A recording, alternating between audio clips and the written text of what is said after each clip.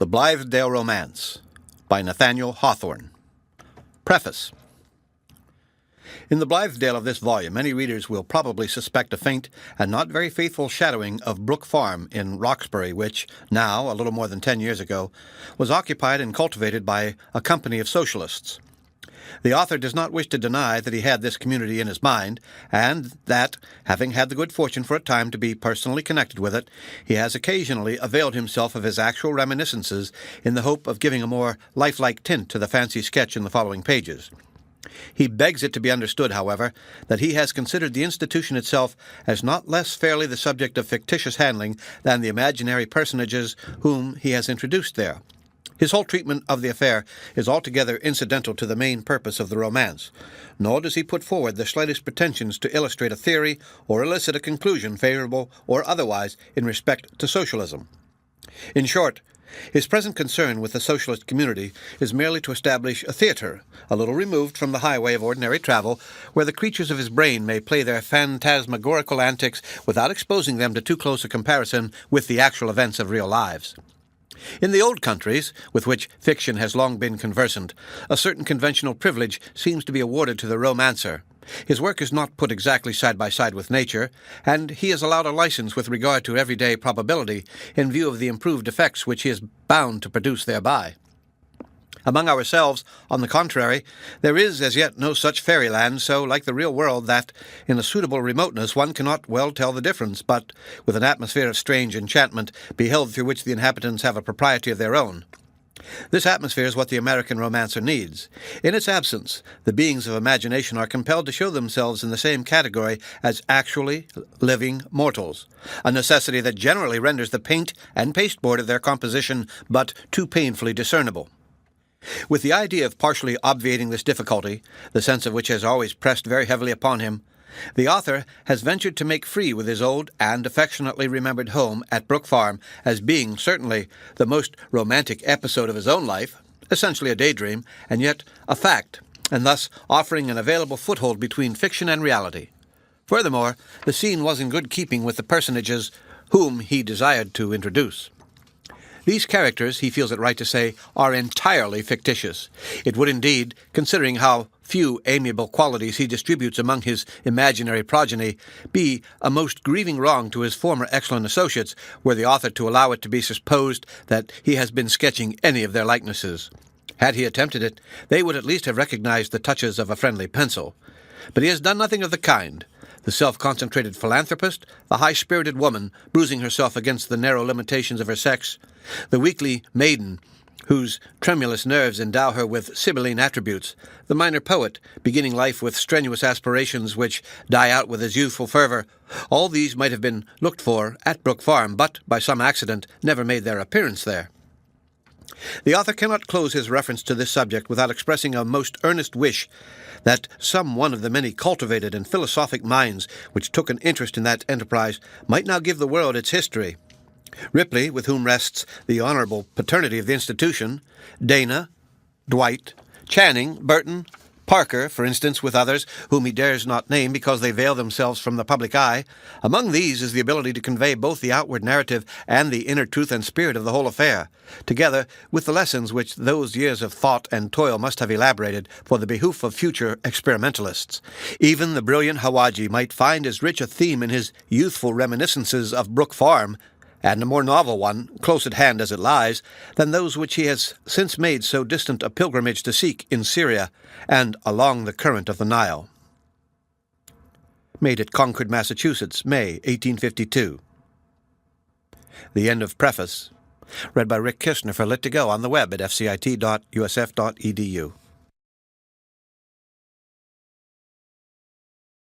The Blithedale Romance by Nathaniel Hawthorne. Chapter 1. Old Moody. The evening before my departure for Blithedale, I was returning to my bachelor apartments after attending the wonderful exhibition of The Veiled Lady, when an elderly man of rather shabby appearance met me in an obscure part of the street. "Mr. Coverdale," said he softly, "can I speak with you a moment?"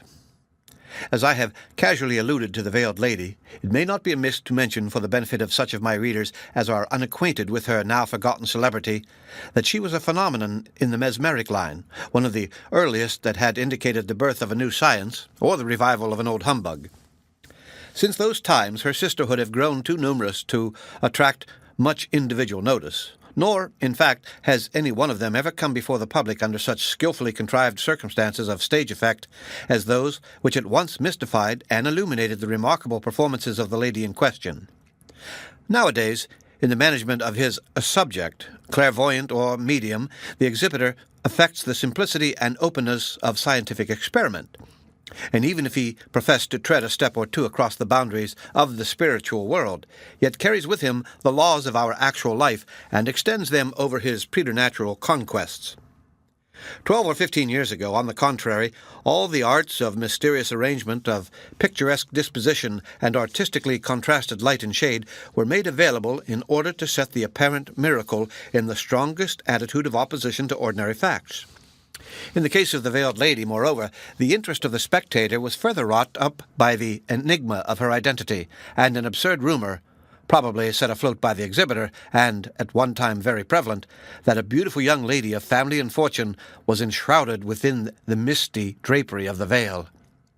It was white, with somewhat of a subdued silver sheen, like the sunny side of a cloud, and falling over the wearer from head to foot was supposed to insulate her from the material world, from time and space, and to endow her with many of the privileges of a disembodied spirit. Her pretensions, however, whether miraculous or otherwise, have little to do with the present narrative, except indeed that I had propounded for the Veiled Lady's prophetic solution a query as to the success of our Blythedale enterprise. The response, by the by, was of the true Sibylline stamp, nonsensical in its first aspect, yet on closer study unfolding a variety of interpretations, one of which has certainly accorded with the event. I was turning over this riddle in my mind, and trying to catch its slippery purport by the tail, when the old man, above mentioned, interrupted me. "Mr. Coverdale! Mr. Coverdale!" said he, repeating my name twice in order to make up for the hesitating and ineffectual way in which he uttered it. "I ask your pardon, sir, but I hear you are going to Blythedale tomorrow." I knew the pale, elderly face with the red-tipped nose and the patch over one eye, and likewise saw something characteristic in the old fellow's way of standing under the arch of a gate, only revealing enough of himself to make me recognize him as an acquaintance. He was a very shy personage, this Mr. Moody, and the trait was the more singular as his mode of getting his bread necessarily brought him into the stir and hubbub of the world more than the generality of men. "Yes, Mr. Moody," I answered, wondering what interest he could take in the fact. "It is my intention to go to Blythedale tomorrow. Can I be of any service to you before my departure?" "If you pleased, Mr. Coverdale," said he, "you might do me a very great favour." "A very great one," repeated I, in a tone that must have expressed but little alacrity of beneficence, though I was ready to do the old man any amount of kindness involving no special trouble to myself. "A very great favour, do you say? My time is brief, Mr. Moody, and I have a good many preparations to make, but be good enough to tell me what you wish." "Ah, sir," replied old Moody, "I don't quite like to do that, and on further thoughts, Mr. Coverdale, perhaps I had better apply to some older gentleman or to some lady if you would have the kindness to make me known to one who may happen to be going to Blythedale. You are a young man, sir." "Does that fact lessen my availability for your purpose?" asked I. "However, if an older man will suit you better, there is Mr. Hollingsworth, who has 3 or 4 years the advantage of me in age, and is a much more solid character, and a philanthropist to boot. I am only a poet, and so the critics tell me no great affair at that. But what can this business be, Mr. Moody? It begins to interest me, especially since your hint that a lady's influence might be found desirable. Come. I am really anxious to be of service to you." But the old fellow, in his civil and demure manner, was both freakish and obstinate, and he had now taken some notion or other into his head that made him hesitate in his former design. "I wonder, sir," said he, "whether you know a lady whom they call Zenobia?" "Not personally," I answered, "although I expect that pleasure tomorrow, as she has got the start of the rest of us, and is already a resident at Blythedale. But have you a literary turn, Mr. Moody, or have you taken up the advocacy of women's rights? Or what else can have interested you in this lady? Zenobia, by the by, as I suppose you knew, is merely her public name, a sort of mask in which she comes before the world, retaining all the privileges of privacy, a contrivance, in short, like the white drapery of the veiled lady, only a little more transparent. But it is late. Will you tell me what I can do for you?" "Please to excuse me tonight, Mr. Coverdale," said Moody. "You are very kind, but I am afraid I have troubled you when, after all, there may be no need. Perhaps with your good leave I will come to your lodgings tomorrow morning before you set out for Blythedale. I wish you good night, sir, and beg pardon for stopping you." And so he slips away, and as he did not show himself the next morning, it was only through subsequent events that I ever arrived at a plausible conjecture as to what his business could have been. Arriving at my room, I threw a lump of cannel coal upon the grate, lighted a cigar, and spent an hour in musings of every hue from the brightest to the most sombre, being in truth not so very confident as at some former periods that this final step, which would mix me up irrevocably with the Blythedale affair, was the wisest that could possibly be taken. It was nothing short of midnight when I went to bed after drinking a glass of particularly fine sherry on which I used to pride myself in those days. It was the very last bottle, and I finished it with a friend the next forenoon before setting out for Blythedale. The end of Chapter 1. Read by Rick Kistner, for Lit to Go on the web at fcit.usf.edu.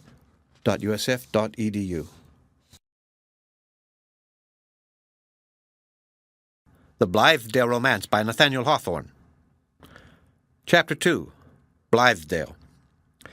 There can hardly remain for me, who am really getting to be a frosty bachelor with another white hair every week or so in my mustache, there can hardly flicker up again so cheery a blaze upon the hearth as that which I remember the next day at Blythedale. It was a wood fire in the parlour of an old farmhouse on an April afternoon, but with the fitful gusts of a wintry snowstorm roaring in the chimney. Vividly does that fireside recreate itself as I rake away the ashes from the embers in my memory and blow them up with a sigh for lack of a more inspiring breath. Vividly, for an instant, but anon, with the dimmest gleam and with just as little fervency for my heart as for my finger ends. The staunch oaken logs were long ago burnt out. Their genial glow must be represented, if at all, by the merest phosphoric glimmer, like that which exudes rather than shines from damp fragments of decayed trees, deluding the benighted wanderer through a forest. Around such chill mockery of a fire, some few of us might sit on the withered leaves, spreading out each a palm towards the imaginary warmth, and talk over our exploded scheme for beginning the life of paradise anew. Paradise, indeed. Nobody else in the world, I am bold to affirm, nobody at least in our bleak little world of New England, had dreamed of paradise that day, except as the pole suggests the tropic, nor, with such materials as were at hand, could the most skilful architect have constructed any better imitation of Eve's bower than might be seen in the snow hut of an Eskimo. But we made a summer of it, in spite of the wild drifts. It was an April day, as already hinted, and well towards the middle of the month. When morning dawned upon me in town, its temperature was mild enough to be pronounced even balmy by a lodger like myself in one of the midmost houses of a brick block, each house partaking of the warmth of all the rest, besides the sultriness of its individual furnace heat. But towards noon there had come snow, driven along the street by a northeasterly blast, and whitening the roofs and sidewalks with a businesslike perseverance that would have done credit to our severest January tempest. It set about its task apparently as much in earnest as if it had guaranteed from a thaw for months to come. The greater, surely, was my heroism when, puffing out a final whiff of cigar smoke, I quitted my cozy pair of bachelor rooms with a good fire burning in the grate and a closet right at hand, where there was still a bottle or two in the champagne basket, and a residuum of claret in a box, and somewhat of proof in the concavity of a big demijohn, quitted, I say, these comfortable quarters and plunged into the heart of the pitiless snowstorm in quest of a better life. The better life. Possibly it would hardly look so now. It is enough if it looked so then. The greatest obstacle to being heroic is the doubt whether one may not be going to prove oneself a fool. The truest heroism is to resist the doubt, and the profoundest wisdom to know when it ought to be resisted and when to be obeyed. Yet, after all, let us acknowledge it wiser, if not more sagacious, to follow out one's daydream to its natural consummation, although, if the vision have been worth the having, it is certainly never to be consummated otherwise than by a failure. And what of that? its airiest fragments, impalpable as they may be, will possess a value that lurks not in the most ponderous realities of any practicable scheme. They are not the rubbish of the mind. Whatever else I may repent of, therefore let it be reckoned neither among my sins or follies that I once had faith and force enough to form generous hopes of the world's destiny, yes, and to do what in me lay for their accomplishment, even to the extent of quitting a warm fireside, flinging away a freshly lighted cigar, and travelling far beyond the strike of city blocks through a drifting snowstorm. There were 4 of us who rode together through the storm, and Hollingsworth, who had agreed to be of the number, was accidentally delayed and set forth at a later hour alone. As we threaded the streets, I remember how the buildings on either side seemed to press too closely upon us, insomuch that our mighty hearts found barely room enough to throb between them. The snowfall, too, looked inexpressibly dreary. I had almost called it dingy, coming down through an atmosphere of city smoke and alighting on the sidewalk only to be molded into the impress of somebody's patched boot or overshoe. Thus, the track of an old conventionalism was visible on what was freshest from the sky. But when we left the pavements, and our muffled hoof-tramps beat upon a desolate extent of country road, and were effaced by the unfettered blast as soon as stamped, then there was better air to breathe. Air that had not been breathed once and again, air that had not been spoken into words of falsehood, formality, and error like all the air of the dusky city. "How pleasant it is," remarked I, while the snowflakes flew into Raymouth the moment it was opened. "How very mild and balmy is this country air." "Ah, Coverdale, don't laugh at what little enthusiasm you have left," said one of my companions. "I maintain that this nitrous atmosphere is really exhilarating, and, at any rate, we can never call ourselves regenerated men until a February northeaster shall be as grateful to us as the softest breeze of June."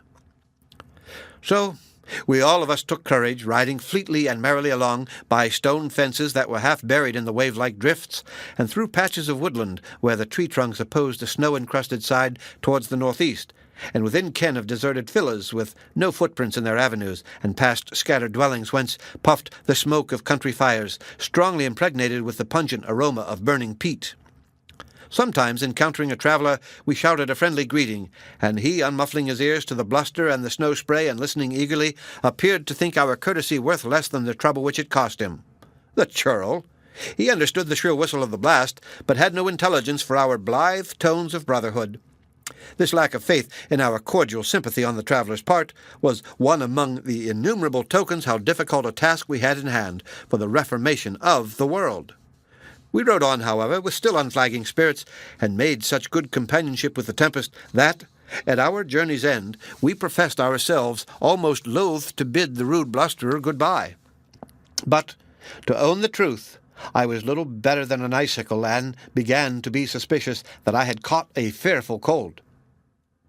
And now we were seated by the brisk fireside of the old farmhouse, the same fire that glimmers so faintly among my reminiscences at the beginning of this chapter. There we sat, with the snow melting out of our hair and beards, and our faces all ablaze, what with the past inclemency and present warmth. It was indeed a right good fire that we found awaiting us, built up of great rough logs and knotty limbs and splintered fragments of an oak tree, such as farmers are wont to keep for their own hearths, since these crooked and unmanageable boughs could never be measured into merchantable cords for the market. A family of the old Pilgrims might have swung their kettle over precisely such a fire as this, only no doubt a bigger one, and contrasting it with my coal grate, I felt, so much the more, that we had transported ourselves a world-wide distance from the system of society that shackled us at breakfast-time. Good, comfortable Mrs. Foster, the wife of stout Silas Foster, who was to manage the farm at a fair stipend and be our tutor in the art of husbandry, bade us a hearty welcome. At her back, a back of generous breadth, appeared 2 young women, smiling most hospitably, but looking rather awkward withal, as not well knowing what was to be their position in our new arrangement of the world. We shook hands affectionately all round, and congratulated ourselves that the blessed state of brotherhood and sisterhood at which we aimed might fairly be dated from this moment. Our greetings were hardly concluded when the door opened, and Zenobia, whom I had never before seen, important as was her place in our enterprise, Zenobia entered the parlour. This, as the reader, if at all acquainted with our literary biography, need scarcely be told, was not her real name. She had assumed it, in the first instance as her magazine signature, and as it accorded well with something imperial which her friends attributed to this lady's figure and deportment, they, half-laughingly, adopted it in their familiar intercourse with her. She took the appellation in good part, and even encouraged its constant use, which in fact was thus far appropriate that our Zenobia, however humble looked her new philosophy, had as much native pride as any queen would have known what to do with. The end of Chapter 2. Read by Rick Kistner for Lit2Go on the web at fcit.usf.edu.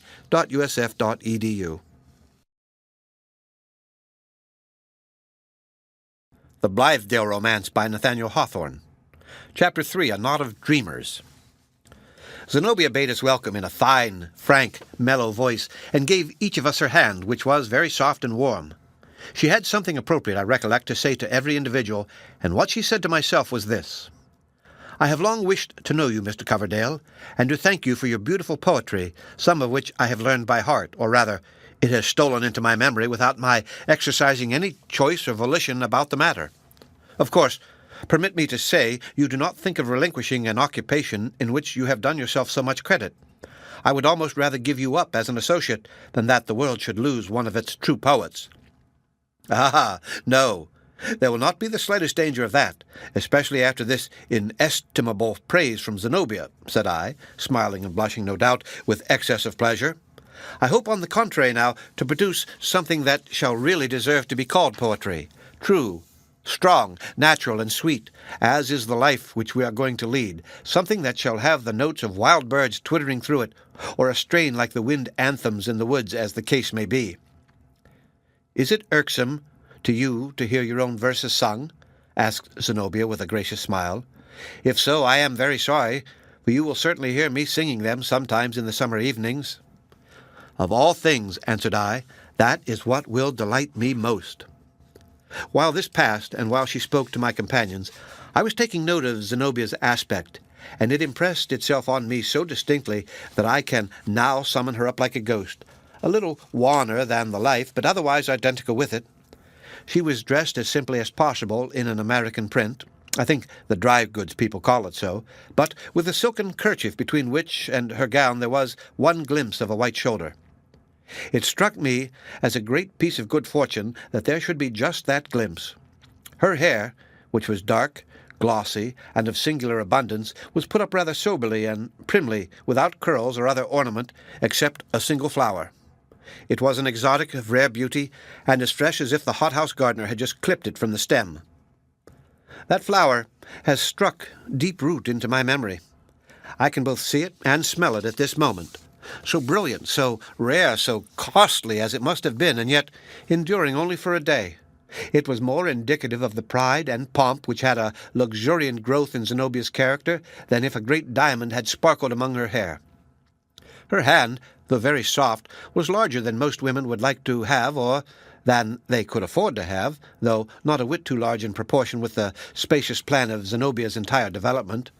It did one good to see a fine intellect, as hers really was, although its natural tendency lay in another direction than towards literature, so fitly cased. She was indeed an admirable figure of a woman, just on the hither verge of her richest maturity, with a combination of features which it is safe to call remarkably beautiful, even if some fastidious persons might pronounce them a little deficient in softness and delicacy. But we find enough of those attributes everywhere.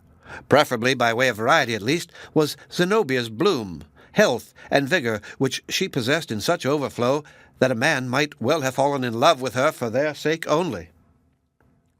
In her quiet moods, she seemed rather indolent, but when really in earnest, particularly if there were a spice of bitter feeling, she grew all alive to her fingertips.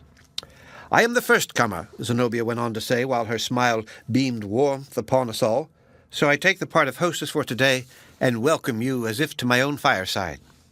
You shall be my guests, too, at supper. Tomorrow, if you please. We will be brethren and sisters, and begin our new life from daybreak." "Have we our various parts assigned?" asked someone. "Oh, we of the softer sex," responded Zenobia with her mellow, almost broad laugh, most delectable to hear, but not in the least like an ordinary woman's laugh.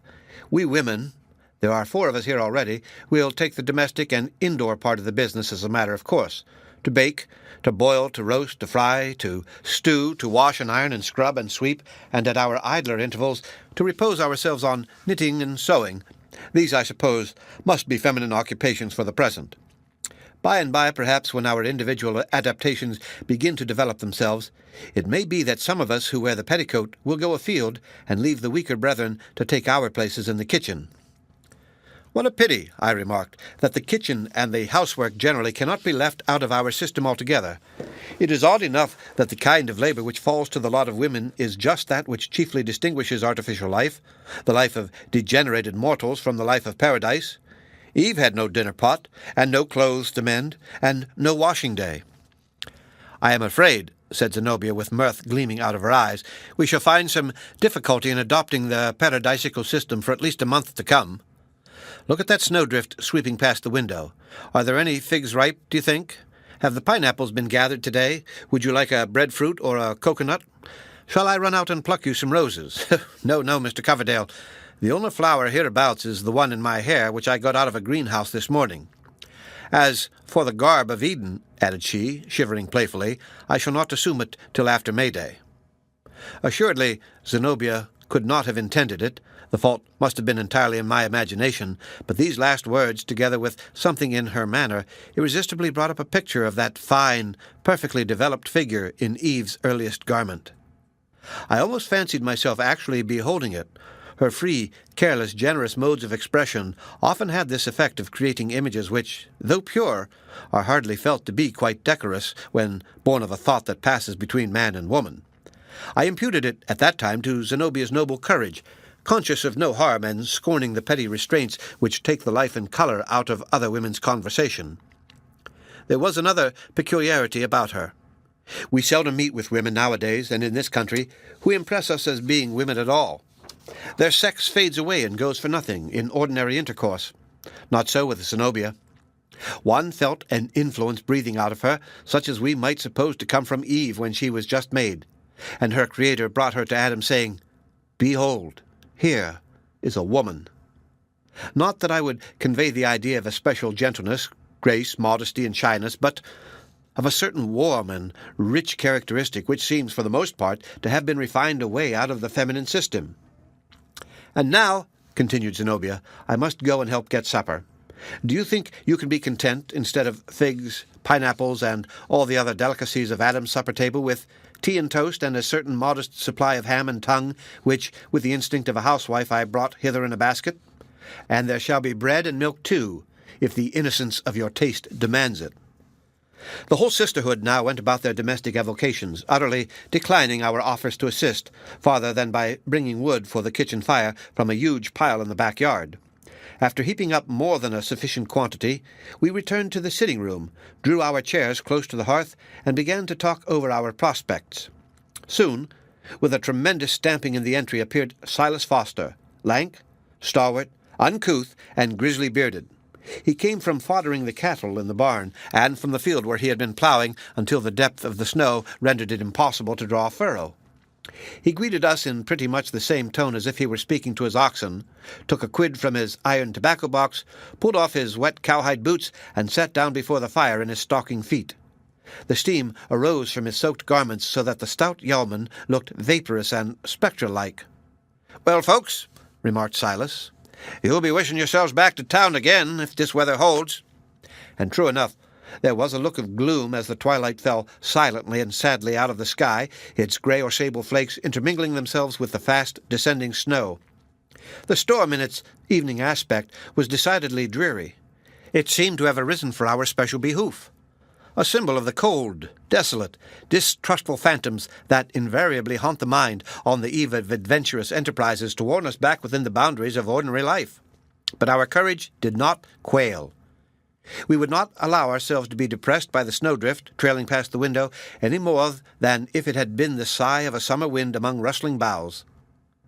There have been few brighter seasons for us than that. If ever men might lawfully dream awake and give utterance to their wildest visions without dread of laughter or scorn on the part of the audience, yes, and speak of earthly happiness for themselves and mankind as an object to be hopefully striven for and probably attained, we, who made that little semicircle around the blazing fire, were those very men. We had left the rusty iron framework of society behind us. We had broken through many hindrances that are powerful enough to keep most people on the weary treadmill of the established system, even while they feel its irksomeness almost as intolerable as we did. We had stepped down from the pulpit. We had flung aside the pen.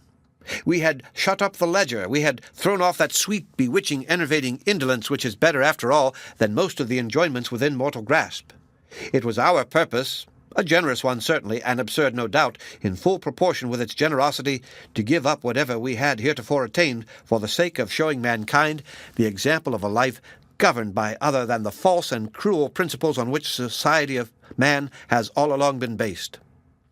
And first of all, we had divorced ourselves from pride, and were striving to supply its place with familiar love. We meant to lessen the labouring man's great burthen of toil by performing our due share of it at the cost of our own thews and sinews. We sought our profit by mutual aid instead of wresting it by the strong hand from an enemy, or filching it craftily from those less shrewd than ourselves, if indeed there were any such in New England, or winning it by selfish competition with a neighbour, in one or another of which fashions every son of woman both perpetrates and suffers his share of the common evil, whether he chooses it or no. And, as the basis of our institution, we proposed to offer up the earnest toil of our bodies as a prayer, no less than an effort for the advancement of our race. Therefore, if we built splendid castles, phalansteries perhaps they might be more fitly called, and pictured beautiful scenes among the fervid coals of the hearth around which we were clustering, and if all went to rack with the crumbling embers, and have never since arisen out of the ashes, let us take to ourselves no shame. In my own behalf, I rejoice that I could once think better of the world's improvability than it deserved. It is a mistake into which men seldom fall twice in a lifetime, or, if so, the rarer and higher is the nature that can thus magnanimously persist in error. Stout Silas Foster mingled little in our conversation, but when he did speak, it was very much to some practical purpose.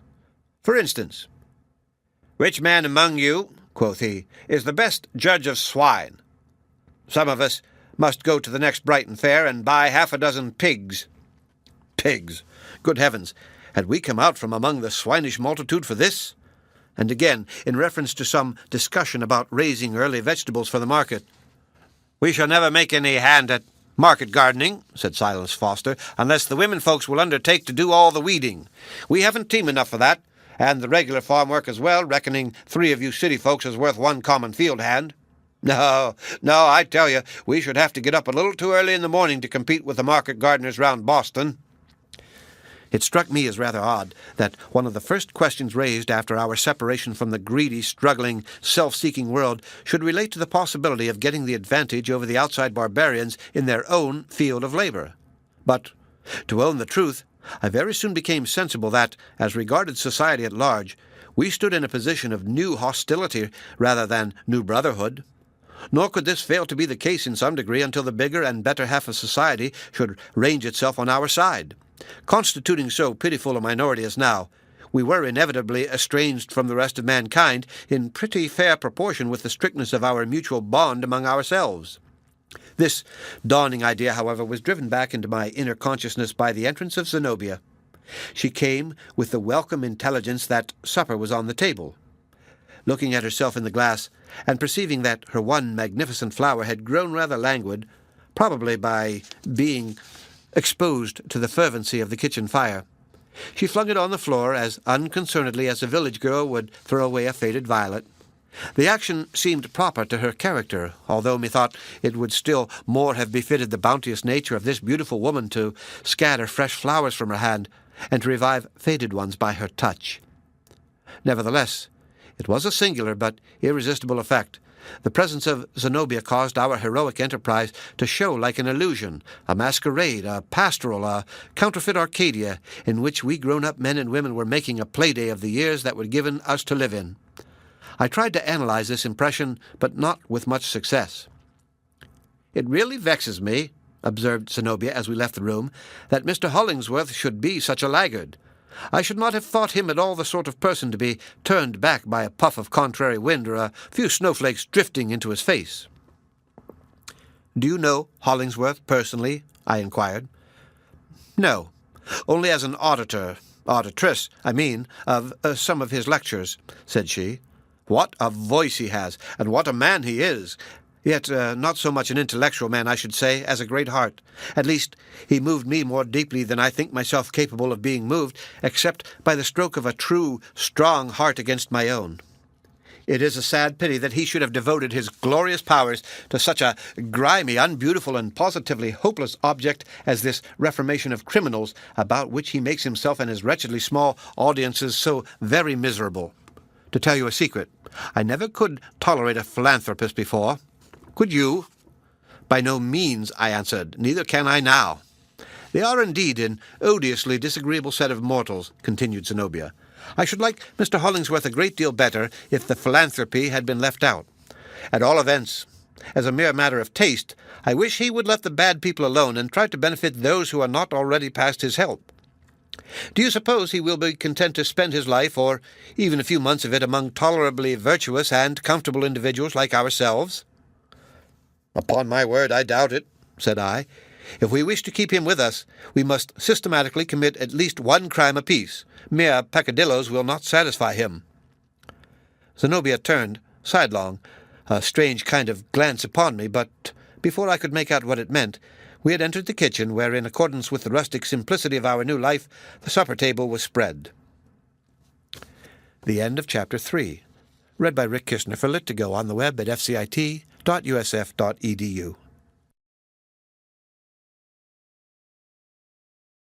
The Blithedale Romance by Nathaniel Hawthorne. Chapter 4. The Supper Table. The pleasant firelight. I must still keep harping on it. The kitchen hearth had an old-fashioned breadth, depth, and spaciousness, far within which lay what seemed the bud of a good-sized oak tree, with the moisture bubbling merrily out of both ends. It was now half an hour beyond dusk. The blaze from an armful of substantial sticks, rendered more combustible by brushwood and pine, flickered powerfully on the smoke-blackened walls, and so cheered our spirits that we cared not what inclemency might rage and roar on the other side of our illuminated windows. A yet sultrier warmth was bestowed by a goodly quantity of peat, which was crumbling to white ashes among the burning brands, and incensed the kitchen with its not ungrateful fragrance.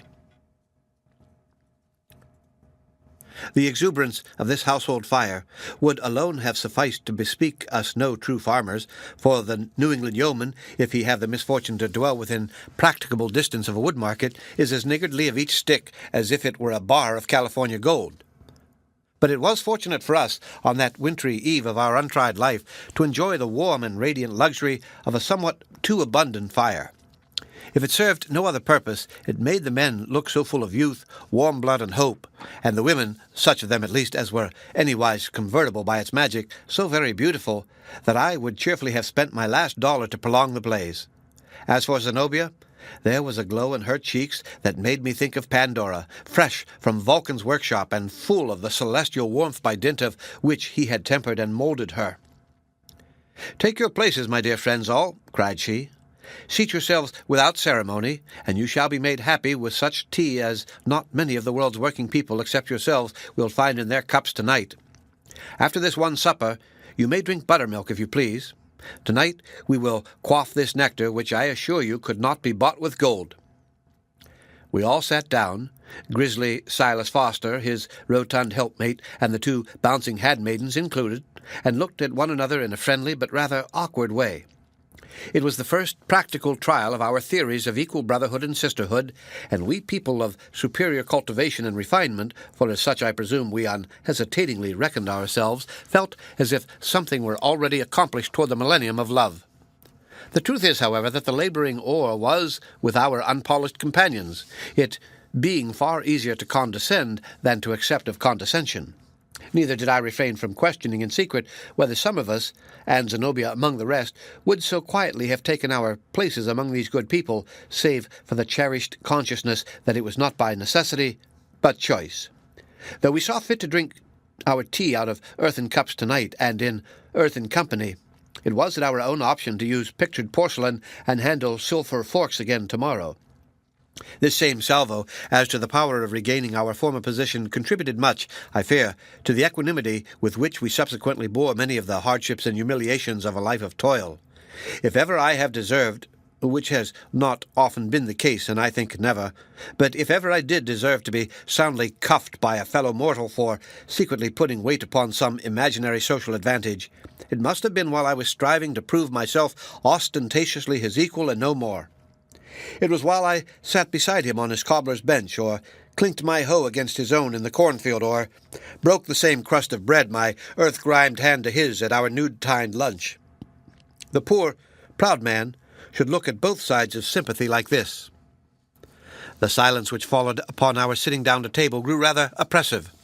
Indeed, it was hardly broken by a word during the first round of Zenobia's fragrant tea. "I hope," said I at last, "that our blazing windows will be visible a great way off. There is nothing so pleasant and encouraging to a solitary traveller on a stormy night as a flood of firelight seen amid the gloom. These ruddy window-panes cannot fail to cheer the hearts of all that look at them. Are they not warm and bright with the beacon fire which we have kindled for humanity?" "The blaze of that brushwood will only last a minute or two longer," observed Silas Foster, but whether he meant to insinuate that our moral illumination would have as brief a term, I cannot say. "Meantime," said Zenobia, "it may serve to guide some wayfarer to a shelter." And just as she said this, there came a knock at the house door. "There is one of the world's wayfarers," said I. Aye, just so," quoth Silas Foster.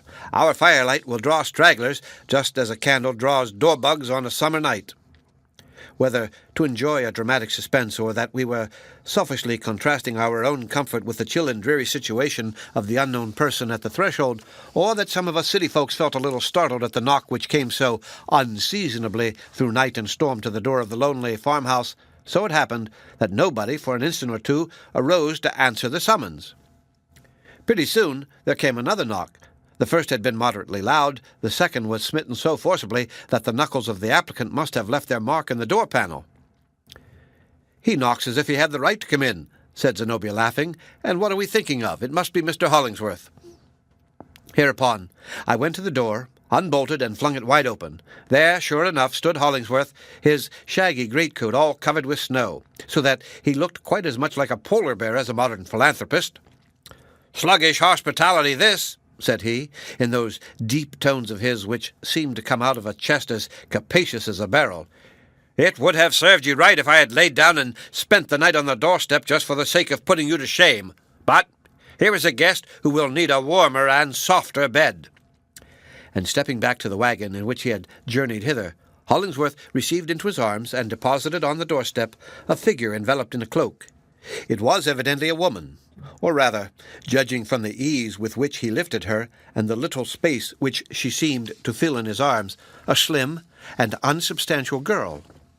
As she showed some hesitation about entering the door, Hollingsworth, with his usual directness and lack of ceremony, urged her forward, not merely within the entry, but into the warm and strongly lighted kitchen. "Who is this?" whispered I, remaining behind with him while he was taking off his greatcoat. "Who? Really, I don't know," answered Hollingsworth, looking at me with some surprise. "It is a young person who belongs here, however, and no doubt she has been expected. Zenobia or some of the women folks can tell you all about it." "I think not," said I, glancing towards the newcomer and the other occupants of the kitchen. "Nobody seems to welcome her. I should hardly judge that she was an expected guest." Well, said Hollingsworth quietly, "we'll make it right." The stranger, or whatever she were, remained standing precisely on that spot of the kitchen floor to which Hollingsworth's kindly hand had impelled her. The cloak partly falling off, she was seen to be a very young woman, dressed in a poor but decent gown made high in the neck and without any regard to fashion or smartness.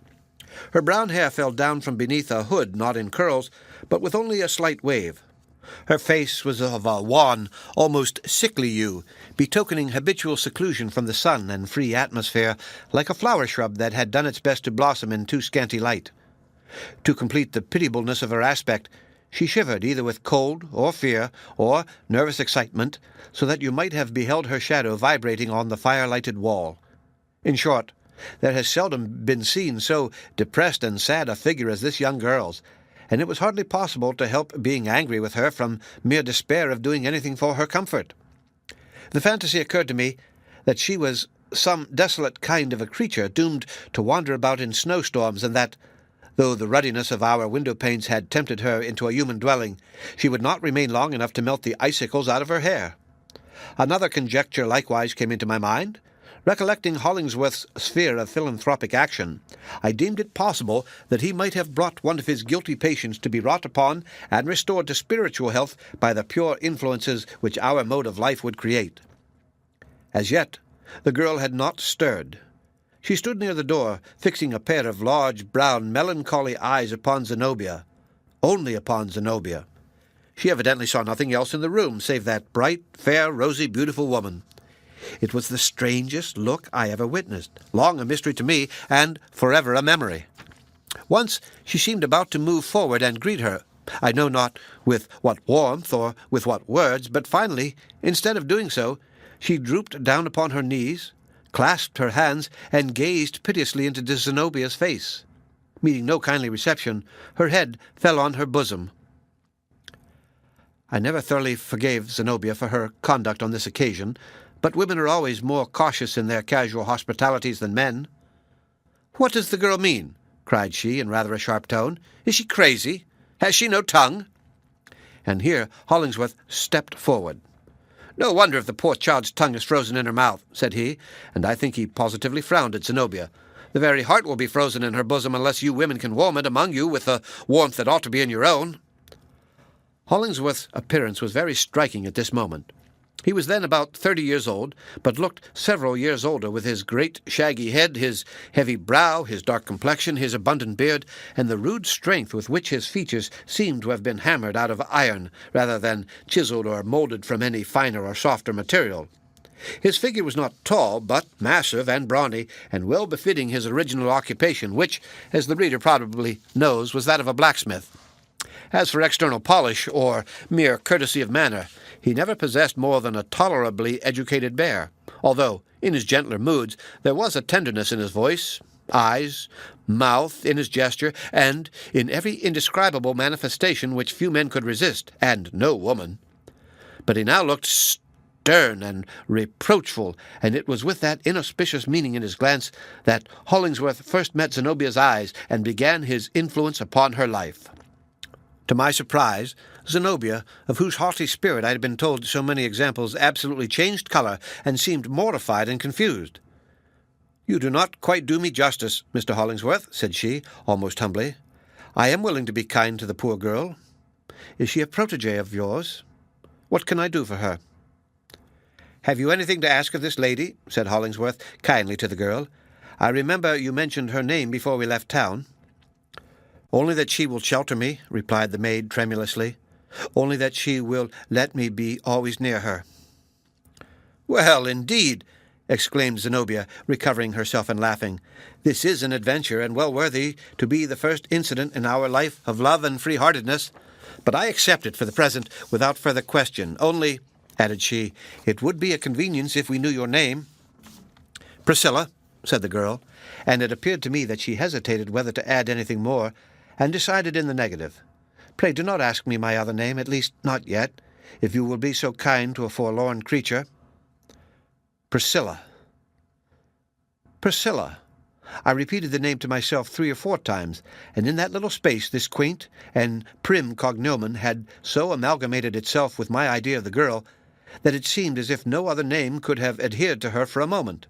Heretofore the poor thing had not shed any tears, but now that she found herself received and at least temporarily established, the big drops began to ooze out from beneath her eyelids, as if she were full of them.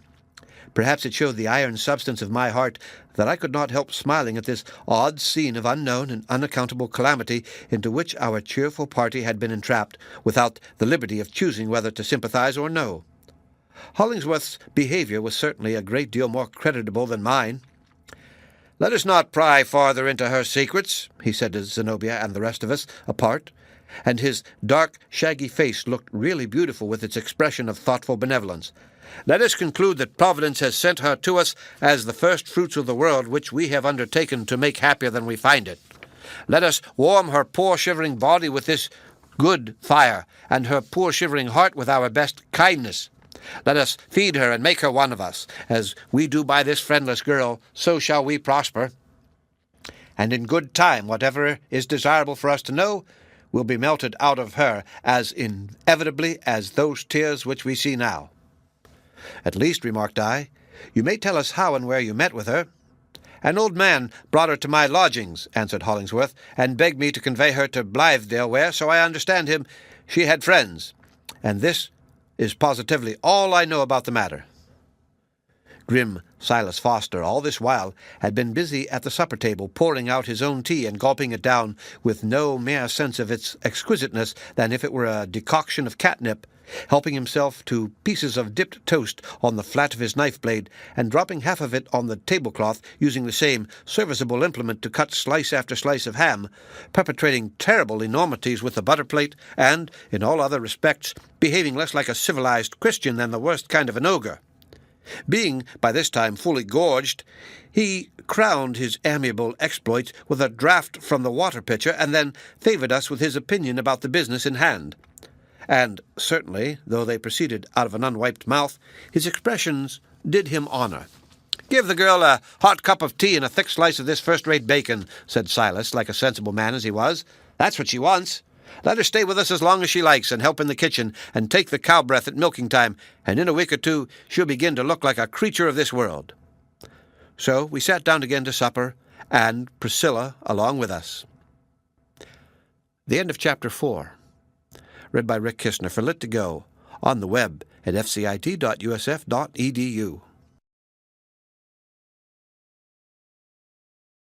The Blithedale Romance by Nathaniel Hawthorne. Chapter 5. Until Bedtime.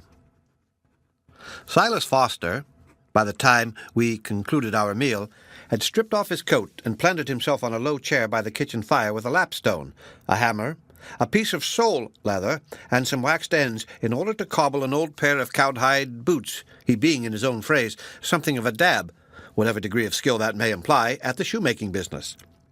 We heard the tap of his hammer at intervals for the rest of the evening. The remainder of the party adjourned to the sitting-room. Good Mrs. Foster took her knitting work and soon fell fast asleep, still keeping her needles in brisk movement, and, to the best of my observation, absolutely footing a stocking out of the texture of a dream. And a very substantial stocking it seemed to be.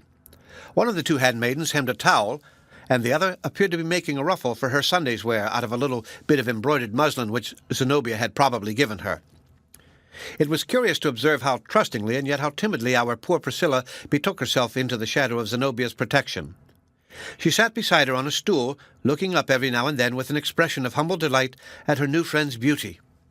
A brilliant woman is often an object of the devoted admiration, it might almost be termed worship or idolatry, of some young girl who perhaps beholds the cynosure only at an awful distance and has as little hope of personal intercourse as of climbing among the stars of heaven.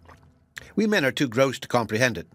Even a woman of mature age despises or laughs at such a passion.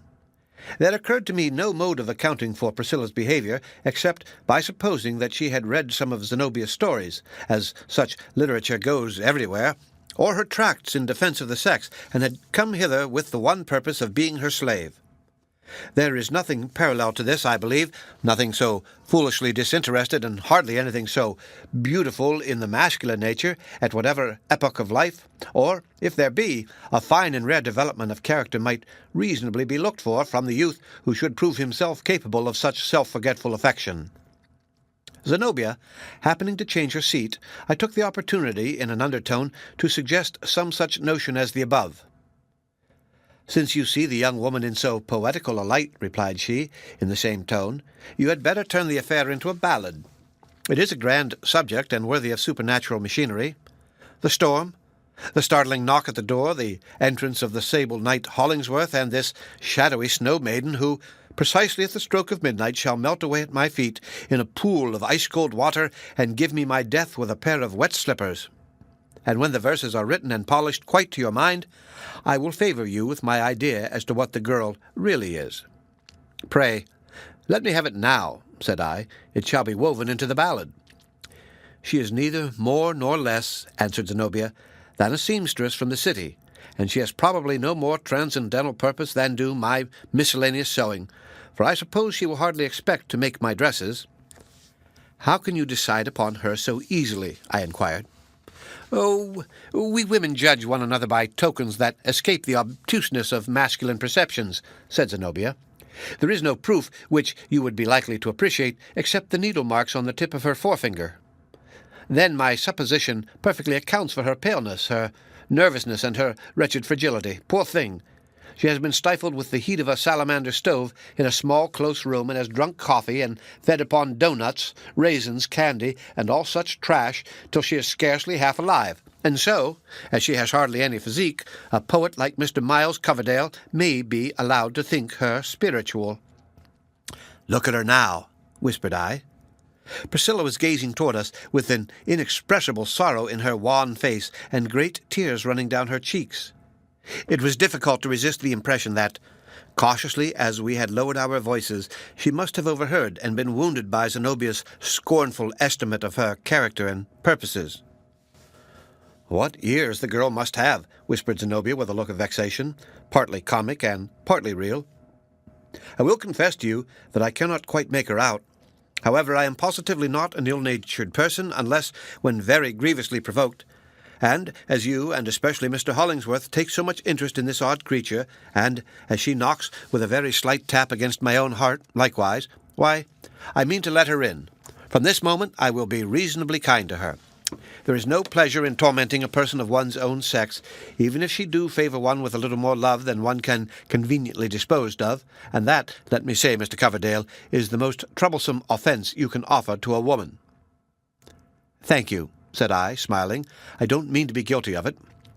She went towards Priscilla, took her hand, and passed her own rosy fingertips with a pretty caressing movement over the girl's hair. The touch had a magical effect. So vivid a look of joy flushed up beneath those fingers that it seemed as if the sad and wan Priscilla had been snatched away and another kind of creature substituted in her place. This one caress, bestowed voluntarily by Zenobia, was evidently received as a pledge of all that the stranger sought from her, whatever the unuttered boon might be. From that instant, too, she melted in quietly amongst us, and was no longer a foreign element. Though always an object of peculiar interest, a riddle, and a theme of frequent discussion, her tenure at Blythedale was thenceforth fixed. We no more thought of questioning it than if Priscilla had been recognized as a domestic sprite who had haunted the rustic fireside of old before we had ever been warmed by its blaze. She now produced, out of a work-bag that she had with her, some little wooden instruments, what they are called I never knew, and proceeded to knit, or net, an article which ultimately took the shape of a silk purse. As the work went on, I remembered to have seen just such purses before. Indeed, I was the possessor of one. Their peculiar excellence, besides the great delicacy and beauty of the manufacture, lay in the almost impossibility that any uninitiated person should discover the aperture, although, to a practised touch, they would open as wide as charity or prodigality might wish. I wondered if it were not a symbol of Priscilla's own mystery. Notwithstanding the new confidence with which Zenobia had inspired her, our guest showed herself disquieted by the storm. When the strong puffs of wind spattered the snow against the windows and made the oaken frame of the farmhouse creak, she looked at us apprehensively, as if to inquire whether these tempestuous outbreaks did not betoken some unusual mischief in the shrieking blast.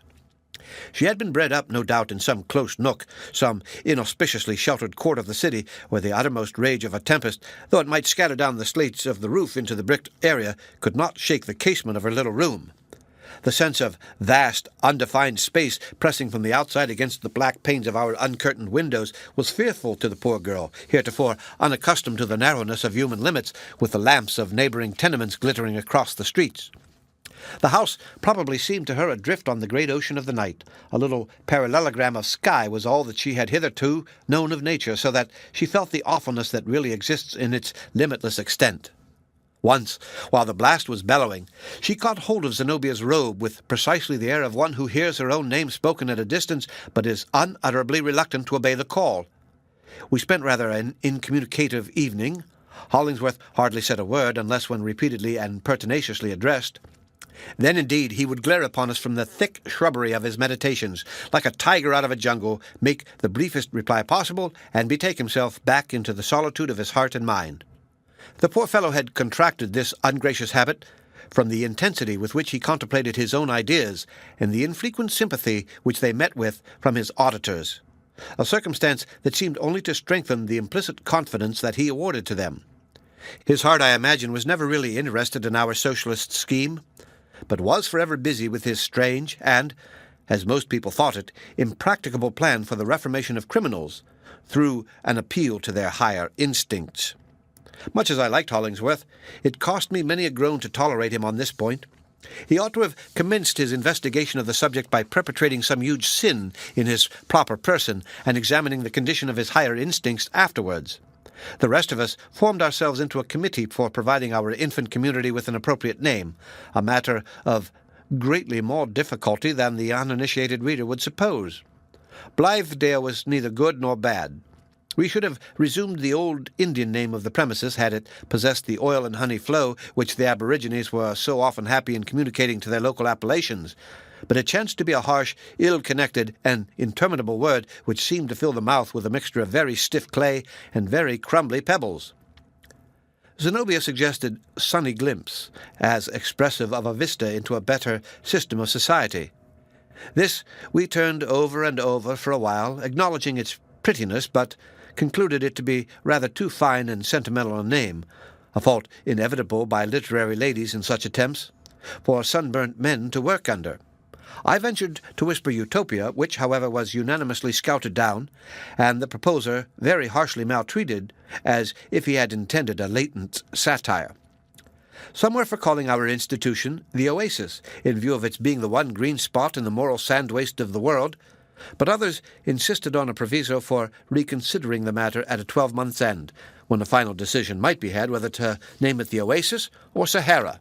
So, at last, finding it impracticable to hammer out anything better, we resolved that the spot should still be Blythedale as being of a good augury enough.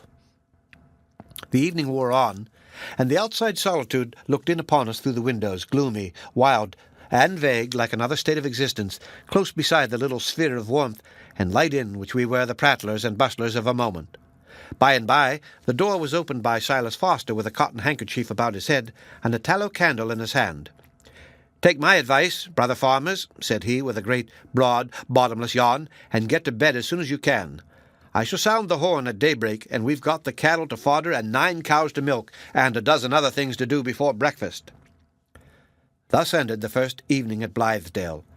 I went shivering to my fireless chamber with the miserable consciousness, which had been growing upon me for several hours past, that I had caught a tremendous cold, and should probably awaken at the blast of the horn a fit subject for a hospital. The night proved a feverish one.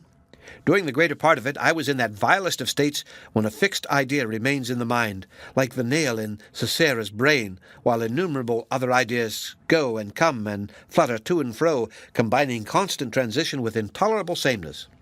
Had I made a record of that night's half-waking dreams, it is my belief that it would have anticipated several of the chief incidents of this narrative, including a dim shadow of its catastrophe. Starting up in bed at length, I saw that the storm was past, and the moon was shining on the snowy landscape, which looked like a lifeless copy of the world in marble.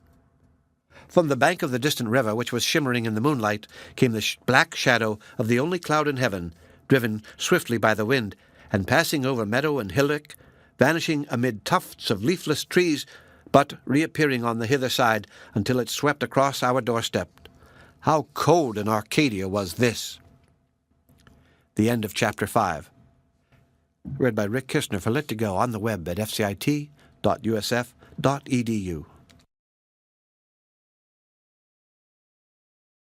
The Blithedale Romance by Nathaniel Hawthorne. Chapter 7. The Convalescent. As soon as my incommodities allowed me to think of past occurrences, I failed not to inquire what had become of the odd little guest whom Hollingsworth had been the medium of introducing among us.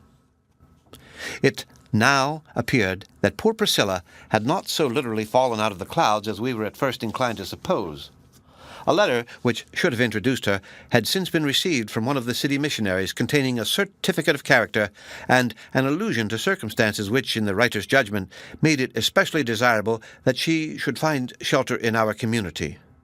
There was a hint, not very intelligible, implying either that Priscilla had recently escaped from some particular peril or irksomeness of position, or else that she was still liable to this danger or difficulty, whatever it might be. We should ill have deserved the reputation of a benevolent fraternity had we hesitated to entertain a petitioner in such need, and so strongly recommended to our kindness, not to mention, moreover, that the strange maiden had set herself diligently to work, and was doing good service with her needle. But a slight mist of uncertainty still floated about Priscilla, and kept her as yet from taking a very dedicated place among creatures of flesh and blood. The mysterious attraction which from her first appearance on our scene she evinced for Zenobia had lost nothing of its force. I often heard her footsteps, soft and low, accompanying the light but decided tread of the ladder up the staircase, stealing along the passageway by her new friend's side, and pausing while Zenobia entered my chamber. Occasionally, Zenobia would be a little annoyed by Priscilla's too close attendance. In an authoritative and not very kindly tone, she would advise her to breathe the pleasant air in a walk, or to go with her work into the barn, holding out half a promise to come and sit on the hay with her when at leisure. Evidently, Priscilla found but scanty requital for her love. Hollingsworth was likewise a great favourite with her. For several minutes together, sometimes while my auditory nerves retained the susceptibility of delicate health, I used to hear a low, pleasant murmur ascending from the room below, and at last ascertained it to be Priscilla's voice, babbling like a little brook to Hollingsworth. She talked more large and freely with him than with Zenobia, towards whom, indeed, her feelings seemed not so much to be confidence as involuntary affection. I should have thought all the better of my own qualities had Priscilla marked me out for the third place in her regards. But though she appeared to like me tolerably well, I could never flatter myself with being distinguished by her as Hollingsworth and Zenobia were. One forenoon, during my convalescence, there came a gentle tap at my chamber door. I immediately said, "Come in, Priscilla," with an acute sense of the applicant's identity. Nor was I deceived. It was really Priscilla, a pale, large-eyed little woman, for she had gone far enough into her teens to be at last on the outer limit of girlhood, but much less wan than at my previous view of her, and far better conditioned both as to health and spirits. At first, as I saw her, she had reminded me of plants that one sometimes observes doing their best to vegetate among the bricks of an enclosed court where there is scanty soil and never any sunshine. At present, though, with no approach to bloom, there were indications that the girl had human blood in her veins. Priscilla came softly to my bedside and held out an article of snow-white linen very carefully and smoothly ironed. She did not seem bashful, nor anywise embarrassed. My weakly condition, I suppose, supplied a medium in which she could approach me. "Do you not need this?" asked she. "I have made it for you." It was a nightcap. "My dear Priscilla," said I, smiling, "I never had on a nightcap in my life, but perhaps it will be better for me to wear one, now that I am a miserable invalid." "How admirably you have done it!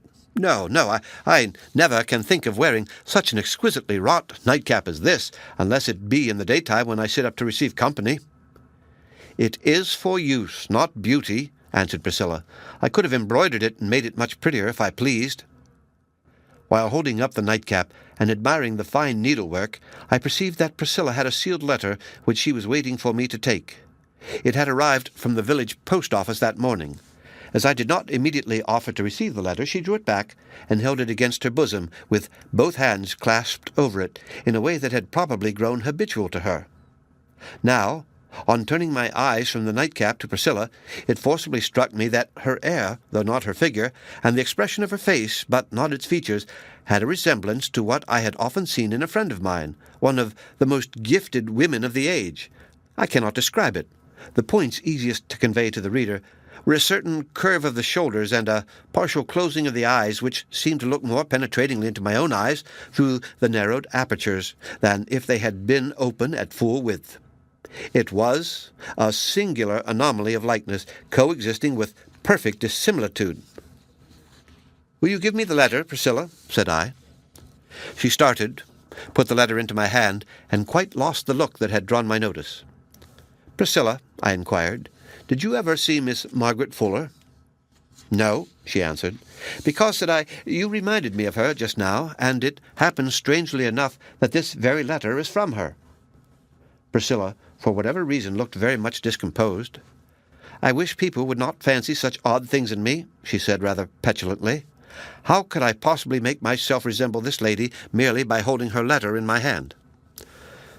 "Certainly, Priscilla, it would puzzle me to explain it," I replied, "nor do I suppose that the letter had anything to do with it. It was just a coincidence, nothing more."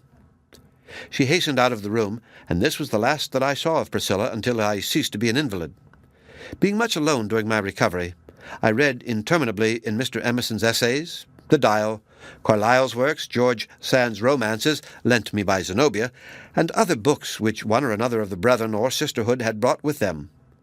Agreeing in little else, most of these utterances were like the cry of some solitary sentinel whose station was on the outpost of the advance guard of human progression, or, sometimes, the voice came sadly from among the shattered ruins of the past, but yet had a hopeful echo in the future. They were well adapted, better at least than any other intellectual products, the volatile essence of which had heretofore tinctured a printed page, to pilgrim like ourselves, whose present bivouac was considerably farther into the waste of chaos than any mortal army of crusaders had ever marched before. Fourier's works, also, in a series of horribly tedious volumes, attracted a good deal of my attention from the analogy which I could not but recognize between his system and our own. There was far less resemblance, it is true, than the world chose to imagine, inasmuch as the two theories differed, as widely as the zenith from the nadir in their main principles. I talked about Fourier to Hollingsworth and translated for his benefit some of the passages that chiefly impressed me. "When, as a consequence of human improvement," said I, "the globe shall arrive at its final perfection, the great ocean is to be converted into a particular kind of lemonade, such as was fashionable at Paris in Fourier's time. He calls it lemonade à cèdre. It is positively a fact. Just imagine the city docks filled every day with a flood tide of this delectable beverage." "Why did not the Frenchmen make punch of it at once?" asked Hollingsworth. "The jack-tars would be delighted to go down in ships and do business in such an element." I further proceeded to explain, as well as I modestly could, several points of Fourier's system, illustrating them with here and there a page or two, and asking Hollingworth's opinion as to the expediency of introducing these beautiful peculiarities into our own practice. "Let me hear no more of it," cried he in utter disgust. "I never will forgive this fellow. He has committed the unpardonable sin. For what more monstrous iniquity could the devil himself contrive than to choose the selfish principle, the principle of all human wrong, the very blackness of man's heart, the portion of ourselves which we shudder at, and which it is the whole aim of spiritual discipline to eradicate, to choose it as the master workman of his system, to seize upon and foster whatever vile, petty, sordid, filthy, bestial, and abominable corruptions have cankered into our nature, to be the efficient instruments of his infernal regeneration, and his consummated paradise, as he pictures it, would be worthy of the agency which he counts upon for establishing it. The nauseous villain!" "Nevertheless," remarked I, "in consideration of the promised delights of his system, so very proper as they certainly are to be appreciated by Fourier's countrymen, I cannot but wonder that universal France did not adopt his theory at a moment's warning. But is there not something very characteristic of his nation in Fourier's manner of putting forth his views? He makes no claim to inspiration. He has not persuaded himself as Swedenborg did, and as any other than a Frenchman would, with a mission of like importance to communicate that he speaks with authority from above. He promulgates his system, so far as I can perceive, entirely on his own responsibility. He has searched out and discovered the whole counsel of the Almighty in respect to mankind, past, present, and for exactly 70,000 years to come, by the mere force and cunning of his individual intellect." "Take the book out of my sight," said Hollingsworth, with great virulence of expression, "or I tell you fairly I shall fling it in the fire. And as for Fourier, let him make a paradise if he can of Gehenna, where, as I conscientiously believe, he is floundering at this moment." "And bellowing, I suppose," said I. Not that I felt any ill will towards Fourier, but merely wanted to give the finishing touch to Hollingsworth's image, bellowing for the least drop of his beloved lemonade à cèdre. There is but little profit to be expected in attempting to argue with a man who allows himself to declaim in this manner, so I dropped the subject and never took it up again. But had the system at which he was so enraged combined almost any amount of human wisdom, spiritual insight, and imaginative beauty, I question whether Hollingsworth's mind was in a fit condition to receive it. I began to discern that he had come among us actuated by no real sympathy with our feelings and our hopes, but chiefly because we were estranging ourselves from the world, with which his lonely and exclusive object in life had already put him at odds. Hollingsworth must have been originally endowed with a great spirit of benevolence, deep enough and warm enough to be the source of as much disinterested good as Providence often allows a human being the privilege of conferring upon his fellows. This native instinct yet lived within him. I myself had profited by it in my necessity. It was seen, too, in his treatment of Priscilla. Such casual circumstances as were here involved would quicken his divine power of sympathy, and make him seem, while their influence lasted, the tenderest man and the truest friend on earth. But by and by, you missed the tenderness of yesterday, and grew drearily conscious that Hollingsworth had a closer friend than ever you could be. And this friend was the cold, spectral monster which he had himself conjured up, and on which he was wasting all the warmth of his heart, and of which at last, as these men of mighty purpose so invariably do, he had grown to be the bond slave. It was his philanthropic theory. This was a result exceedingly sad to contemplate, considering that it had been mainly brought about by the very ardor and exuberance of his philanthropy.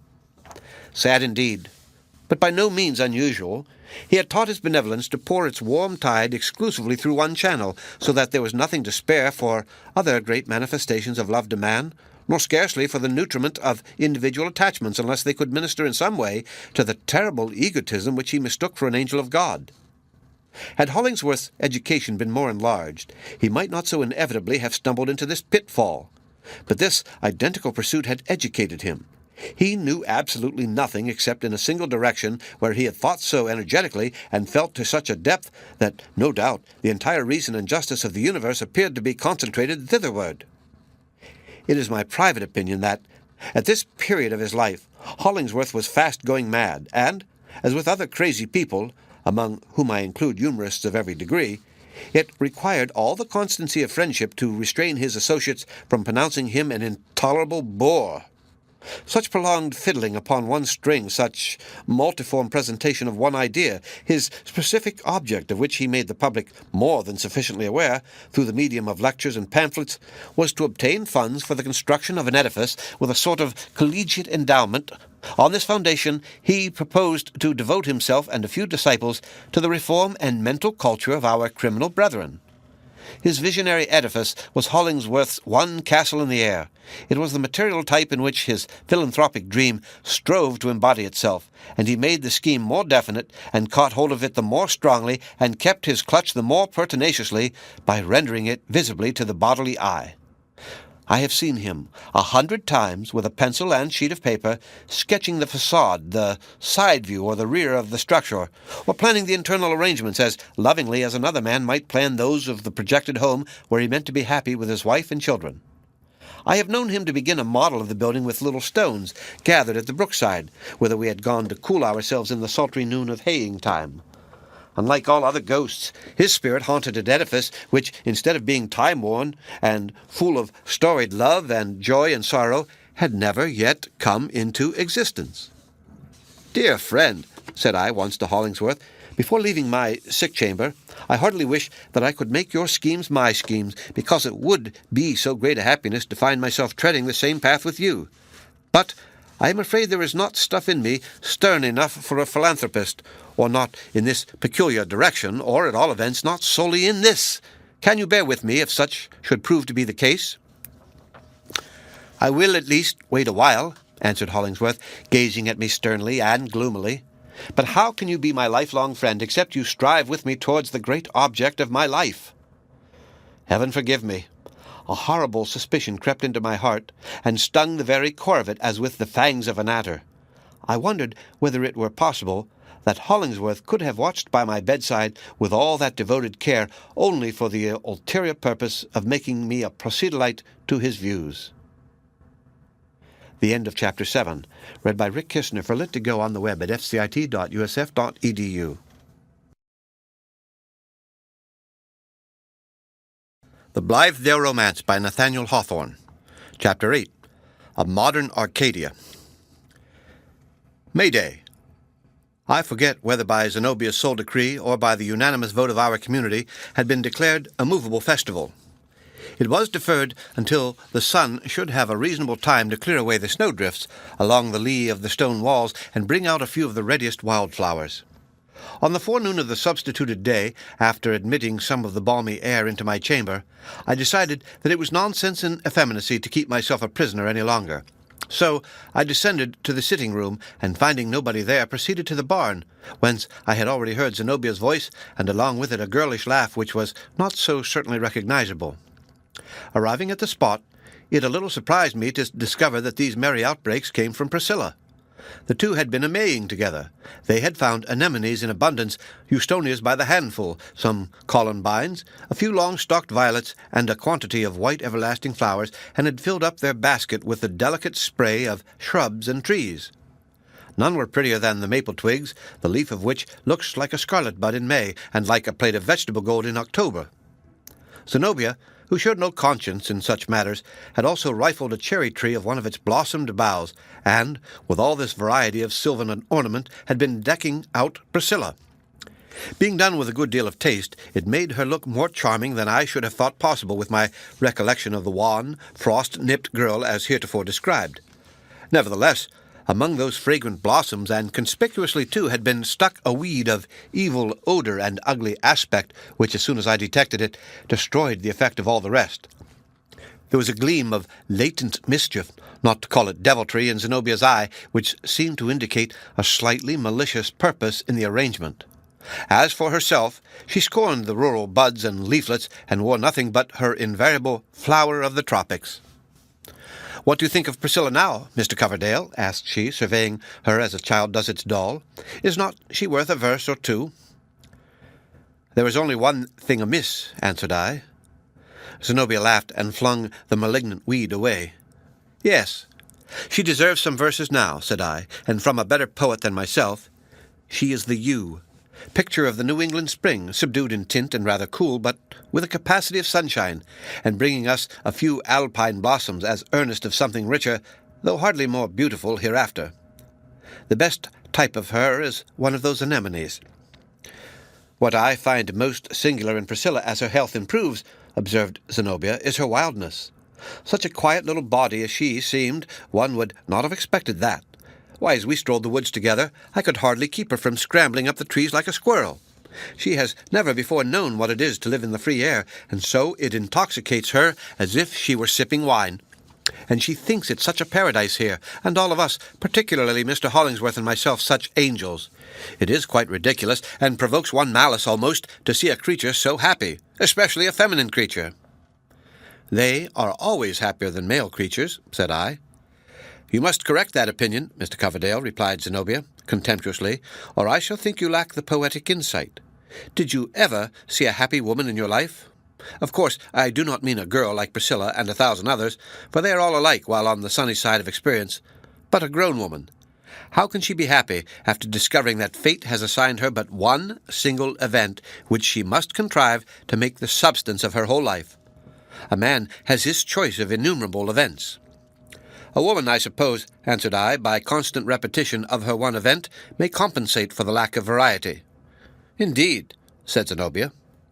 While we were talking, Priscilla caught sight of Hollingsworth at a distance in a blue frock and with a hoe over his shoulder, returning from the field. She immediately set out to meet him, running and skipping with spirits as light as the breeze of the May morning, but with limbs too little exercised to be quite responsive. She claps her hands, too, with great exuberance of gesture, as is the custom of young girls when their electricity overcharges them. But all at once, midway to Hollingsworth, she paused, looked round about her, towards the river, the road, the woods, and back towards us, appearing to listen, as if she heard someone calling her name, and knew not precisely in what direction. "Have you bewitched her?" I exclaimed. "It is no sorcery of mine," said Zenobia, "but I have seen the girl do that identical thing once or twice before. Can you imagine what is the matter with her?" "No. Unless," said I, "she has the gift of hearing those airy tongues that syllable men's names which Milton tells about." From whatever cause, Priscilla's animation seemed entirely to have deserted her.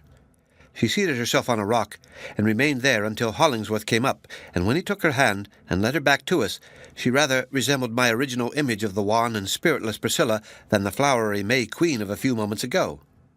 These sudden transformations, only to be accounted for by an extreme nervous susceptibility, always continued to characterize the girl, though with diminished frequency as her health progressively grew more robust. I was now on my legs again. My fit of illness had been an avenue between two existences, the low, arched, and darksome doorway through which I crept out of a life of old conventionalisms, on my hands and knees, as it were, and gained admittance into the freer region that lay beyond. In this respect it was like death, and, as with death, too, it was good to have gone through it. No otherwise could I have rid myself of 1,000 follies, fripperies, prejudices, habits, and other such worldly dust as inevitably settles upon the crowd along the broad highway, giving them all one sordid aspect before noontime, however freshly they may have begun their pilgrimage in the dewy morning. The very substance upon my bones had not been fit to live with in any better, truer, or more energetic mode than that to which I was accustomed.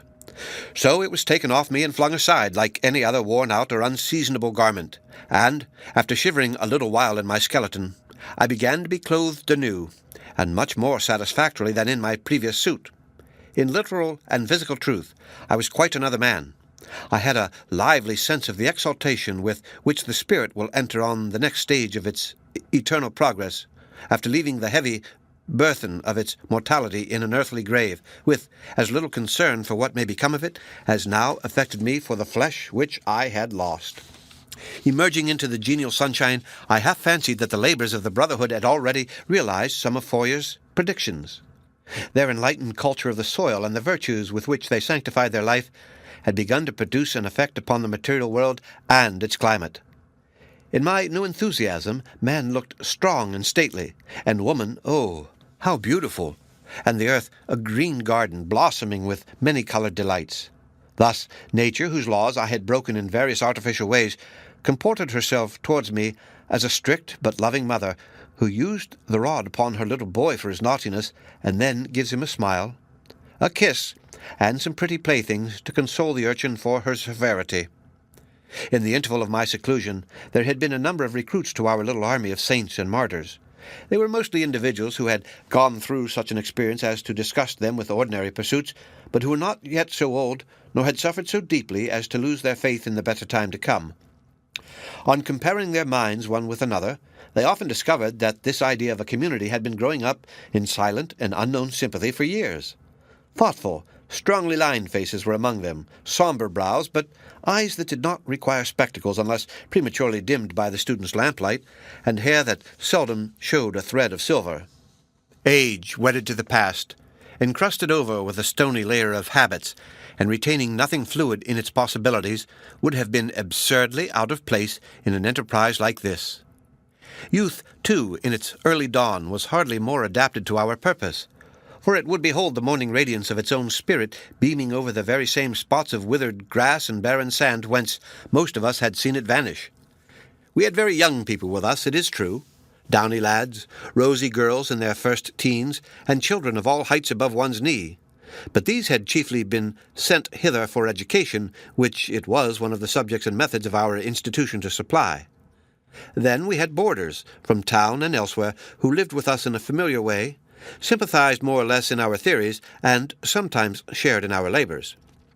On the whole, it was a society such as has seldom met together, nor perhaps could it reasonably be expected to hold together long. Persons of marked individuality, crooked sticks, as some of us might be called, are not exactly the easiest to bind up into a faggot. But, so long as our union should subsist, a man of intellect and feeling with a free nature in him might have sought far and near without finding so many points of attraction as would allure him hitherward. We were of all creeds and opinions, and generally tolerant of all on every imaginable subject. Our bond, it seems to me, was not affirmative, but negative. We had individually found one thing or another to quarrel with in our past life, and were pretty well agreed as to the inexpediency of lumbering along with the old system any farther. As to what should be substituted, there was much less unanimity. We did not greatly care, at least I never did, for the written constitution under which our millennium had commenced. My hope was that, between theory and practice, a true and available mode of life might be struck out, and that, even should we ultimately fail, the months or years spent in the trial would not have been wasted, either as regarded passing enjoyment or the experience which makes men wise. Arcadians though we were, our costume bore no resemblance to the beribboned doublets, silk breeches and stockings and slippers fastened with artificial roses that distinguish the pastoral people of poetry and the stage. In outward show, I humbly conceive, we looked rather like a gang of beggars or banditti than either a company of honest labouring men or a conclave of philosophers. Whatever might be our points of difference, we all of us seem to have come to Blythedale with the one thrifty and laudable idea of wearing out our old clothes. Such garments had an airing whenever we strode afield. Coats with high collars and with no collars, broad-skirted or swallow-tailed, and with the waist at every point between the hip and armpit, pantaloons of a dozen successive epochs, and greatly defaced at the knees by the humiliations of the wearer before his lady love. In short, we were a living epitome of defunct fashion and the very raggedest presentment of men who had seen better days. It was gentility in tatters. Often retaining a scholar-like or clerical air, you might have taken us for the denizens of Grub Street, intent on getting a comfortable livelihood by agricultural labour, or Coleridge's projected pantisocracy in full experiment, or Candide and his motley associates at work in their cabbage garden, or anything else that was miserably out at elbows and most clumsily patched in the rear. We might have been sworn comrades to Falstaff's ragged regiment. Little skill as we boasted in other points of husbandry, every mother's son of us would have served admirably to stick up for a scarecrow. And the worst of the matter was that the first energetic movement essential to one downright stroke of real labour was sure to put a finish to these poor habiliments. So we gradually flung them all aside, and took to honest homespun and linsey-woolsey as preferable on the whole to the plan recommended, I think, by Virgil, ara nudes, sera nudes, which, as Silas Foster remarked when I translated the maxim, would be apt to astonish the women folks. After reasonable training, the yeoman life throve well with us. Our faces took the sunburn kindly, our chest gained in compass, and our shoulders in breadth and squareness.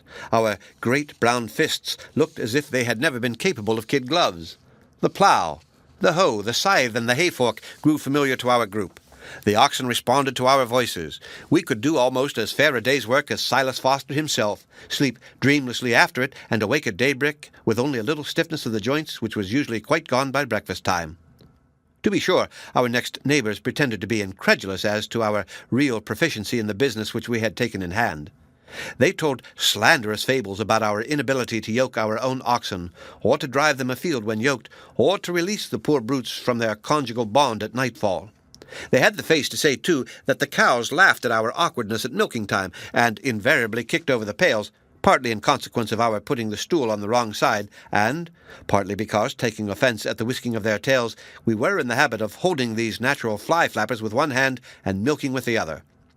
They further averred that we hoed up whole acres of Indian corn and other crops, and drew the earth carefully about the weeds, and that we raised 500 tufts of burdock, mistaking them for cabbages, and that, by dint of unskilful planting, few of our seeds ever came up at all, or if they did come up, it was stern foremost, and that we spent the better part of the month of June in reversing a field of beans which had thrust themselves out of the ground in this unseemly way.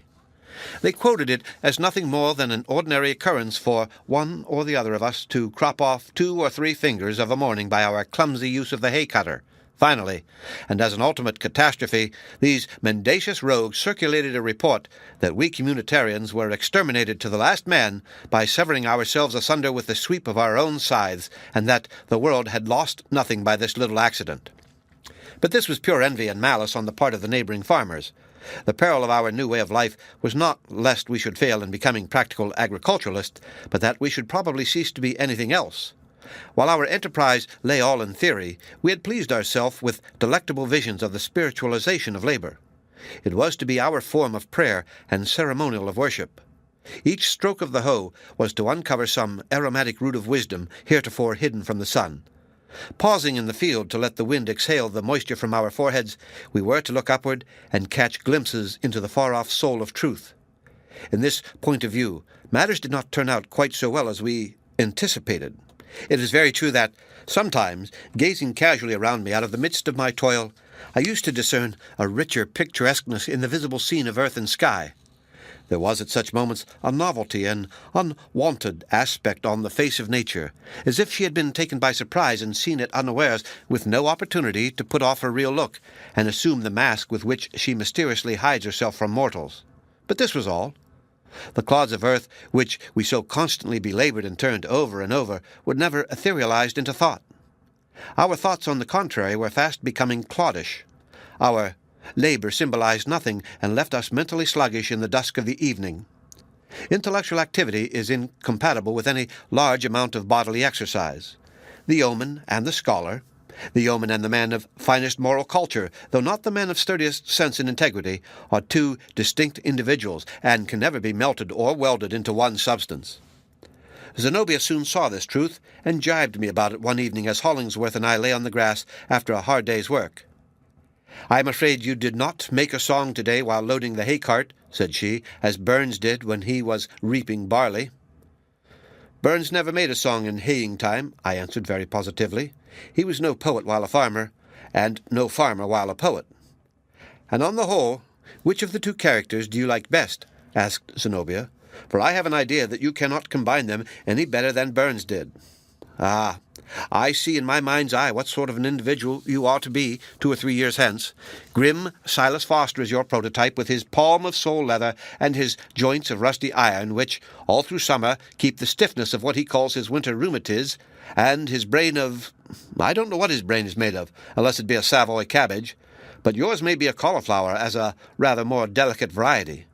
Your physical man will be transmuted into salt beef and fried pork at the rate, I should imagine, of 1.5 pounds a day, that being about the average which we find necessary in the kitchen.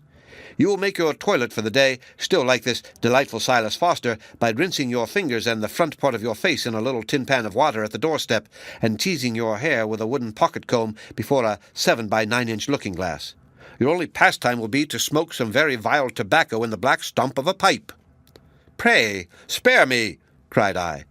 "But the pipe is not Silas's only mode of solacing himself with the weed." "Your literature," continued Zenobia, apparently delighted with her description, "will be the Farmer's Almanac, for I observe our friend Foster never gets so far as the newspaper. When you happen to sit down at odd moments, you will fall asleep and make nasal proclamation of the fact as he does, and invariably you must be jogged out of a nap after supper by the future Mrs. Coverdale and persuaded to go regularly to bed. And on Sundays, when you put on a blue coat with brass buttons, you will think of nothing else to do but to go and lounge over the stone walls and rail fences and stare at the corn growing. And you will look with a knowing eye at oxen, and will have a tendency to clamber over into pigsties and feel of the hogs and give a guess how much they will weigh, after you shall have stuck and dressed them. Already I have noticed you begin to speak through your nose and with a drawl. Pray, if you really did make any poetry today, let us hear it in that kind of utterance." "Coverdale has given up making verses now," said Hollingsworth, who never had the slightest appreciation of my poetry. "Just think of him penning a sonnet with a fist like that. There is at least this good in a life of toil, that it takes the nonsense and fancy work out of a man, and leaves nothing but what truly belongs to him. If a farmer can make poetry at the plough-tail, it must be because his nature insists on it, and if that be the case, let him make it, in heaven's name." "And how is it with you?" asked Zenobia in a different voice, for she never laughed at Hollingsworth as she often did at me. "You, I think, cannot have ceased to live a life of thought and feeling." "I have always been in earnest," answered Hollingsworth. "I have hammered thought out of iron after heating the iron in my heart. It matters little what my outward toil may be. Were I a slave at the bottom of a mine, I should keep the same purpose, the same faith in its ultimate accomplishment, that I do now. Miles Coverdale is not in earnest, either as a poet or a labourer." "You give me hard measure, Hollingsworth," said I, a little hurt. "I have kept pace with you in the field, and my bones feel as if I had been in earnest, whatever may be the case with my brain."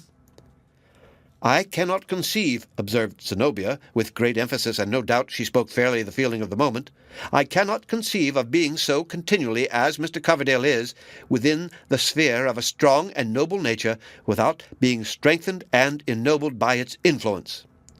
This amiable remark of the fair Zenobia confirmed me in what I had already begun to suspect, that Hollingsworth, like many other illustrious prophets, reformers, and philanthropists, was likely to make at least 2 proselytes among the women to 1 among the men. Zenobia and Priscilla, These, I believe, unless my unworthy self might be reckoned for a third, were the only disciples of his mission, and I spent a great deal of time, uselessly, in trying to conjecture what Hollingsworth meant to do with them, and they with him. The end of Chapter 8. Read by Rick Kistner for Lit2Go on the web at fcit.usf.edu.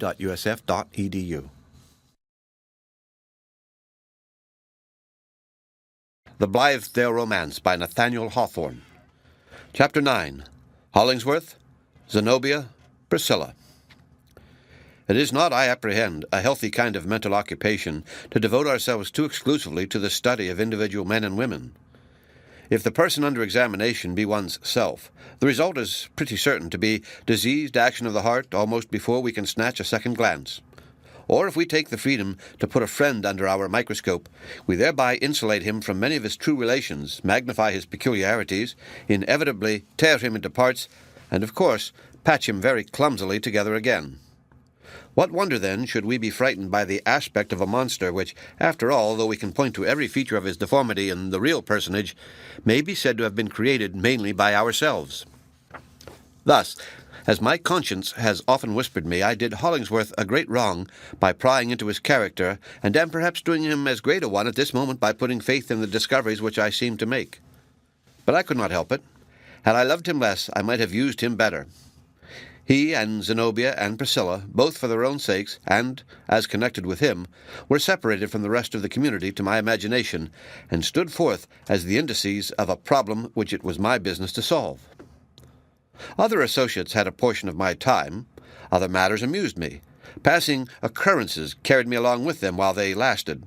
But here was the vortex of my meditations around which they resolved, and, whitherward, they too continually tended. In the midst of cheerful society, I had often a feeling of loneliness, for it was impossible not to be sensible that, while these three characters figured so largely on my private theatre, I, though probably reckoned as a friend by all, was at best but a secondary or tertiary personage with either of them. I loved Hollingsworth, as has already been enough expressed, but it impressed me more and more that there was a stern and dreadful peculiarity in this man, such as could not prove otherwise than pernicious to the happiness of those who should be drawn into too intimate a connection with him. He was not altogether human. There was something else in Hollingsworth besides flesh and blood, and sympathies, and affections, and celestial spirit. This is always true of those men who have surrendered themselves to an overruling purpose. It does not so much impel them from without, nor even operate as a motive power within, but grows incorporate with all that they think and feel, and finally converts them into little else save that one principle. When such begins to be the predicament, it is not cowardice, but wisdom to avoid these victims. They have no heart, no sympathy, no reason, no conscience. They will keep no friend unless he makes himself the mirror of their purpose. They will smite and slay you, and trample your dead corpse underfoot, all the more readily if you take the first step with them, and cannot take the second, and the third, and every other step of their terribly straight path.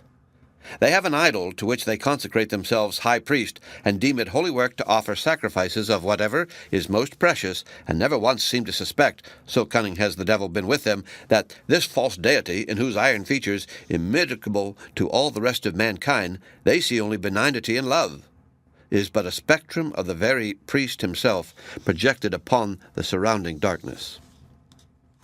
And the higher and purer the original object, and the more unselfishly it may have been taken up, the slighter is the probability that they can be led to recognize the process by which godlike benevolence has been debased into all-devouring egotism. Of course, I am perfectly aware that the above statement is exaggerated in the attempt to make it adequate. Professed philanthropists have gone far, but no originally good man, I presume, ever went quite so far as this. Let the reader abate whatever he deems fit. The paragraph may remain, however, both for its truth and its exaggeration, as strongly expressive of the tendencies which were really operative in Hollingsworth, and as exemplifying the kind of error into which my mode of observation was calculated to lead me. The issue was that, in solitude, I often shuddered at my friend. In my recollection of his dark and impressive countenance, the features grew more sternly prominent than the reality, duskier in their depth and shadow, and more lurid in their light. The frown that had merely flitted across his brow seemed to have contorted it with an adamantine wrinkle. On meeting him again, I was often filled with remorse when his deep eyes beamed kindly upon me, as with the glow of a household fire that was burning in a cave. He is a man, after all, thought I, his Maker's own truest image, a philanthropic man. Not that steel engine of the devil's contrivance, a philanthropist, but in my woodwalks and in my silent chamber, the dark face frowned at me again. When a young girl comes within the sphere of such a man, she is as perilously situated as the maiden whom, in the old classical myths, the people used to expose to a dragon. If I had any duty whatever in reference to Hollingsworth, it was to endeavour to save Priscilla from that kind of personal worship which her sex is generally prone to lavish upon saints and heroes. It often requires but one smile out of the hero's eyes into the girl's or woman's heart to transform this devotion from a sentiment of the highest approval and confidence into passionate love. Now, Hollingsworth smiled much upon Priscilla, more than upon any other person. If she thought him beautiful, it was no wonder. I often thought him so, with the expression of tender human care and gentlest sympathy which she alone seemed to have power to call out upon his features. Zenobia, I suspect, would have given her eyes, bright as they were, for such a look. It was the least that our poor Priscilla could do, to give her heart for a great many of them. There was the more danger of this, inasmuch as the footing on which we all associated at Blythedale was widely different from that of conventional society. While inclining us to the soft affections of the Golden Age, it seemed to authorize any individual of either sex to fall in love with any other, regardless of what would elsewhere be judged suitable and prudent. Accordingly, the tender passion was very rife among us, in various degrees of mildness or virulence, but mostly passing away with the state of things that had given it origin. This was all well enough, but for a girl like Priscilla and a woman like Zenobia to jostle one another in their love of a man like Hollingsworth was likely to be no child's play. Had I been as cold-hearted as I sometimes thought myself, nothing would have interested me more than to witness the play of passions that must have thus been evolved. But in honest truth, I would really have gone far to save Priscilla, at least, from the catastrophe in which such a drama would be apt to terminate. Priscilla had now grown to be a very pretty girl, and still kept budding and blossoming, and daily putting on some new charm which you no sooner became sensible of than you thought it worth all that she had previously possessed. So, unformed, vague, and without substance as she had come to us, it seemed as if we could see nature shaping out a woman before our very eyes, and yet had only a more reverential sense of the mystery of a woman's soul and frame. Yesterday her cheek was pale. Today it had a bloom. Priscilla's smile, like a baby's first one, was a wondrous novelty. Her imperfections and shortcomings affected me with a kind of playful pathos which was as absolutely bewitching a sensation as ever I experienced. After she had been a month or two at Blythedale, her animal spirits waxed high, and kept her pretty constantly in a state of bubble and ferment, impelling her to far more bodily activity than she had yet strength to endure. She was very fond of playing with the other girls out of doors. There was hardly another sight in the world so pretty as that of a company of young girls, almost women grown, at play, and so giving themselves up to their airy impulse that their tiptoes barely touched the ground. Girls are incomparably wilder and more effervescent than boys, more untamable, and regardless of rule and limit, with an ever-shifting variety, breaking continually into new modes of fun, yet with a harmonious propriety through all. Their steps, their voices, appear free as the wind, but keep consonance with a strain of music inaudible to us. Young men and boys, on the other hand, play according to recognized law, old, traditionary games, permitting no caprioles of fancy, but with scope enough for the outbreak of savage instincts. For young or old, in play or in earnest, a man is prone to be a brute. Especially is it delightful to see a vigorous young girl run a race, with her head thrown back, her limbs moving more friskily than they need, and an air between that of a bird and a young colt. But Priscilla's peculiar charm in a foot race was the weakness and irregularity with which she ran. Growing up without exercise, except to her poor little fingers, she had never yet acquired the perfect use of her legs. Setting buoyantly forth, therefore, as if no rival less swift than Atalanta could compete with her, she ran falteringly, and often tumbled on the grass. Such an incident, though it seems too slight to think of, was a thing to laugh at, but which brought the water into one's eyes, and lingered in the memory after far greater joys and sorrows were swept out of it as antiquated trash. Priscilla's life, as I beheld it, was full of trifles that affected me in just this way. When she had come to be quite at home among us, I used to fancy that Priscilla played more pranks and perpetuated more mischief than any other girl in the community. For example, I once heard Silas Foster, in a very gruff voice, threatening to rivet 3 horseshoes around Priscilla's neck and chain her to a post because she, with some other young people, had clambered upon a load of hay and caused it to slide off the cart. How she made her peace I never knew, but very soon afterwards I saw old Silas with his brawny hands round Priscilla's waist, swinging her to and fro, and finally depositing her on one of the oxen to take her first lesson in riding. She met with terrible mishaps in her efforts to milk a cow. She let the poultry into the garden. She generally spoilt whatever part of the dinner she took in charge. She broke crockery. She dropped our biggest pitcher into the well, and except with her needle and those little wooden instruments for purse-making, was as unserviceable a member of our society as any young lady in the land. There was no other sort of efficiency about her. Yet everybody was kind to Priscilla. Everybody loved her, and laughed at her, to her face, and did not laugh behind her back. Everybody would have given her half of his last crust, or the bigger share of his plum cake. These were pretty certain indications that we were all conscious of a pleasant weakness in the girl, and considered her not quite able to look after her own interests, or fight her battle with the world. And Hollingsworth, perhaps because he had been the means of introducing Priscilla to her new abode, appeared to recognize her as his own especial charge. Her simple, careless, childish flow of spirits often made me mad. She seemed to me like a butterfly at play in a flickering bit of sunshine, and mistaking it for a broad and eternal summer. We sometimes hold mirth to a stricter accountability than sorrow. It must show good cause, or the echo of its laughter comes back drearily. Priscilla's gaiety, moreover, was of a nature that showed me how delicate an instrument she was, and what fragile harp-strings were her nerves. As they made sweet music at the airiest touch, it would require but a stronger one to burst them all asunder. Absurd as it might be, I tried to reason with her and persuade her not to be so joyous, thinking that, if she would draw less lavishly upon her fund of happiness, it would last the longer. I remember doing so one summer evening when we tired labourers sat looking on, like goldsmiths' old folks under the village thorn-tree, while the young people were at their sports. "What is the use or sense of being so very gay?" I said to Priscilla, while she was taking breath after a great frolic. "I love to see a sufficient cause for everything, and I can see none for this. Pray tell me, now, what kind of a world you imagine this to be, which you are so merry in?" "I never think about it at all," answered Priscilla, laughing. "But this I am sure of, that it is a world where everybody is kind to me, and where I love everybody. My heart keeps dancing within me, and all the foolish things which you see me do are only the motions of my heart. How can I be dismal if my heart will not let me?" "Have you nothing dismal to remember?" I suggested. "If not, then indeed you are very fortunate." "Ah," said Priscilla slowly, and then came that unintelligible gesture when she seemed to be listening to a distant voice.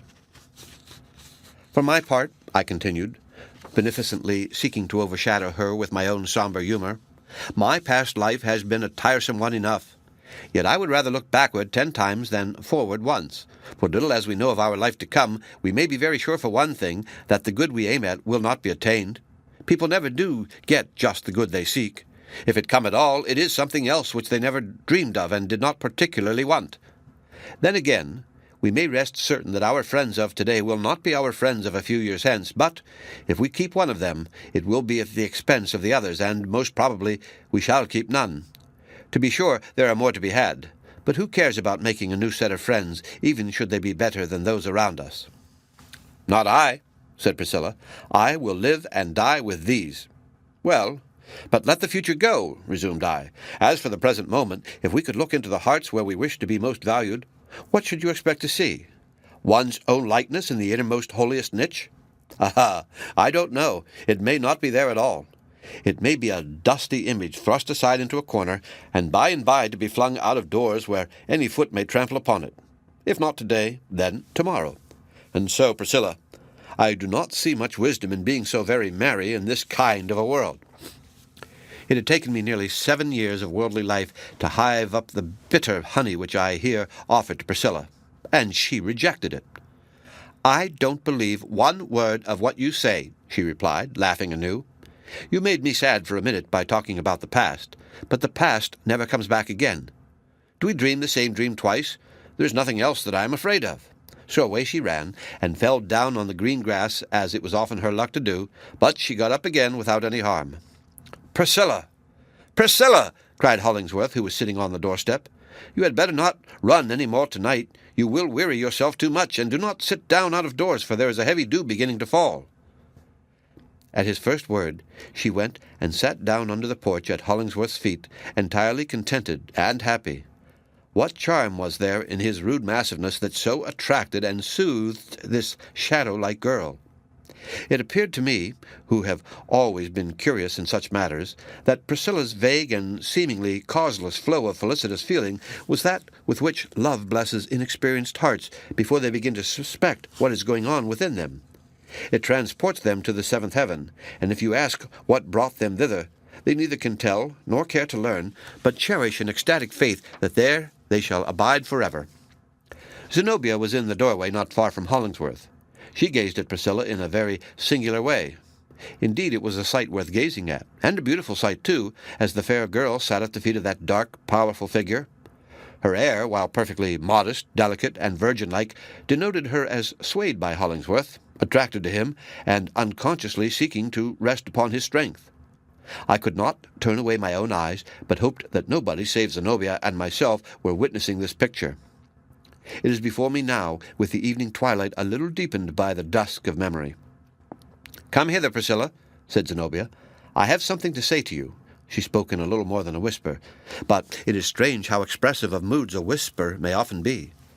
Priscilla felt at once that something had gone wrong.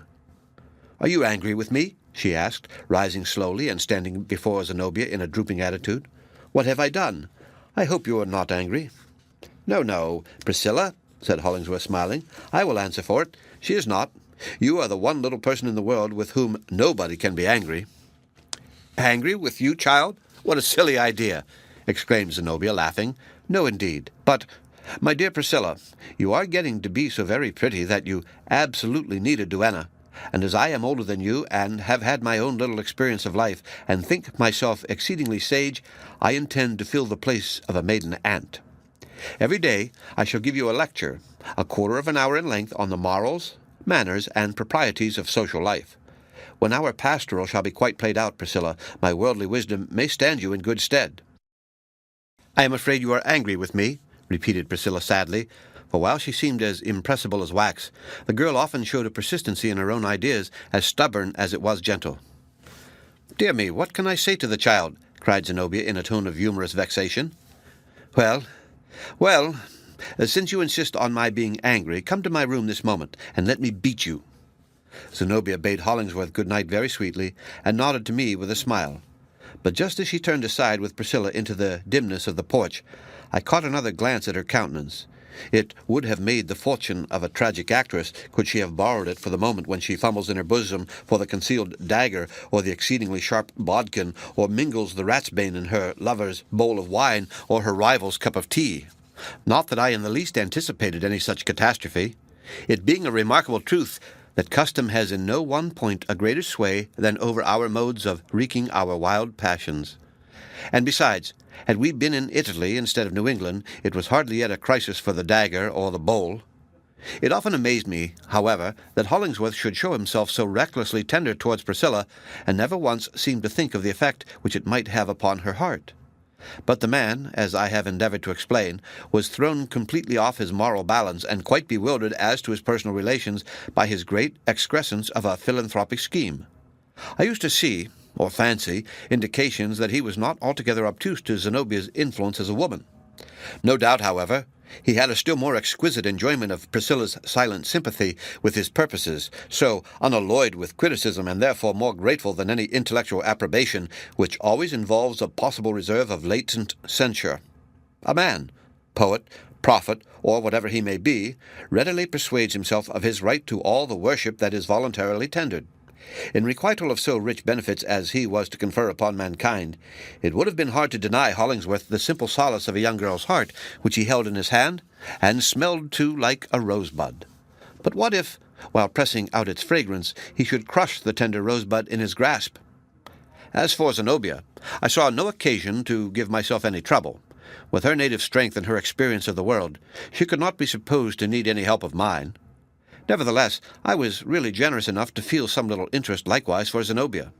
With all her faults, which might have been a great many besides the abundance that I knew of, she possessed noble traits and a heart which must at least have been valuable while new, and she seemed ready to fling it away as uncalculatingly as Priscilla herself. I could not but suspect that, if merely at play with Hollingsworth, she was sporting with a power which she did not fully estimate, or, if in earnest, it might chance between Zenobia's passionate force and his dark, self-delusive egotism to turn out such earnest as would develop itself in some sufficiently tragic catastrophe, though the dagger and the bowl should go for nothing in it. Meantime, the gossip of the community set them down as a pair of lovers. They took walks together, and were not seldom encountered in the wood-paths, Hollingsworth deeply discoursing in tones solemn and sternly pathetic, Zenobia, with a rich glow on her cheeks and her eyes softened from their ordinary brightness, looked so beautiful that, had her companion been 10 times a philanthropist, it seemed impossible that but one glance should melt him back into a man. Oftener than anywhere else, they went to a certain point on the slope of a pasture commanding nearly the whole of our own domain, beside a view of the river and an airy prospect of many distant hills. The bond of our community was such that the members had the privilege of building cottages for their own residence within our precincts, thus laying a hearthstone and fencing in a home private and peculiar to all desirable extent, while yet the inhabitants should continue to share the advantages of an associated life. It was inferred that Hollingsworth and Zenobia intended to rear their dwelling on this favourite spot. I mentioned these rumours to Hollingsworth in a playful way.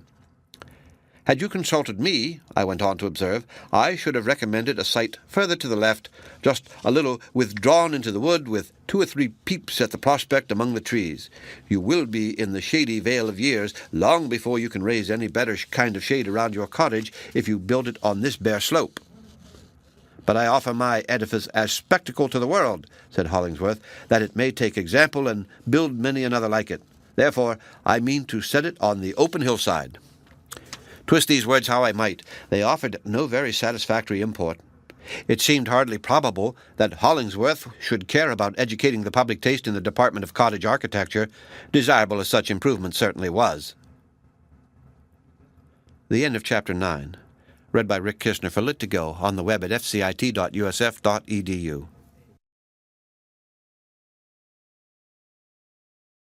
The Blithedale Romance by Nathaniel Hawthorne. Chapter 10. A Visitor from Town.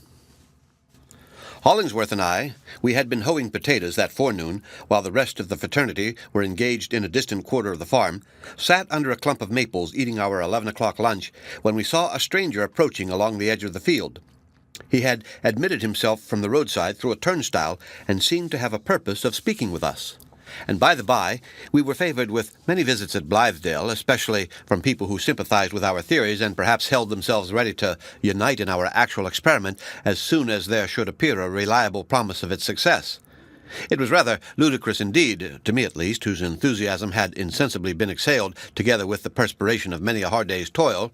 It was absolutely funny, therefore, to observe what a glory was shed about our life and labours in the imagination of these longing proselytes. In their view, we were as poetical as Arcadians, besides being as practical as the hardest-fisted husbandmen in Massachusetts. We did not, it is true, spend much time in piping to our sheep, or warbling our innocent loves to the sisterhood, but they gave us credit for imbuing the ordinary rustic occupations with a kind of religious poetry, insomuch that our very cow-yards and pigsties were as delightfully fragrant as a flower garden. Nothing used to please me more than to see one of these lay enthusiasts snatch up a hoe, as they were very prone to do, and set to work with a vigor that perhaps carried him through about a dozen ill-directed strokes. Men are wonderfully soon satisfied in this day of shameful bodily enervation when, from one end of life to the other, such multitudes never taste the sweet weariness that follows accustomed toil. I seldom saw the new enthusiasm that did not grow as flimsy and flaccid as the proselyte's moistened shirt-collar within a quarter of an hour's active labor under a July sun. But the person now at hand had not at all the air of one of these amiable visionaries. He was an elderly man, dressed rather shabbily, yet decently enough, in a grey frock coat, faded towards a brown hue, and wore a broad-brimmed white hat of the fashion of several years gone by. His hair was perfect silver, without a dark thread in the whole of it. His nose, though it had a scarlet tip, by no means indicated the jollity of which a red nose is the generally admitted symbol. He was a subdued, undemonstrative old man who would doubtless drink a glass of liquor now and then, and probably more than was good for him, not, however, with a purpose of undue exhilaration, but in the hope of bringing his spirits up to the ordinary level of the world's cheerfulness. Drawing nearer, there was a shy look about him, as if he were ashamed of his poverty, or, at any rate, for some reason or other, would rather have us glance at him sidelong than take a full front view. He had a queer appearance of hiding himself behind the patch on his left eye. "I know this old gentleman," said I to Hollingsworth, as we sat observing him. "That is, I have met him 100 times in town, and have often amused my fancy with wondering what he was before he came to be what he is. He haunts restaurants and such places, and has an odd way of lurking in corners or getting behind a door whenever practicable, and holding out his hand with some little article in it which he wishes you to buy. The eye of the world seems to trouble him, although he necessarily lives so much in it. I never expected to see him in an open field." "Have you learned anything of his history?" asked Hollingsworth.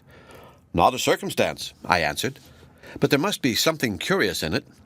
I take him to be a harmless sort of person, and a tolerably honest one, but his manners, being so furtive, remind me of those of a rat without the mischief, the fierce eye, the teeth to bite with, or the desire to bite. See, now, he means to skulk along that fringe of bushes and approach us on the other side of our clump of maples."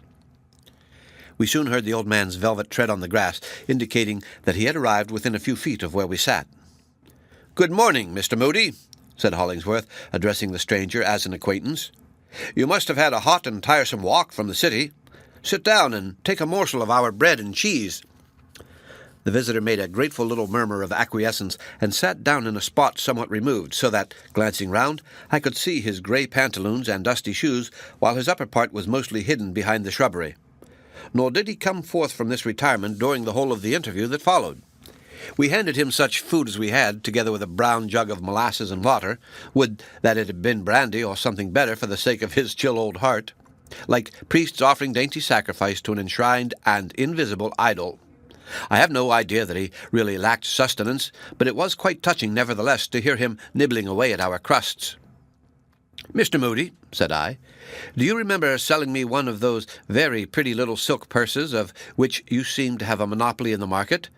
I keep it to this day, I can assure you." "Ah, thank you," said our guest. "Yes, Mr. Coverdale, I used to sell a good many of those little purses." He spoke languidly, and only those few words, like a watch with an inelastic spring that just ticks a moment or two and stops again. He seemed a very forlorn old man. In the wantonness of youth, strength, and comfortable condition, making my prey of people's individualities, as my custom was, I tried to identify my mind with the old fellow's, and take his view of the world as if looking through a smoke-blackened glass at the sun. It robbed the landscape of all its life. Those pleasantly swelling slopes of our farm, descending towards the wide meadows through which sluggishly circled the brimful tide of the Charles, bathing the long sedges on its hither and farther shores. The broad, sunny gleam over the winding water, that peculiar picturesqueness of the scene where capes and headlands put themselves boldly forth upon the perfect level of the meadow as into a green lake with inlets between the promontories. The shadowy woodland with twinkling showers of light falling into its depths. The sultry heat vapor which rose everywhere like incense, and in which my soul delighted as indicating so rich a fervor in the passionate day, and in the earth that was burning with its love. I beheld all these things as through old Moody's eyes. When my eyes are dimmer than they have yet come to be, I will go thither again, and see if I did not catch the tone of his mind aright, and if the cold and lifeless tint of his perceptions be not then repeated in my own. Yet it was unaccountable to myself the interest that I felt in him. "Have you any objection," said I, "to telling me who made those little purses?" "Gentlemen have often asked me that," said Moody slowly, "but I shake my head and say little or nothing, and creep out of the way as well as I can. I am a man of very few words, and if gentlemen were to be told one thing, they would be very apt, I suppose, to ask me another. But it happens just now, Mr. Coverdale, that you can tell me more about the maker of those little purses than I can tell you." "Why do you trouble him with needless questions, Coverdale?" interrupted Hollingsworth. "You must have known long ago that it was Priscilla, and so, my good friend, you have come to see her. Well, I am glad of it. You will find her altered very much for the better since that winter evening when you put her into my charge. Why, Priscilla has a bloom in her cheeks now. Has my pale little girl a bloom?" repeated Moody with a kind of slow wonder. "Priscilla, with a bloom in her cheeks. Ah, I am afraid I shall not know my little girl. And is she happy?" "Just as happy as a bird," answered Hollingsworth. "Then, gentlemen," said our guest apprehensively, "I don't think it well for me to go any further.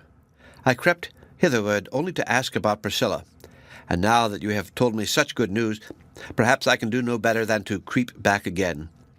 If she were to see this old face of mine, the child would remember some very sad times which we have spent together, some very sad times indeed. She has forgotten them, I know, them and me, else she could not be so happy, nor have a bloom in her cheeks.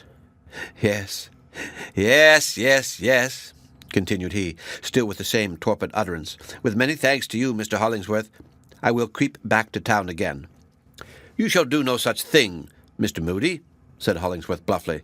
Priscilla often speaks of you, and if there lacks anything to make her cheeks bloom like two damask roses, I'll venture to say it is just the sight of your face.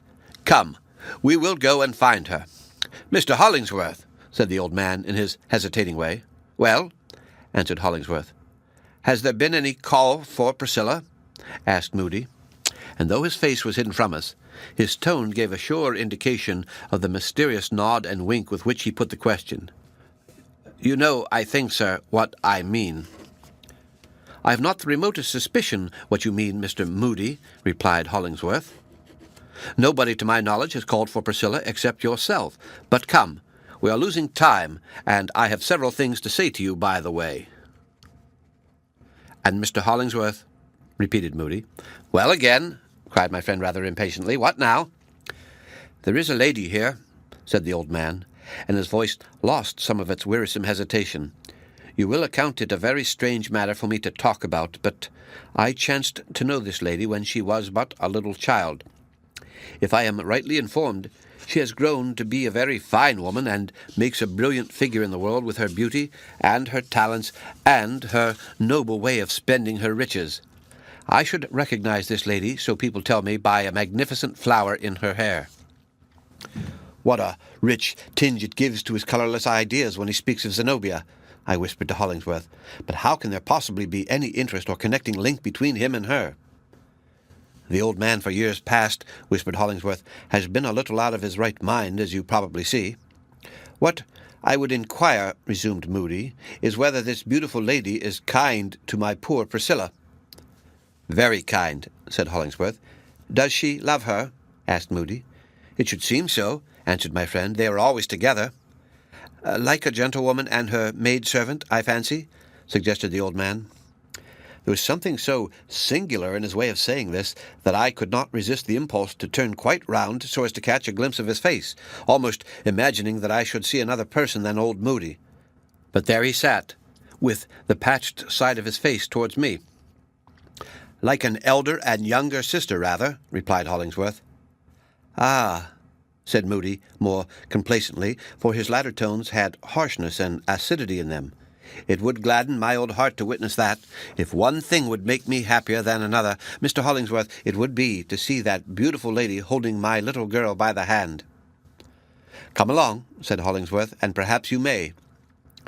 After a little more delay on the part of our freakish visitor, they set forth together, old Moody keeping a step or two behind Hollingsworth so that the latter could not very conveniently look him in the face. I remained under the tuft of maples, doing my utmost to draw an inference from the scene that had just passed. In spite of Hollingsworth's offhand explanation, it did not strike me that our strange guest was really beside himself, but only that his mind needed screwing up, like an instrument long out of tune, the strings of which have ceased to vibrate smartly and sharply.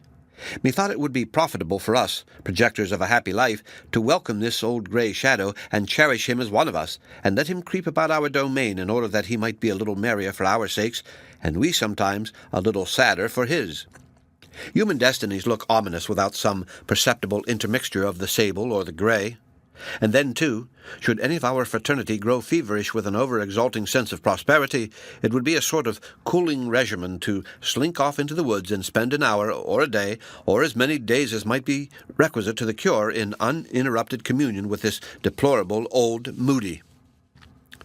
Going homeward to dinner, I had a glimpse of him behind the trunk of a tree, gazing earnestly towards a particular window of the farmhouse. And by, Priscilla appeared at this window, playfully drawing along Zenobia, who looked as bright as the very day that was blazing down upon us, only not by many degrees so well advanced towards her noon. I was convinced that this pretty sight must have been purposely arranged by Priscilla for the old man to see. But either the girl held her too long, or her fondness was resented as too great a freedom, for Zenobia suddenly put Priscilla decidedly away and gave her a haughty look as from a mistress to a dependent. Old Moody shook his head, and again I saw him shake it as he withdrew along the road, and at the last point whence the farmhouse was visible, he turned and shook his uplifted staff. The end of Chapter 10. Read by Rick Kistner for Lit to Go on the web at fcit.usf.edu.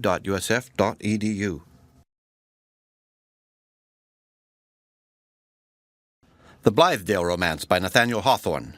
Chapter 12. Coverdale's Hermitage. Long since, in this part of our circumjacent wood, I had found out for myself a little hermitage. It was a kind of leafy cave, high upward into the air, among the midmost branches of a white pine tree. A wild grapevine of unusual size and luxuriance had twined and twisted itself up into the tree, and, after wreathing the entanglement of its tendrils around almost every bough, had caught hold of 3 or 4 neighboring trees and married the whole clump with a perfectly inextricable knot of polygamy. Once, while sheltering myself from a summer shower, the fancy had taken me to clamber up into this seemingly impervious mass of foliage. The branches yielded me a passage and closed again beneath, as if only a squirrel or a bird had passed. Far aloft, around the stem of the central pine, behold a perfect nest for Robinson Crusoe or King Charles. A hollow chamber of rare seclusion had been formed by the decay of some of the pine branches which the vine had lovingly strangled with its embrace, burying them from the light of day in an aerial sepulchre of its own leaves. It cost me but little ingenuity to enlarge the interior and open loopholes through the verdant walls. Had it ever been my fortune to spend a honeymoon, I should have thought seriously of inviting my bride up thither, where our next neighbours would have been 2 orioles in another part of the clump. It was an admirable place to make verses, tuning the rhythm to the breezy symphony that so often stirred among the vine leaves, or to meditate an essay for the dial in which the many tongues of nature whispered mysteries, and seemed to ask only a little stronger puff of wind to speak out the solution of its riddle. Being so pervious to air currents, it was just the nook, too, for the enjoyment of a cigar. This hermitage was my one exclusive possession, while I counted myself a brother of the socialists. It symbolized my individuality and aided me in keeping it inviolate. None ever found me out in it, except once a squirrel. I brought thither no guest, because after Hollingsworth failed me, there was no longer the man alive with whom I could think of sharing all. So there I used to sit, owl-like, yet not without liberal and hospitable thoughts. I counted the innumerable clusters of my vine, and forereckoned the abundance of my vintage. It gladdened me to anticipate the surprise of the community when, like an allegorical figure of rich October, I should make my appearance with shoulders bent beneath the burthen of ripe grapes, and some of the crushed ones crimsoning my brow as with a blood-stain. Ascending into this natural turret, I peeped in turn out of several of its small windows. The pine tree, being ancient, rose high above the rest of the wood, which was of comparatively recent growth. Even where I sat, about midway between the root and the topmost bough, my position was lofty enough to serve as an observatory, not for starry investigations, but for those sublunary matters in which lay a lore as infinite as that of the planets. Through one loophole I saw the river lapsing calmly onward, while in the meadow near its brink a few of the brethren were digging peat for our winter's fuel. On the interior cart road of our farm I discerned Hollingsworth with a yoke of oxen hitched to a drag of stones that were to be piled into a fence, on which we employed ourselves at the odd intervals of other labor. The harsh tones of his voice, shouted to the sluggish steers, made me sensible, even at such a distance, that he was ill at ease, and that the balked philanthropist had the battle spirit in his heart. "Hugh, Buck," quoth he, "come along there, ye lazy ones. What are ye about now? Chee!" Mankind, in Hollingsworth's opinion, thought I, is but another yoke of oxen, as stubborn, stupid, and sluggish as our old Brown and Bright. He vituperates us aloud and curses us in his heart, and will begin to prick us with the goad-stick by and by. But are we his oxen? And what right has he to be the driver? And why, when there is enough else to do, should we waste our strength in dragging home the ponderous load of his philanthropic absurdities? At my height above the earth, the whole matter looks ridiculous. Turning towards the farmhouse, I saw Priscilla, for, though a great way off, the eye of faith assured me that it was she, sitting at Zenobia's window and making little purses, I suppose, or perhaps mending the community's old linen. A bird flew past my tree, and as it clove its way onward into the sunny atmosphere, I flung it a message for Priscilla. "Tell her," said I, "that her fragile thread of life has inextricably knotted itself with other and tougher threads, and most likely it will be broken. Tell her that Zenobia will not be long her friend. Say that Hollingsworth's heart is on fire with his own purpose, but icy for all human affection, and that, if she has given him her love, it is like casting a flower into a sepulchre. And say that, if any mortal really cares for her, it is myself, and not even I for her realities, poor little seamstress, as Zenobia rightly called her, but for the fancy work with which I have idly decked her out." The pleasant scent of the wood, evolved by the hot sun, stole up to my nostrils as if I had been an idol in its niche. Many trees mingled their fragrance into a thousandfold odor. Possibly there was a sensual influence in the broad light of noon that lay beneath me. It may have been the cause, in part, that I suddenly found myself possessed by a mood of disbelief in moral beauty or heroism, and a conviction of the folly of attempting to benefit the world. Our especial scheme of reform, which from my observatory I could take in with the bodily eye, looked so ridiculous that it was impossible not to laugh aloud. But the joke is a little too heavy, thought I. If I were wise, I should get out of the scrape with all diligence, and then laugh at my companions for remaining in it. While thus musing, I heard, with perfect distinctness, somewhere in the wood beneath, the peculiar laugh which I have described as one of the disagreeable characteristics of Professor Westervelt. It brought my thoughts back to our recent interview. I recognized, as chiefly due to this man's influence, the skeptical and sneering view which, just now, had filled my mental vision in regard to all life's better purposes. And it was through his eyes, more than my own, that I was looking at Hollingsworth with his glorious, if impracticable, dream, and the noble earthliness of Zenobia's character, and even at Priscilla, whose impalpable grace lay so singularly between disease and beauty. The essential charm of each had vanished. There are some spheres, the contact with which inevitably degrades the high, debases the pure, deforms the beautiful. It must be a mind of uncommon strength and little impressibility that can permit itself the habit of such intercourse and not be permanently deteriorated. And yet the professor's tone represented that of worldly society at large, where a cold skepticism smothers what it can of our spiritual aspirations and makes the rest ridiculous. I detested this kind of man, and all the more because a part of my own nature showed itself responsive to him. Voices were now approaching through the region of the wood which lay in the vicinity of my tree.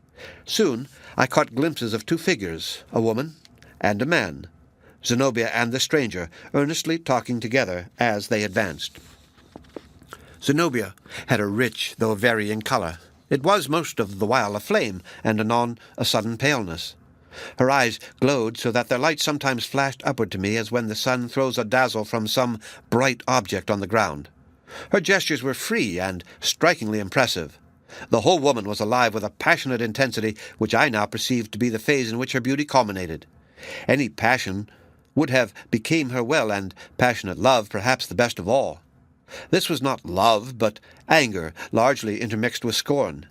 Yet the idea strangely forced itself upon me that there was a sort of familiarity between these two companions, necessarily the result of an intimate love, on Zenobia's part, at least, in days gone by, but which had prolonged itself into as intimate a hatred for all futurity. As they passed among the trees, reckless as her movement was, she took good heed that even the hem of her garment should not brush against the stranger's person. I wondered whether there had always been a chasm guarded so religiously betwixt these two. As for Westervelt, he was not a whit more warmed by Zenobia's passion than a salamander by the heat of its native furnace. He would have been absolutely statuesque, save for a look of slight perplexity tinctured strongly with derision. It was a crisis in which his intellectual perceptions could not altogether help him out. He failed to comprehend, and cared but little for comprehending, why Zenobia should put herself into such a fume, but satisfied his mind that it was all folly, and only another shape of a woman's manifold absurdity which men can never understand. How many a woman's evil fate has yoked her with a man like this? Nature thrust some of us into the world miserably incomplete on the emotional side, with hardly any sensibilities except what pertain to us as animals. No passion, save of the senses, no holy tenderness, nor the delicacy that results from this. Externally they bear a close resemblance to other men, and have perhaps all save the finest grace, but when a woman wrecks herself on such a being, she ultimately finds that the real womanhood within her has no corresponding part in him. Her deepest voice lacks a response. The deeper her cry, the more dead his silence. The fault may be none of his. He cannot give her what never lived within his soul. But the wretchedness on her side, and the moral deterioration attendant on a false and shallow life, without strength enough to keep itself sweet, are among the most pitiable wrongs that mortals suffer. Now, as I looked down from my upper region at this man and woman, outwardly so fair a sight, and wandering like two lovers in the wood, I imagined that Zenobia, at an earlier period of youth, might have fallen into the misfortune above indicated, and when her passionate womanhood, as was inevitable, had discovered its mistake, there had ensued the character of eccentricity and defiance which distinguished the more public portion of her life. Seeing how aptly manners had chanced thus far, I began to think it the design of fate to let me into all Zenobia's secrets, and that therefore the couple would sit down beneath my tree and carry on a conversation which would leave me nothing to inquire. No doubt, however, had it so happened, I should have deemed myself honorably bound to warn them of a listener's presence by flinging down a handful of unripe grapes, or by sending an unearthly groan out of my hiding-place, as if this were one of the trees of Dante's ghostly forest. But real life never arranges itself exactly like a romance. In the first place, they did not sit down at all. Secondly, even while they passed beneath the tree, Zenobia's utterance was so hasty and broken, and Westervelt's so cool and low, that I could hardly make out an intelligible sentence on either side. What I seem to remember, I yet suspect may have been patched together by my fancy in brooding over the matter afterwards. "Why not fling the girl off," said Westervelt, "and let her go?" "She clung to me from the first," replied Zenobia. "I neither know nor care what it is in me that so attaches her, but she loves me, and I will not fail her." "She will plague you, then," said he, "in more ways than one." "The poor child!" exclaimed Zenobia. "She can do me neither good nor harm. How should she?" I know not what reply Westervelt whispered, nor did Zenobia's subsequent exclamation give me any clue, except that it evidently inspired her with horror and disgust. "With what kind of a being am I linked?" cried she. "If my Creator cares aught for my soul, let him release me from this miserable bond." "I did not think it weighed so heavily," said her companion. "Nevertheless," answered Zenobia, "it will strangle me at last." And then I heard her utter a helpless sort of moan, a sound which, struggling out of the heart of a person of her pride and strength, affected me more than if she had made the wood dolorously vocal with 1,000 shrieks and wails. Other mysterious words, beside what are above written, they spoke together. But I understood no more, and even question whether I fairly understood so much as this. By long brooding over our recollections, we subtilized them into something akin to imaginary stuff, and hardly capable of being distinguished from it. In a few moments they were completely beyond earshot. A breeze stirred after them, and awoke the leafy tongues of the surrounding trees, which forthwith began to babble as if innumerable gossips had all at once got wind of Zenobia's secret. But as the breeze grew stronger, its voice among the branches was as if it said, "Hush, hush," and I resolved that to no mortal would I disclose what I had heard. And though there might be room for casuistry, such I conceive is the most equitable rule in all similar conjunctions. The end of Chapter 12. Read by Rick Kistner for Lit2Go on the web at fcit.usf.edu.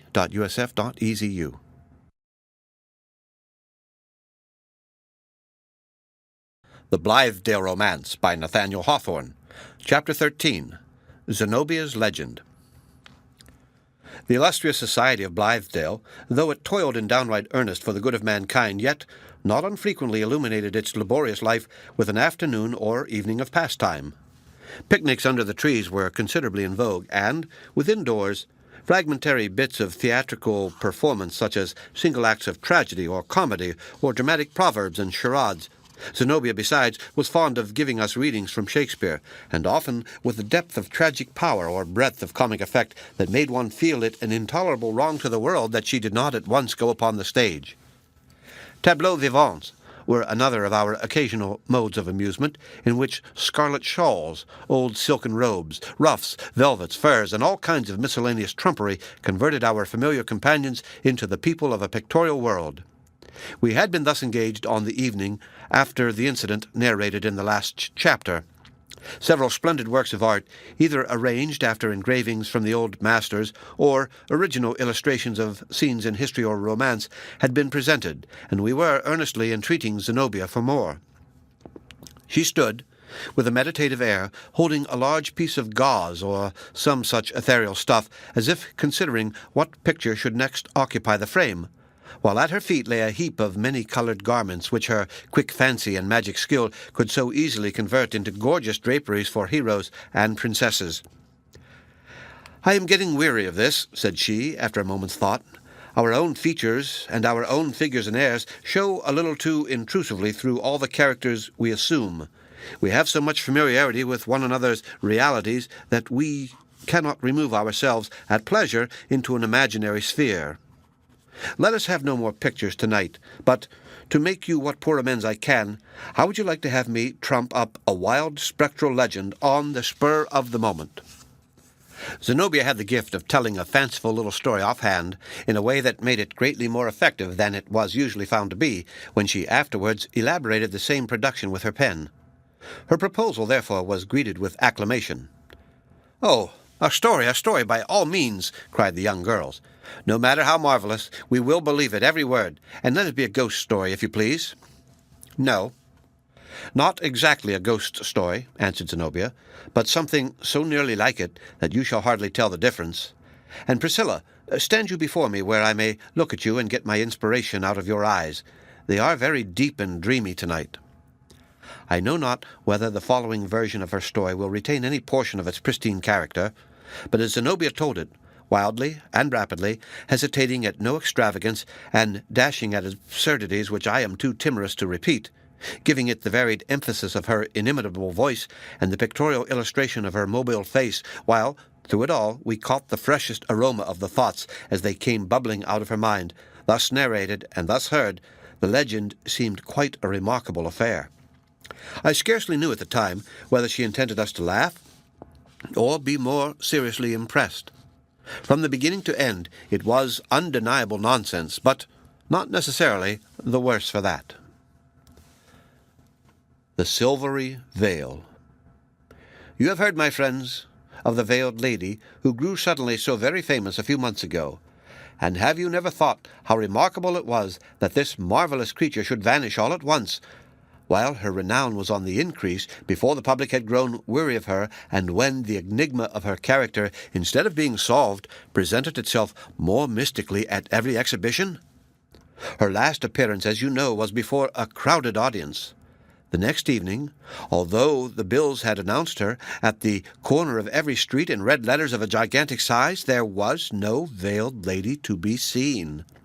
Now, listen to my simple little tale, and you shall hear the very latest incident in the known life, if life it may be called, which seemed to have no more reality than the candlelight image of oneself which peeps at us outside of a dark window-pane, the life of this shadowy phenomenon.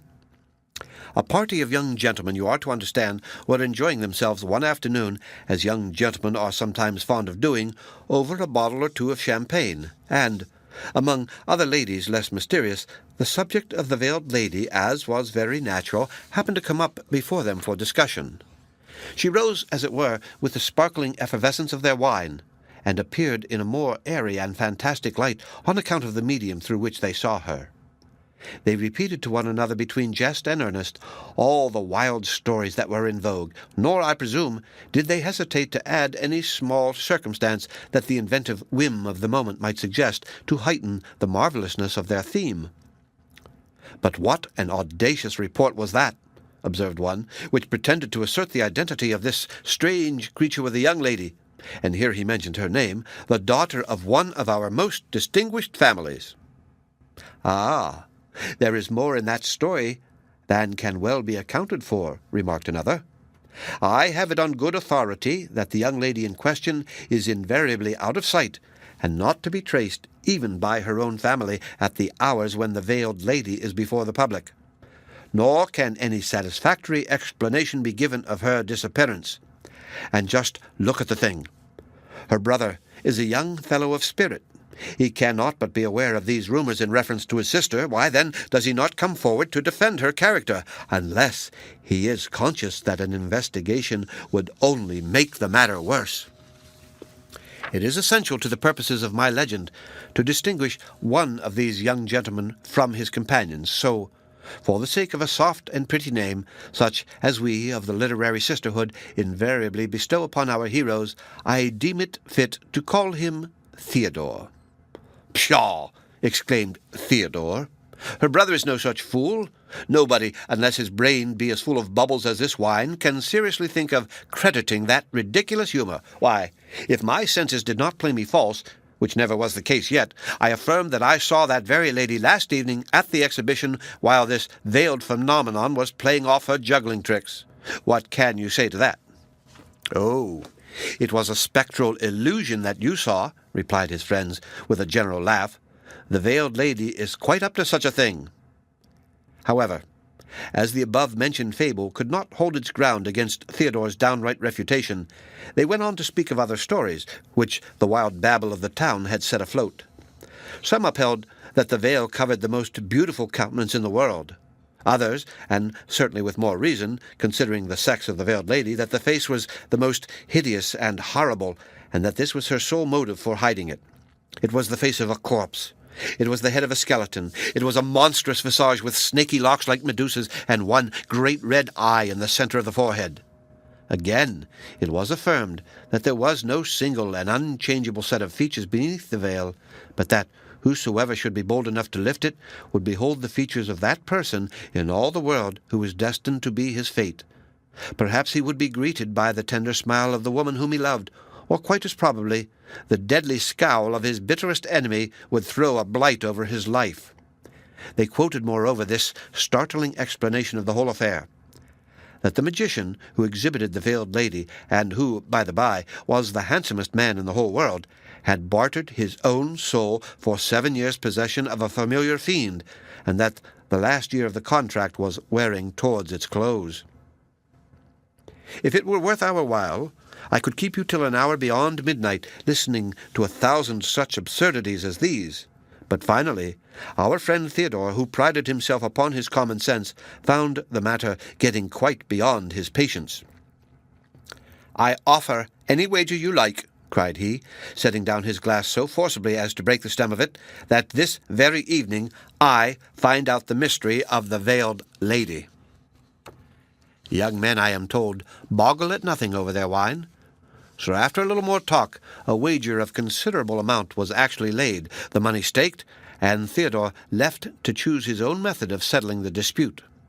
How he managed it I know not, nor is it of any great importance to this veracious legend. The most natural way, to be sure, was by bribing the doorkeeper, or possibly he preferred clambering in at the window. But at any rate, that very evening, while the exhibition was going forward in the hall, Theodore contrived to gain admittance into the private withdrawing-room whither the veiled lady was accustomed to retire at the close of her performances. There he waited, listening, I suppose, to the stifled hum of the great audience, and no doubt he could distinguish the deep tones of the magician causing the wonders that he had wrought to appear more dark and intricate by his mystic presence of an explanation. Perhaps, too, in the intervals of the wild, breezy music which accompanied the exhibition, he might hear the low voice of the veiled lady conveying her sibylline responses. Firm as Theodore's nerves might be, and much as he prided himself on his sturdy perception of realities, I should not be surprised if his heart throbbed at a little more than its ordinary rate. Theodore concealed himself behind a screen. In due time the performance was brought to a close, and whether the door was softly open, or whether her bodiless presence came through the wall, is more than I can say. But all at once, without the young man's knowledge how it happened, a veiled figure stood in the center of the room. It was one thing to be in presence of this mystery in the hall of exhibition, where the warm, dense life of hundreds of other mortals kept up the beholder's courage and distributed her influence among so many. It was another thing to be quite alone with her, and that, too, with a hostile, or at least an unauthorized and unjustifiable purpose. I rather imagine that Theodore now began to be sensible of something more serious in his enterprise than he had been quite aware of while he sat with his boon companions over their sparkling wine. Very strange, it must be confessed, was the movement with which the figure floated to and fro over the carpet, with the silvery veil covering her from head to foot. So impalpable, so ethereal, so without substance as the texture seemed, yet hiding her every outline in an impenetrability like that of midnight. Surely she did not walk. She floated, and flitted, and hovered about the room, no sound of a footstep, no perceptible motion of a limb. It was as if a wandering breeze wafted her before it at its own wild and gentle pleasure. But by and by, a purpose began to be discernible throughout the seeming vagueness of her unrest. She was in quest of something.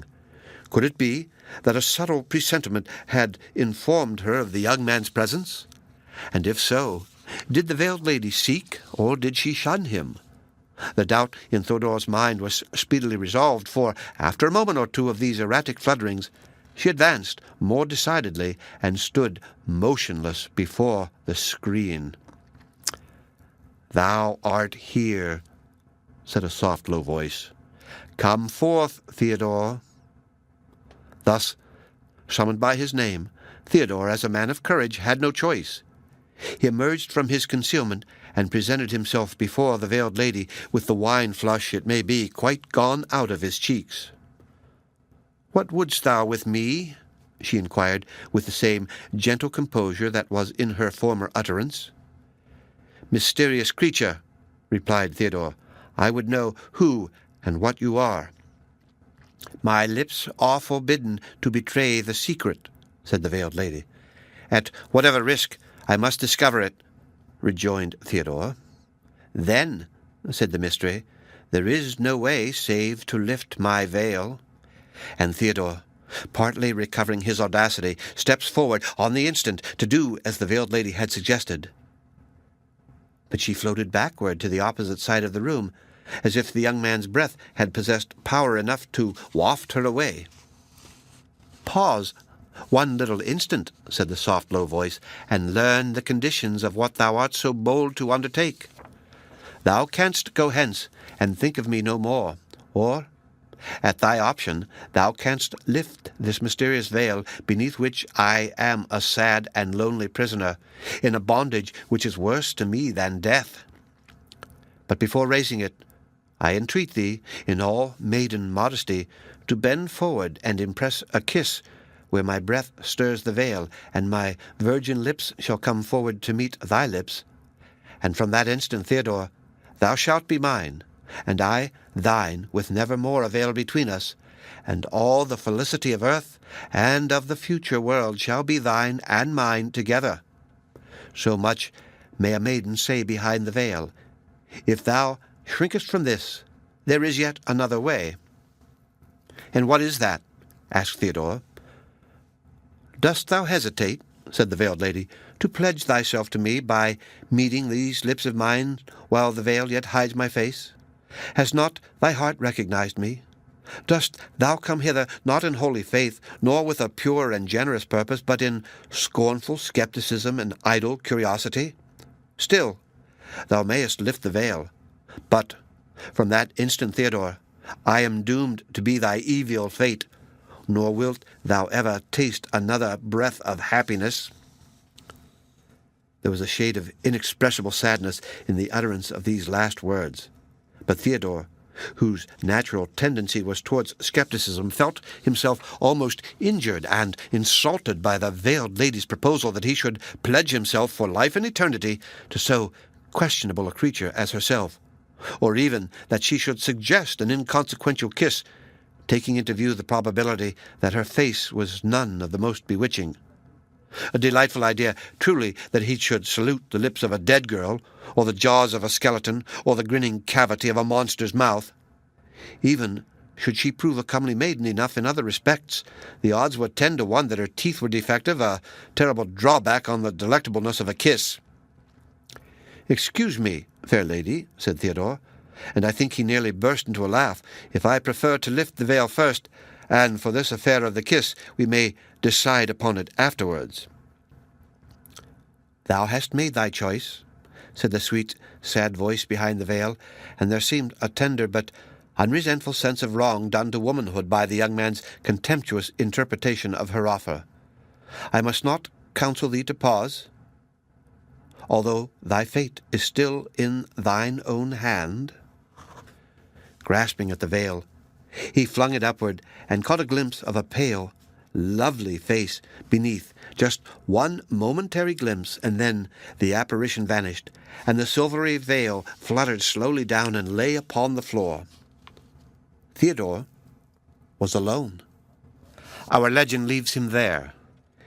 His retribution was to pine forever and ever for another sight of that dim, mournful face, which might have been his lifelong household, fireside joy to desire, and waste life in a feverish quest, and never meet it more. But what, in good sooth, had become of the veiled lady? Had all her existence been comprehended within that mysterious veil, and was she now annihilated? Or was she a spirit with a heavenly essence, but which might have been tamed down to human bliss, had Theodore been brave and true enough to claim her? Hearken, my sweet friends, and hearken, dear Priscilla, and you shall learn the little more that Zenobia can tell you. Just at the moment, so far as can be ascertained, when the veiled lady vanished, a maiden, pale and shadowy, rose up amid a knot of visionary people who were seeking for the better life. She was so gentle and so sad, a nameless melancholy gave her such hold upon their sympathies, that they never thought of questioning whence she came. She might have heretofore existed, or her thin substance might have been moulded out of air at the very instant when they first beheld her. It was all one to them. They took her to their hearts. Among them was a lady to whom more than to all the rest this pale, mysterious girl attached herself. But one morning the lady was wandering in the woods, and there met her a figure in an oriental robe with a dark beard, and holding in his hand a silvery veil. He motioned her to stay. Being a woman of some nerve, she did not shriek, nor run away, nor faint, as many ladies would have been apt to do, but stood quietly and bade him speak. The truth was, she had seen his face before, but had never feared it, although she knew him to be a terrible magician. "Lady," said he, with a warning gesture, "you are in peril." "Peril?" she exclaimed, "and of what nature?" "There is a certain maiden," replied the magician, "who has come out of the realm of mystery and made herself your most intimate companion. Now the fates have so ordained it that, whether by her own will or no, this stranger is your deadliest enemy. In love, in worldly fortune, in all your pursuit of happiness, she is doomed to fling a blight over your prospects. There is but one possibility of thwarting her disastrous influence." "Then tell me that one method," said the lady. "Take this veil," he answered, holding forth the silvery texture. "It is a spell. It is a powerful enchantment which I wrought for her sake, and beneath which she was once my prisoner. Throw it at unawares over the head of the secret foe, stamp your foot, and cry, 'Arise, magician, here is the veiled lady,' and immediately I will rise up through the earth and seize her, and from that moment you are safe." So the lady took the silvery veil, which was like woven air, or like some substance airier than nothing, and that would float upward and be lost among the clouds were she once to let it go. Returning homeward, she found the shadowy girl amid the knot of visionary transcendentalists who were still seeking for the better life. She was joyous now, and had a rose bloom in her cheeks, and was one of the prettiest creatures, and seemed one of the happiest that the world could show. But the lady stole noiselessly behind her, and threw the veil over her head. As the slight ethereal texture sank inevitably down over her figure, the poor girl strove to raise it, and met her dear friend's eyes with one glance of mortal terror and deep, deep reproach. It could not change her purpose. "Arise, magician!" she exclaimed, stamping her foot upon the earth. "Here is the veiled lady!" At the word, up rose the bearded man in the oriental robes, the beautiful, the dark magician who had bartered away his soul. He threw his arms around the veiled lady, and she was his bond slave for evermore. Zenobia, all this while, had been holding this piece of gauze, and so managed it as greatly to increase the dramatic effect of the legend, at these points where the magic veil was to be described. Arriving at the catastrophe, and uttering the fatal words, she flung the gauze over Priscilla's head, and for an instant her auditors held their breath, half expecting, I verily believe, that the magician would start up through the floor and carry off our poor little friend before our eyes. As for Priscilla, she stood droopingly in the midst of us, making no attempt to remove the veil. "How do you find yourself, my love?" said Zenobia, lifting a corner of the gauze and peeping beneath it with a mischievous smile. "Ah, the dear little soul! Why, she is really going to faint. Mr. Coverdale, pray, bring a glass of water." Her nerves being none of the strongest, Priscilla hardly recovered her equanimity during the rest of the evening. This, to be sure, was a great pity, but nevertheless we thought it a very bright idea of Zenobia's to bring her legend to so effective a conclusion. The end of Chapter 13. Read by Rick Kistner for Lit2Go on the web at fcit.usf.edu.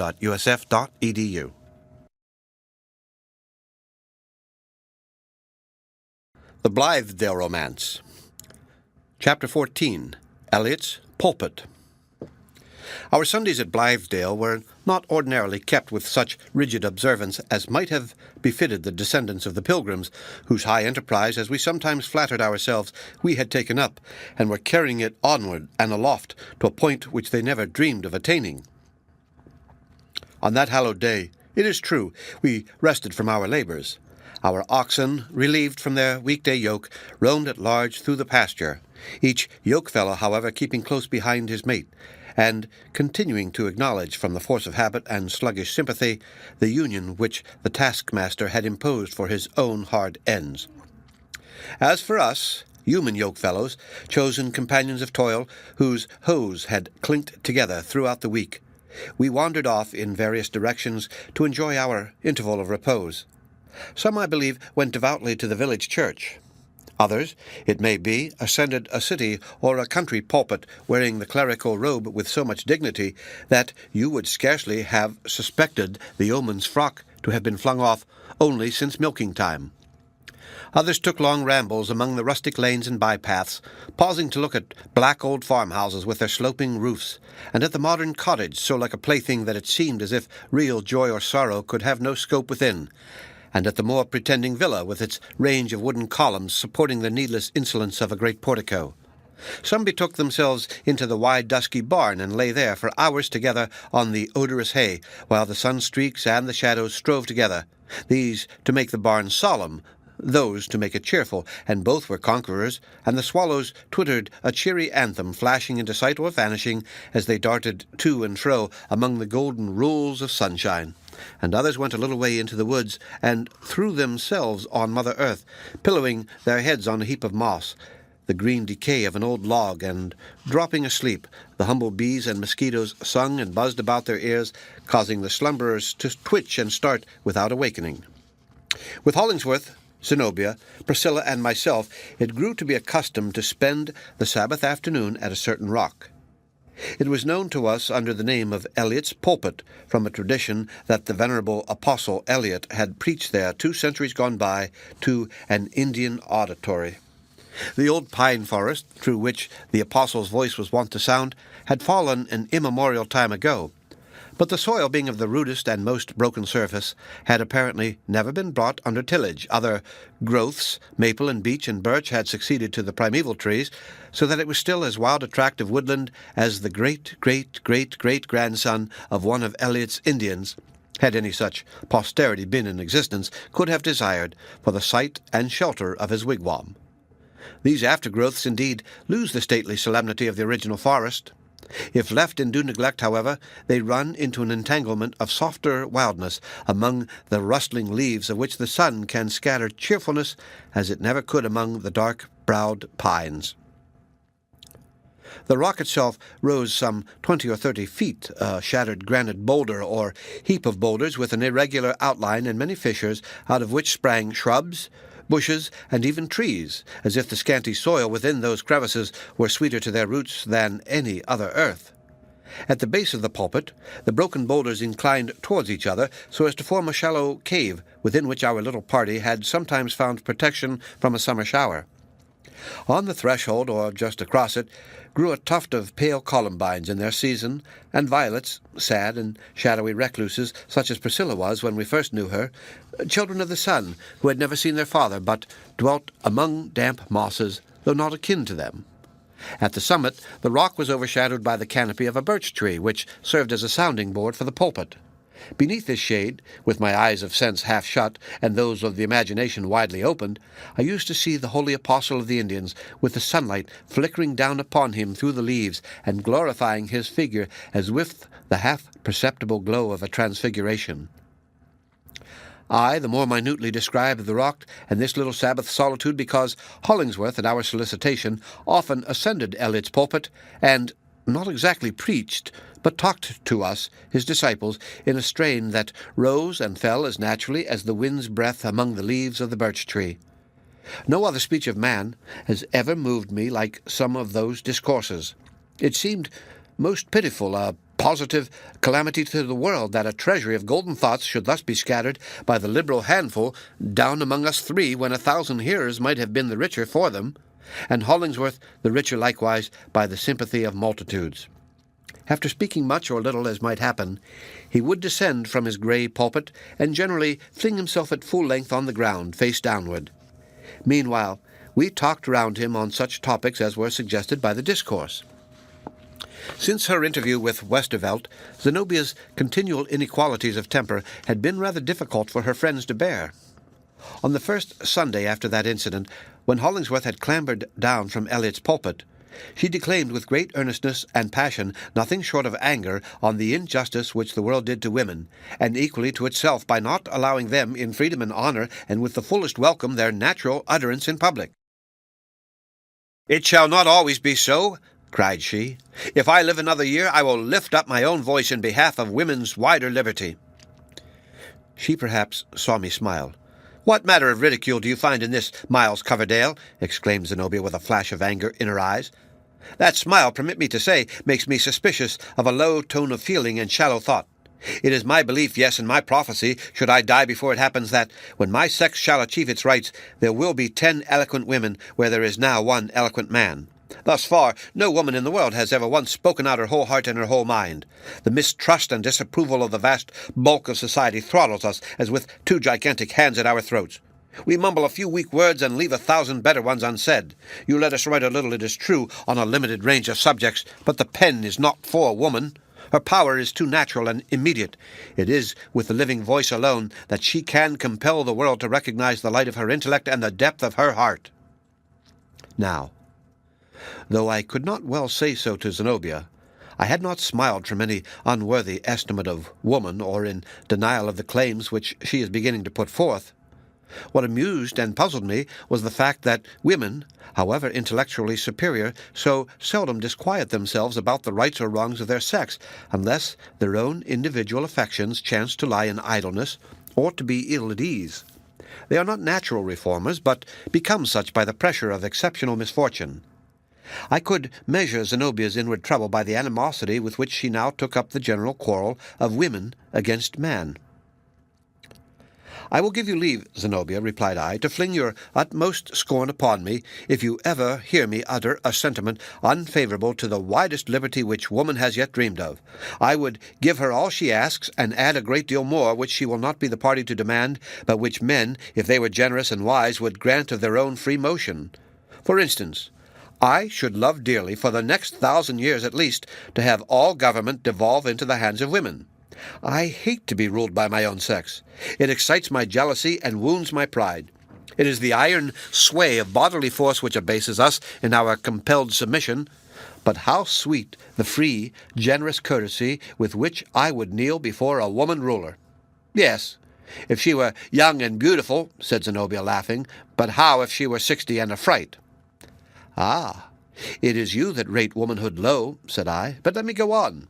I have never found it possible to suffer a bearded priest so near my heart and conscience as to do me any spiritual good. I blush at the very thought. Oh, in the better order of things, heaven grant that the ministry of souls may be left in charge of women. The gates of the blessed city will be thronged with the multitude that enter in when that day comes. The task belongs to woman. God meant it for her. He has endowed her with the religious sentiment in its utmost depth and purity, refined from that gross intellectual alloy with which every masculine theologist, save only one who merely veiled himself in mortal and masculine shape, but was in truth divine, has been prone to mingle it. I have always envied the Catholics their faith in that sweet, sacred Virgin Mother who stands between them and the deity, intercepting somewhat of his awful splendor, but permitting his love to stream upon the worshipper more intelligibly to human comprehension through the medium of a woman's tenderness. Have I not said enough, Zenobia? I cannot think that this is true, observed Priscilla, who had been gazing at me with great disapproving eyes, and I am sure I do not wish it to be true. Poor child, exclaimed Zenobia rather contemptuously. She is the type of womanhood such as man has spent centuries in making it. He is never content unless he can degrade himself by stooping towards what he loves. In denying us our rights, he betrays even more blindness to his own interests than profligate disregard of ours. Is this true? Asked Priscilla with simplicity, turning to Hollingsworth. Is it all true that Mr. Coverdale and Zenobia have been saying? No, Priscilla, answered Hollingsworth with his customary bluntness.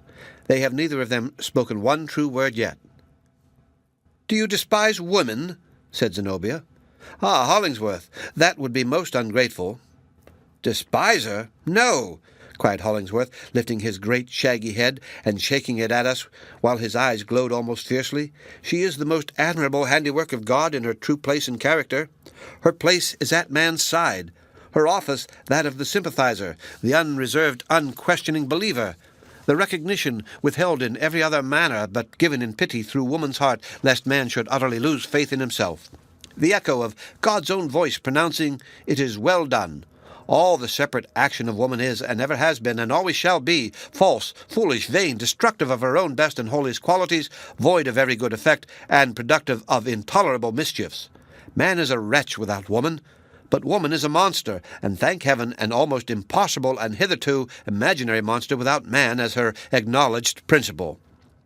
As true as I had once a mother whom I loved, were there any possible prospect of woman's taking the social stand which some of them, poor, miserable, abortive creatures, who only dream of such things because they have missed woman's peculiar happiness, or because nature made them really neither man nor woman, if there were a chance of their attaining the end which these petticoated monstrosities have in view, I would call upon my own sex to use its physical force, that unmistakable evidence of sovereignty, to scourge them back within their proper bounds. But it will not be needful. The heart of true womanhood knows where its own sphere is, and never seeks to stray beyond it. Never was mortal blessed, if blessing it were, with a glance of such entire acquiescence and unquestioning faith, happy in its completeness, as our own little Priscilla unconsciously bestowed on Hollingsworth. She seemed to take the sentiment from his lips into her heart, and brood over it in perfect content. The very woman whom he pictured, the gentle parasite, the soft reflection of a more powerful existence, sat there at his feet. I looked at Zenobia, however, fully expecting her to resent, as I felt, by the indignant ebullition of my own blood, that she thought this outrageous affirmation of what struck me as the intensity of masculine egotism. It centered everything in itself, and deprived woman of her very soul, her inexpressible and unfathomable all, to make it a mere incident in the great sum of man. Hollingsworth had boldly uttered what he and millions of despots like him really felt. Without intending it, he had disclosed the wellspring of all these troubled waters. Now, if ever, it surely behoved Zenobia to be the champion of her sex. But To my surprise and indignation, too, she only looked humbled. Some tears sparkled in her eyes, but they were wholly of grief, not anger. "Well, be it so," was all she said. "I at least have deep cause to think you right.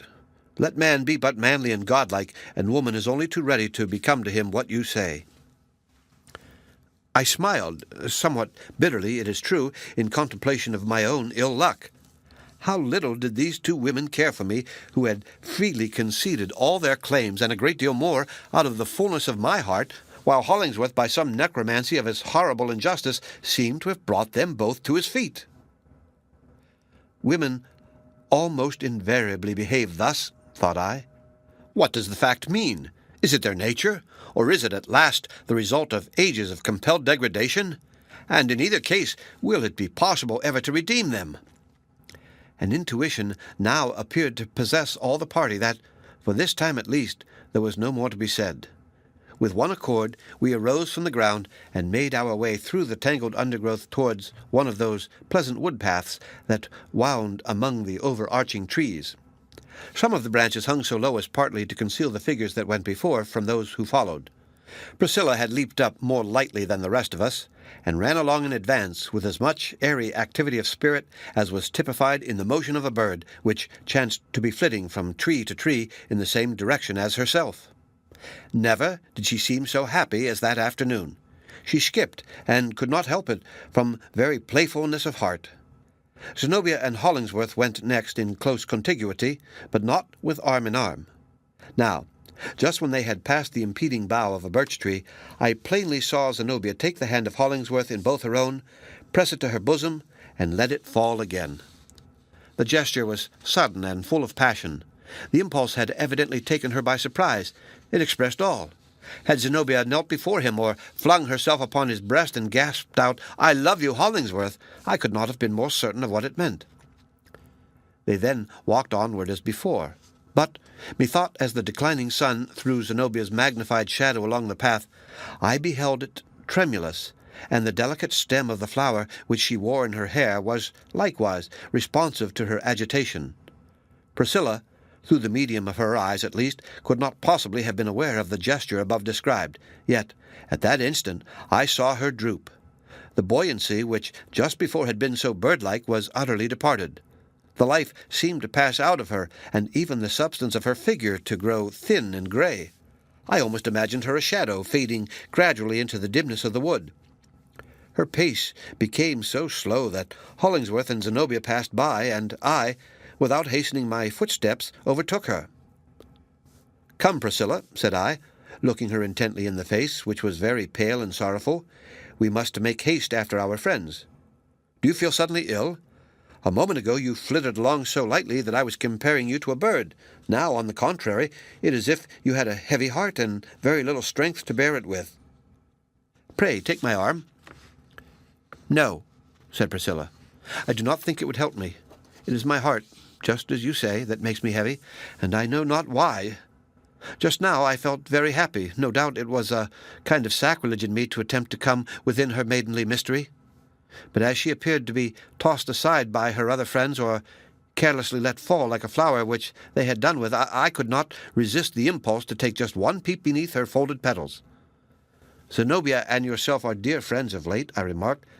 "That first evening when you came to us, she did not receive you quite so warmly as might have been wished." "I remember it," said Priscilla. "No wonder she hesitated to love me, who was then a stranger to her, and a girl of no grace or beauty, she being herself so beautiful." "But she loves you now, of course," suggested I, "and at this very instant you feel her to be your dearest friend." "Why do you ask me that question?" exclaimed Priscilla, as if frightened at the scrutiny into her feelings which I compelled her to make. "It somehow puts strange thoughts into my mind. But I do love Zenobia dearly. If she only loves me half as well, I shall be happy." "How is it possible to doubt that, Priscilla?" I rejoined. "But observe how pleasantly and happily Zenobia and Hollingsworth are walking together. I call it a delightful spectacle. It truly rejoices me that Hollingsworth has found so fit and affectionate a friend. So many people in the world mistrust him, so many disbelieve and ridicule, while hardly any do him justice or acknowledge him for the wonderful man he is, that it is really a blessed thing for him to have won the sympathy of such a woman as Zenobia. Any man might be proud of that. Any man, even if he be as great as Hollingsworth, might love so magnificent a woman. How very beautiful Zenobia is, and Hollingsworth knows it too. There may have been some petty malice in what I said. Generosity is a very fine thing at a proper time and within due limits. But it is an insufferable bore to see one man engrossing every thought of all the women and leaving his friend to shiver in outer seclusion without even the alternative of solacing himself with what the more fortunate individual has rejected.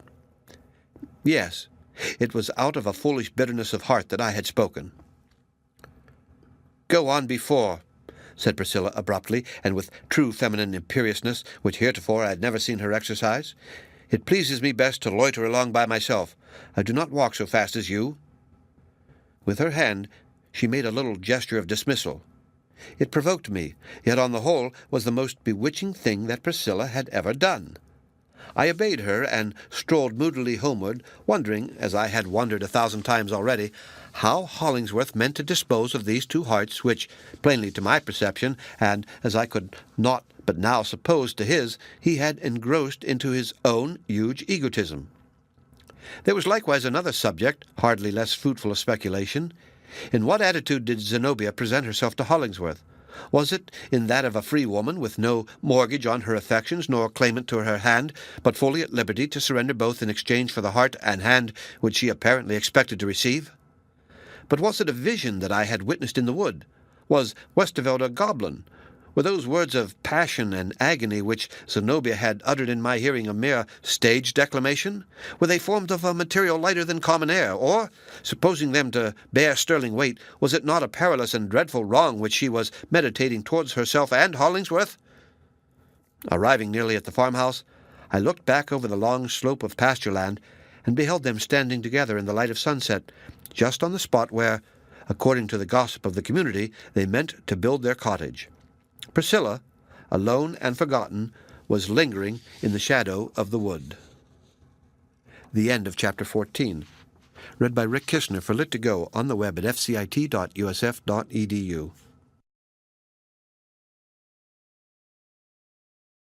The Blithedale Romance by Nathaniel Hawthorne. Chapter 15. A Crisis. Thus the summer was passing away, a summer of toil, of interest, of something that was not pleasure, but which went deep into my heart, and there became a rich experience. I found myself looking forward to years, if not to a lifetime, to be spent on the same system. The community were now beginning to form their permanent plans. One of our purposes was to erect a phalanstery, as I think we called it, after Fourier, but the phraseology of those days is not very fresh in my remembrance, where the great and general family should have its abiding place. Individual members, too, who made it a point of religion to preserve the sanctity of an exclusive home, were selecting sites for their cottages, by the woodside, or on the breezy swells, or in the sheltered nook of some little valley, according as their taste might lean towards snugness or the picturesque. Altogether, by projecting our minds outward, we had imparted a show of novelty to existence, and contemplated it as hopefully as if the soil beneath our feet had not been fathom deep with the dust of deluded generations, on every one of which, as on ourselves, the world had imposed itself as a hitherto unwedded bride. Hollingsworth and myself had often discussed these prospects. It was easy to perceive, however, that he spoke with little or no fervour, but either as questioning the fulfillment of our anticipations, or, at any rate, with a quiet consciousness that it was no personal concern of his. Shortly after the scene at Elliot's Pulpit, while he and I were repairing an old stone fence, I amused myself with sallying forward into the future time. "When we come to be old men," I said, "they will call us uncles or fathers, Father Hollingsworth and Uncle Coverdale, and we will look back cheerfully to these early days and make a romantic story for the young people, and if a little more romantic than truth may warrant, it will be no harm, out of our severe trials and hardships. In a century or two we shall every one of us be mythical personages, or exceedingly picturesque and poetical ones at all events.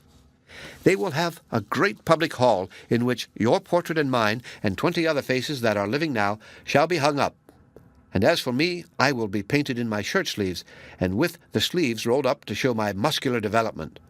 What stories will be rife among them about our mighty strength," continued I, lifting a big stone and putting it into its place, "though our posterity will really be far stronger than ourselves, after several generations of a simple, natural, and active life. What legends of Zenobia's beauty and Priscilla's slender and shadowy grace, and those mysterious qualities which make her seem diaphanous with spiritual light. In due course of ages we must all figure heroically in an epic poem, and we will ourselves, at least I will, bend unseen over the future poet and lend him inspiration while he writes it." "You seem," said Hollingsworth, "to be trying how much nonsense you could pour out in a breath." "I wish you would see fit to comprehend," retorted I, "that the profoundest wisdom must be mingled with 9/10 of nonsense, else it is not worth the breath that utters it.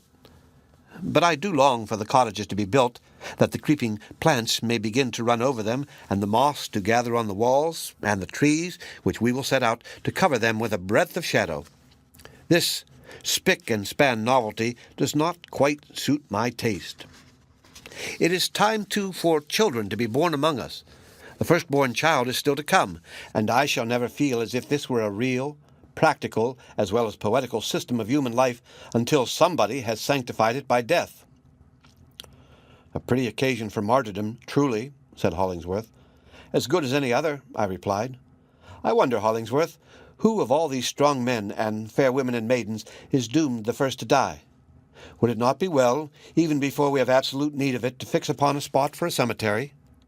Let us choose the rudest, roughest, most uncultivable spot for death's garden ground, and death shall teach us to beautify it, grave by grave.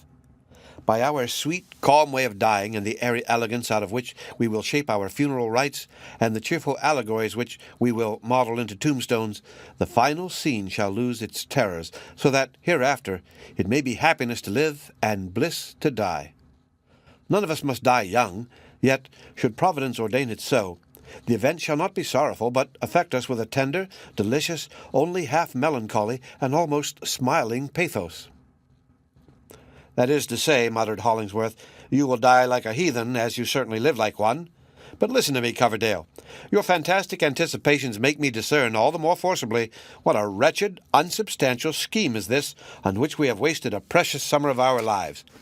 Do you seriously imagine that any such realities as you and many others here have dreamed of will ever be brought to pass?" "Certainly I do," said I. "Of course, when the reality comes, it will wear the everyday, commonplace, dusty, and rather homely garb that reality always does put on. But setting aside the ideal charm, I hold that our highest anticipations have a solid footing on common sense." "You only half believe what you say," rejoined Hollingsworth. "And as for me, I neither have faith in your dream, nor would care the value of this pebble for its realization were that possible. And what more do you want of it? It has given you a theme for poetry, let that content you. But now I ask you to be at last a man of sobriety and earnestness, and aid me in an enterprise which is worth all our strength, and the strength of 1,000 mightier than we." There can be no need of giving in detail the conversation that ensued. It is enough to say that Hollingsworth once more brought forward his rigid and unconquerable idea, a scheme for the reformation of the wicked by methods moral, intellectual, and industrial, by the sympathy of pure, humble, and yet exalted minds, and by opening to his pupils the possibility of a worthier life than that which had become their fate. It appeared, unless he overestimated his own means, that Hollingsworth held it at his choice, and he did so choose, to obtain possession of the very ground on which we had planted our community, and which had not yet been made irrevocably ours by purchase. It was just the foundation that he desired. Our beginnings might readily be adapted to his great end. The arrangements already completed would work quietly into his system. So plausible looked his theory, and more than that, so practical, such an air of reasonableness had he, by patient thought, thrown over it. Each segment of it was contrived to dovetail into all the rest with such a complicated applicability, and so ready was he with a response for every objection, that really, so far as logic and argument went, he had the matter all his own way. "But," said I, "whence can you, having no means of your own, derive the enormous capital which is essential to this experiment? State Street, I imagine, would not draw its purse strings very liberally in aid of such a speculation." I have the funds, as much at least as is needed for a commencement, at command, he answered. They can be produced within a month, if necessary. My thoughts reverted to Zenobia. It could only be her wealth which Hollingsworth was appropriating so lavishly, and on what conditions was it to be had? Did she fling it into the scheme with the uncalculating generosity that characterizes a woman when it is her impulse to be generous at all? And did she fling herself along with it? But Hollingsworth did not volunteer an explanation. "And have you no regrets," I inquired, "in overthrowing this fair system of our new life, which has been planned so deeply and is now beginning to flourish so hopefully around us? How beautiful it is, and so far as we can yet see, how practicable.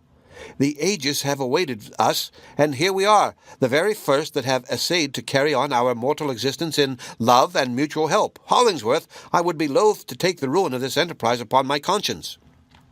"Then let it rest wholly upon mine," he answered, knitting his black brows.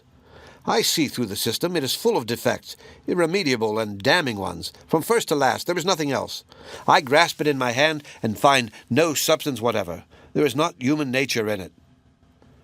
"Why are you so secret in your operations?" I asked. "God forbid that I should accuse you of intentional wrong, but the besetting sin of a philanthropist, it appears to me, is apt to be a moral obliquity. His sense of honor ceases to be the sense of other honorable men.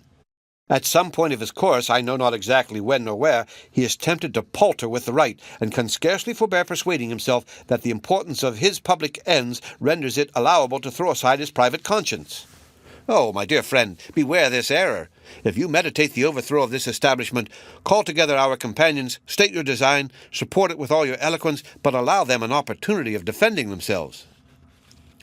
"It does not suit me," said Hollingsworth, "nor is it my duty to do so." "I think it is," replied I. Hollingsworth frowned, not in passion, but like fate, inexorably. "I will not argue the point," said he. "What I desire to know of you is, and you can tell me in one word, whether I am to look for your cooperation in this great scheme of good.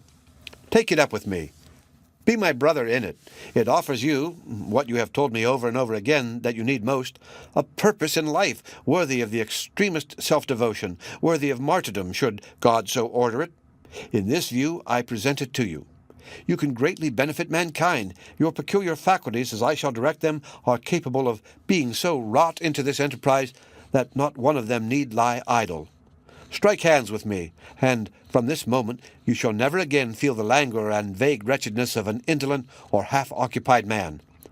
There may be no more aimless beauty in your life, but in its stead there shall be strength, courage, immitigable will, everything that a manly and generous nature should desire. We shall succeed. We shall have done our best for this miserable world, and happiness, which never comes but incidentally, will come to us unawares." It seemed his intention to say no more, but after he had quite broken off, his deep eyes filled with tears, and he held out both his hands to me. "Coverdale," he murmured, "there is not the man in this wide world whom I can love as I could you. Do not forsake me." As I looked back upon this scene, through the coldness and dimness of so many years, there was still a sensation as if Hollingsworth had caught hold of my heart, and were pulling it towards him with an almost irresistible force. It is a mystery to me how I withstood it, but, in truth, I saw in his scheme of philanthropy nothing but what was odious, a loathsomeness that was to be forever in my daily work, a great black ugliness of sin which he proposed to collect out of 1,000 human hearts, and that we should spend our lives in an experiment of transmuting it into virtue. Had I but touched his extended hand, Hollingsworth's magnetism would perhaps have penetrated me with his own conception of all these matters. But I stood aloof. I fortified myself with doubts whether his strength of purpose had not been too gigantic for his integrity, impelling him to trample on considerations that should have been paramount to every other. "Is Zenobia to take a part in your enterprise?" I asked. "She is," said Hollingsworth. "She? The beautiful, the gorgeous!" I exclaimed. "And how have you prevailed with such a woman to work in this squalid element?" "Through no base methods, as you seem to suspect," he answered, "but by addressing whatever is best and noblest in her." Hollingsworth was looking on the ground, but as he often did so, generally, indeed, in his habitual moods of thought, I could not judge whether it was from any special unwillingness now to meet my eyes. What it was that dictated my next question I cannot precisely say. Nevertheless, it rose so inevitably into my mouth, and, as it were, asked itself so involuntarily that there must needs have been an aptness in it. What is to become of Priscilla? Hollingsworth looked at me fiercely and with glowing eyes. He could not have shown any other kind of expression than that had he meant to strike me with a sword. "Why do you bring in the names of these women?" said he, after a moment of pregnant silence. "What have they to do with the proposal which I make you? I must have your answer. Will you devote yourself and sacrifice all to this great end, and be my friend of friends forever?" "In heaven's name, Hollingsworth," cried I, getting angry, and glad to be angry, because so only was it possible to oppose his tremendous concentrativeness and indomitable will, "cannot you conceive that a man may wish well to the world and struggle for its good on some other plan than precisely that which you have laid down? And will you cast off a friend for no unworthiness, but merely because he stands upon his right as an individual being, and looks at matters through his own optics instead of yours?" "Be with me," said Hollingsworth, "or be against me. There is no third choice for you." "Take this, then, as my decision," I answered. "I doubt the wisdom of your scheme. Furthermore, I greatly fear that the methods by which you allow yourself to pursue it are such as cannot stand the scrutiny of an unblessed conscience." "And you will not join me?" "No." I never said the word, and certainly can never have it to say hereafter, that cost me 1,000th part so hard an effort as did that one syllable. The heart-pang was not merely figurative, but an absolute torture of the breast. I was gazing steadfastly at Hollingsworth. It seemed to me that it struck him, too, like a bullet. A ghastly paleness, always so terrific on a swarthy face, overspread his features. There was a convulsive movement of his throat, as if he were forcing down some words that struggled and fought for utterance. Whatever words of anger or words of grief I cannot tell, although many and many a time I have vainly tormented myself with conjecturing which of the two they were. One other appeal to my friendship, such as once already Hollingsworth had made, taking me in the revulsion that had followed a strenuous exercise of opposing will, would completely have subdued me. But he left the matter there. "Well," said he. And that was all. I should have been thankful for one word more, even had it shot me through the heart as mine did him. But he did not speak it, and after a few moments, with one accord we set to work again, repairing the stone fence. Hollingsworth, I observed, wrought like a Titan, and for my own part I lifted stones which at this day, or in a calmer mood at that one, I should no more have thought it possible to stir than carry off the gates of Gaza on my back. The end of Chapter 15. Read by Rick Kistner for Lit2Go on the web at fcit.usf.edu.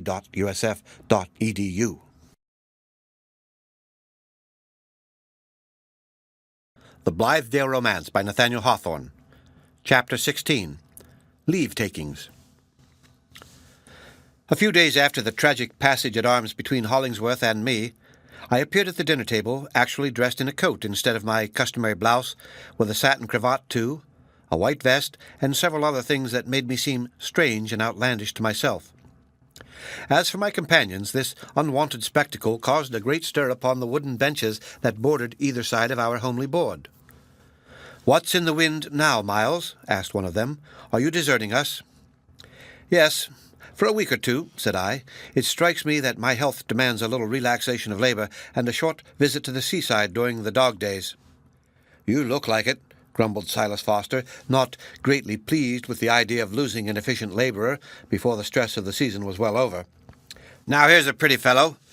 His shoulders have broadened a matter of 6 inches since he came among us. He can do his day's work, if he likes, with any man or ox on the farm, and yet he talks about going to the seashore for his health. Well, well, old woman," added he to his wife, "let me have a plateful of that pork and cabbage. I begin to feel in a very weakly way. When the others have had their turn, you and I will take a jaunt to Newport or Saratoga." "Well, but Mr. Foster," said I, "you must allow me to take a little breath." "Breath!" retorted the old yeoman. "Your lungs have the play of a pair of blacksmith's bellows already. What on earth do you want more for? But go along, I understand the business. We shall never see your face here again. Here ends the reformation of the world, so far as Miles Coverdale has a hand in it. By no means, I replied. I am resolute to die in the last ditch for the good of the cause. Die in a ditch, muttered gruff Silas, with a genuine Yankee intolerance of any intermission of toil except on Sunday, the 4th of July, the autumnal cattle show, Thanksgiving, or the annual fast. Die in a ditch! I believe in my conscience you would if there were no steadier means than your own labour to keep you out of it. The truth was that an intolerable discontent and irksomeness had come over me. Blythedale was no longer what it had been. Everything was suddenly faded. The sun-burnt and arid aspect of our woods and pastures beneath the August sky did but imperfectly symbolize the lack of dew and moisture that, since yesterday as it were, had blighted my fields of thought and penetrated to the innermost and shadiest of my contemplative recesses. The change will be recognized by many who, after a period of happiness, have endeavored to go on with the same kind of life in the same scene in spite of the alteration or withdrawal of some principal circumstance. They discover, what heretofore perhaps they had not known, that it was this which gave the bright colour and vivid reality to the whole affair. I stood on other terms than before, not only with Hollingsworth, but with Zenobia and Priscilla. As regarded the two latter, it was that dreamlike and miserable sort of change that denies you the privilege to complain, because you can assert no positive injury, nor lay your finger on anything tangible. It is a matter which you do not see, but feel, and which, when you try to analyze it, seems to lose its very existence and resolve itself into a sickly humour of your own. Your understanding, possibly, may put faith in this denial, but your heart will not so easily rest satisfied. It incessantly remonstrates, though, most of the time, in a bass note, which you do not separately distinguish, but, now and then, with a sharp cry, importunate to be heard and resolute to claim belief. Things are not as they were, it keeps saying. You shall not impose on me. I will never be quiet. I will throb painfully. I will be heavy and desolate and shiver with cold, for I, your deep heart, know when to be miserable as once I knew when to be happy. All is changed for us. You are beloved no more. And were my life to be spent over again, I would invariably lend my ear to this Cassandra of the inward depths, however clamorous the music and the merriment of a more superficial region. My outbreak with Hollingsworth, though never definitely known to our associates, had really an effect upon the moral atmosphere of the community. It was incidental to the closeness of relationship into which we had brought ourselves that an unfriendly state of feeling could not occur between any two members without the whole society being more or less commoded and made uncomfortable thereby. This species of nervous sympathy, though a pretty characteristic enough, sentimentally considered, and apparently betokening an actual bond of love among us, was yet found rather inconvenient in its practical operation, mortal tempers being so infirm and variable as they are. If one of us happened to give his neighbour a box on the ear, the tingle was immediately felt on the same side of everybody's head. Thus, even on the supposition that we were far less quarrelsome than the rest of the world, a great deal of time was necessarily wasted in rubbing our ears. Musing on all these matters, I felt an inexpressible longing for at least a temporary novelty. I thought of going across the Rocky Mountains, or to Europe, or up the Nile, of offering myself a volunteer on the exploring expedition, of taking a ramble of years, no matter in what direction, and coming back on the other side of the world. Then, should the colonists of Blythedale have established their enterprise on a permanent basis, I might fling aside my pilgrim staff and dusty shoon and rest as peacefully here as elsewhere. Or, in case Hollingsworth should occupy the ground with his school of reform as he now proposed, I might plead earthly guilt enough by that time to give me what I was inclined to think the only trustworthy hold on his affections. Meanwhile, before deciding on any ultimate plan, I determined to remove myself to a little distance and take an exterior view of what we had all been about. In truth, it was dizzy work, amid such fermentation of opinions as was going on in the general brain of the community. It was a kind of bedlam for the time being, although out of the very thoughts that were wildest and most destructive might grow a wisdom, holy, calm, and pure, and that should incarnate itself with the substance of a noble and happy life. But as matters now were, I felt myself, and having a decided tendency towards the actual, I never liked to feel it, getting quite out of my reckoning with regard to the existing state of the world. I was beginning to lose the sense of what kind of a world it was among innumerable schemes of what it might or ought to be. It was impossible, situated as we were, not to imbibe the idea that everything in nature and human existence was fluid, or fast becoming so, that the crust of the earth in many places was broken, and its whole surface portentously upheaving, that it was a day of crisis, and that we ourselves were in the critical vortex. Our great globe floated in the atmosphere of infinite space like an unsubstantial bubble. No sagacious man will long retain his sagacity if he live exclusively among reformers and progressive people without periodically returning into the settled system of things to correct himself by a new observation from that old standpoint. It was now time for me, therefore, to go and hold a little talk with the conservatives, the writers of the North American Review, the merchants, the politicians, the Cambridge men, and all those respectable old blockheads who still, in this intangibility and mistiness of affairs, kept a death grip on one or two ideas which had not come into vogue since just yesterday morning. The brethren took leave of me with cordial kindness, and as for the sisterhood, I had serious thoughts of kissing them all round, but forbore to do so because in all such general salutations the penance is fully equal to the pleasure. So I kissed none of them, and nobody, to say the truth, seemed to expect it. "Do you wish me," I said to Zenobia, "to announce in town and at the watering places your purpose to deliver a course of lectures on the rights of women?" "Women possess no rights," said Zenobia, with a half-melancholy smile. "Or at all events, only little girls and grandmothers would have the force to exercise them." She gave me her hand, freely and kindly, and looked at me, I thought, with a pitying expression in her eyes, nor was there any settled light of joy in them on her own behalf, but a troubled and passionate flame, flickering and fitful. "I regret, on the whole, that you are leaving us," she said, "and all the more since I feel that this phase of our life is finished, and can never be lived over again. Do you know, Mr. Coverdale, that I have been several times on the point of making you my confidant, for lack of a better and wiser one, but you are too young to be my father-confessor, and you would not thank me for treating you like one of those good little handmaidens who share the bosom secrets of a tragedy queen." "I would at least be loyal and faithful," answered I, "and would counsel you with an honest purpose, if not wisely." "Yes," said Zenobia, "you would be only too wise, too honest. Honesty and wisdom are such a delightful pastime at another person's expense." "Ah, Zenobia," I exclaimed, "if you would but let me speak." "By no means," she replied, "especially when you have just resumed the whole series of social conventionalisms together with that straight-bodied coat. I would as fife open my heart to a lawyer or a clergyman. No, no, Mr. Cloverdale, if I choose a counsellor in the present aspect of my affairs, it must be either an angel or a madman, and I rather apprehend that the latter would be the likeliest of the two to speak the fitting word. It needs a wild steersman when we voyage through chaos. The anchor is up. Farewell."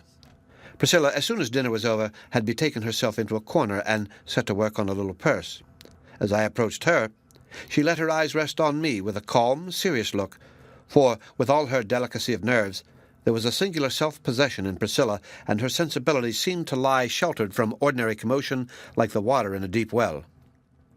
"Will you give me that purse, Priscilla," said I, "as a parting keepsake?" "Yes," she answered, "if you will wait till it is finished." "I must not wait, even for that," I replied. "Shall I find you here on my return?" "I never wish to go away," said she. "I have sometimes thought," observed I, smiling, "that you, Priscilla, are a little prophetess, or at least that you have spiritual intimations respecting matters which are dark to us grosser people. If that be the case, I should like to ask you what is about to happen, for I am tormented with a strong foreboding that, were I to return even so soon as tomorrow morning, I should find everything changed. Have you any impressions of this nature?" "Ah, no," said Priscilla, looking at me apprehensively. "If any such misfortune is coming, the shadow has not reached me yet." "Heaven forbid. I should be glad if there might never be any change, but one summer follow another, and all just like this." "No summer ever came back, and no two summers ever were alike," said I, with a degree of Orphic wisdom that astonished myself. "Times change and people change, and if our hearts do not change as readily, so much the worse for us. Goodbye, Priscilla." I gave her hand a pressure which I think she neither resisted nor returned. Priscilla's heart was deep, but of small compass. It had room but for a very few dearest ones, among whom she never reckoned me. On the doorstep I met Hollingsworth. I had a momentary impulse to hold out my hand, or at least to give a parting nod, but resisted both. When a real and strong affection has come to an end, it is not well to mock the sacred past with any show of those commonplace civilities that belong to ordinary intercourse. Being dead henceforth to him, and he to me, there could be no propriety in our chilling one another with the touch of two corpse-like hands, or playing at looks of courtesy with eyes that were impenetrable beneath the glaze in the film. We passed, therefore, as if mutually invisible. I can nowise explain what sort of whim, prank, or perversity it was that, after all these leave-takings, induced me to go to the pigsty and take leave of the swine. There they lay, buried as deeply among the straw as they could burrow, 4 huge black grunters, the very symbols of slothful ease and sensual comfort. They were asleep, drawing short and heavy breaths which heaved their big sides up and down. Unclosing their eyes, however, at my approach, they looked dimly forth at the outer world and simultaneously uttered a gentle grunt, not putting themselves to the trouble of an additional breath for that particular purpose, but grunting with their ordinary inhalation. They were involved and almost stifled and buried alive in their own corporeal substance. The very unreadiness and oppression wherewith these greasy citizens gained breath enough to keep their life machinery in sluggish movement appeared to make them only the more sensible of the ponderous and fat satisfaction of their existence. Peeping at me an instant out of their small, red, hardly perceptible eyes, they dropped asleep again, yet not so far asleep but that their unctuous bliss was still present to them betwixt dream and reality.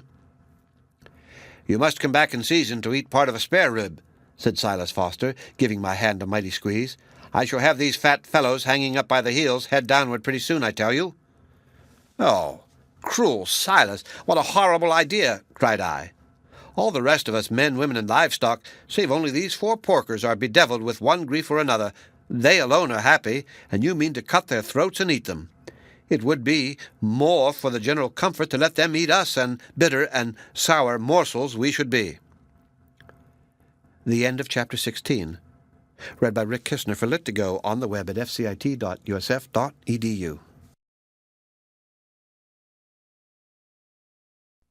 The Blithedale Romance by Nathaniel Hawthorne. Chapter 17. The Hotel. Arriving in town, where my bachelor rooms long before this time had received some other occupant, I established myself for a day or two in a certain respectable hotel. It was situated somewhat aloof from my former track in life, my present mood inclining me to avoid most of my old companions, from whom I was now sundered by other interests, and who would have been likely enough to amuse themselves at the expense of the amateur working man.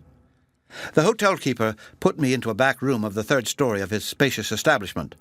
The day was lowering, with occasional gusts of rain, and an ugly-tempered east wind, which seemed to come right off the chill and melancholy sea, hardly mitigated by sweeping over the roofs and amalgamating itself with the dusky element of city smoke.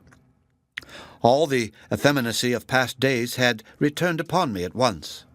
Summer, as it still was, I ordered a coal fire in the rusty grate, and was glad to find myself growing a little too warm with an artificial temperature. My sensations were those of a traveller, long sojourning in remote regions, and at length sitting down again amid customs once familiar. There was a newness and an oldness oddly combining themselves into one impression. It made me acutely sensible how strange a piece of mosaic work had lately been wrought into my life. True, if you look at it in one way, it had been only a summer in the country, but, considered in a profounder relation, it was part of another age, a different state of society, a segment of an existence peculiar in its aims and methods, a leaf of some mysterious volume, interpolated into the current history which time was writing off. At one moment, the very circumstances now surrounding me, my coal fire and the dingy room in the bustling hotel, appeared far off and intangible. The next instant, Blythedale looked vague, as if it were at a distance both in time and space, and so shadowy that a question might be raised whether the whole affair had been anything more than the thoughts of a speculative man. I had never before experienced a mood that so robbed the actual world of its solidity. It nevertheless involved a charm on which, a devoted epicure of my own emotions, I resolved to pause and enjoy the moral syllabub until quite dissolved away. Whatever had been my taste for solitude and natural scenery, yet the thick, foggy, stifled element of cities, the entangled life of many men together, sordid as it was, and empty of the beautiful, took quite as strenuous a hold upon my mind. I felt as if there could never be enough of it. Each characteristic sound was too suggestive to be passed over unnoticed. Beneath and around me, I heard the stir of the hotel, the loud voices of guests, landlord or barkeeper, steps echoing on the staircase, the ringing of a bell announcing arrivals or departures, the porter lumbering past my door with baggage which he thumped down upon the floors of neighboring chambers, the lighter feet of chambermaids scudding along the passages. It is ridiculous to think what an interest they had for me. From the street came the tumult of the pavements, pervading the whole house with a continual uproar so broad and deep that only an unaccustomed ear would dwell upon it. A company of the city soldiery with a full military band marched in front of the hotel, invisible to me, but stirringly audible both by its foot-tramp and the clangor of its instruments.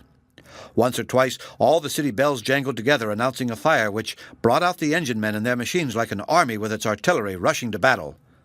Hour by hour, the clocks in many steeples responded one to another. In some public hall, not a great way off, there seemed to be an exhibition of a mechanical diorama, for 3 times during the day occurred a repetition of obstreperous music, winding up with the rattle of imitative cannon and musketry and a huge final explosion.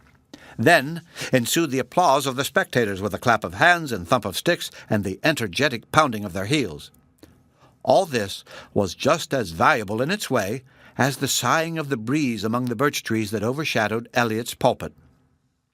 Yet I felt a hesitation about plunging into this muddy tide of human activity and pastime. It suited me better for the present to linger on the brink or hover in the air above it. So I spent the first day and the greater part of the second in the laziest manner possible, in a rocking-chair, inhaling the fragrance of a series of cigars, with my legs and slippered feet horizontally disposed, and in my hand a novel purchased of a railroad bibliopolist. The gradual waste of my cigar accomplished itself with an easy and gentle expenditure of breath. My book was of the dullest, yet had a sort of sluggish flow like that of a stream in which your boat is as often aground as afloat. Had there been a more impetuous rush, a more absorbing passion of the narrative, I should the sooner have struggled out of its uneasy current and have given myself up to the swell and subsidence of my thoughts. But as it was, the torpid life of the book served as an unobtrusive accompaniment to the life within me and about me. At intervals, however, when its effects grew a little too soporific, not for my patience, but for the possibility of keeping my eyes open, I bestirred myself, started from the rocking-chair, and looked out of the window. A grey sky, the weathercock of a steeple that rose beyond the opposite range of buildings pointing from the eastward, a sprinkle of small, spiteful-looking raindrops on the window-pane. In that ebb tide of my energies, had I thought of venturing abroad, these tokens would have checked the abortive purpose. After several such visits to the window, I found myself getting pretty well acquainted with that little portion of the backside of the universe which it presented to my view. Over against the hotel and its adjacent houses, at the distance of 40 or 50 yards, was the rear of a range of buildings which appeared to be spacious, modern, and calculated for fashionable residences. The interval between was apportioned into grass plots, and here and there an apology for a garden pertaining severally to these dwellings. There were apple trees, and pear and peach trees too, the fruit on which looked singularly large, luxuriant, and abundant, as well it might in a situation so warm and sheltered, and where the soil had doubtless been enriched to a more than natural fertility. In 2 or 3 places grapevines clambered upon trellises and bore clusters already purple and promising the richness of Malta or Madeira in their ripened juice. The blighting winds of our rigid climate could not molest these trees and vines. The sunshine, though descending late into this area and too early intercepted by the height of the surrounding houses, yet lay tropically there, even when less than temperate in every other region. Dreary as was the day, the scene was illuminated by not a few sparrows and other birds which spread their wings and flitted and fluttered and alighted now here, now there, and busily scratched their food out of the wormy earth.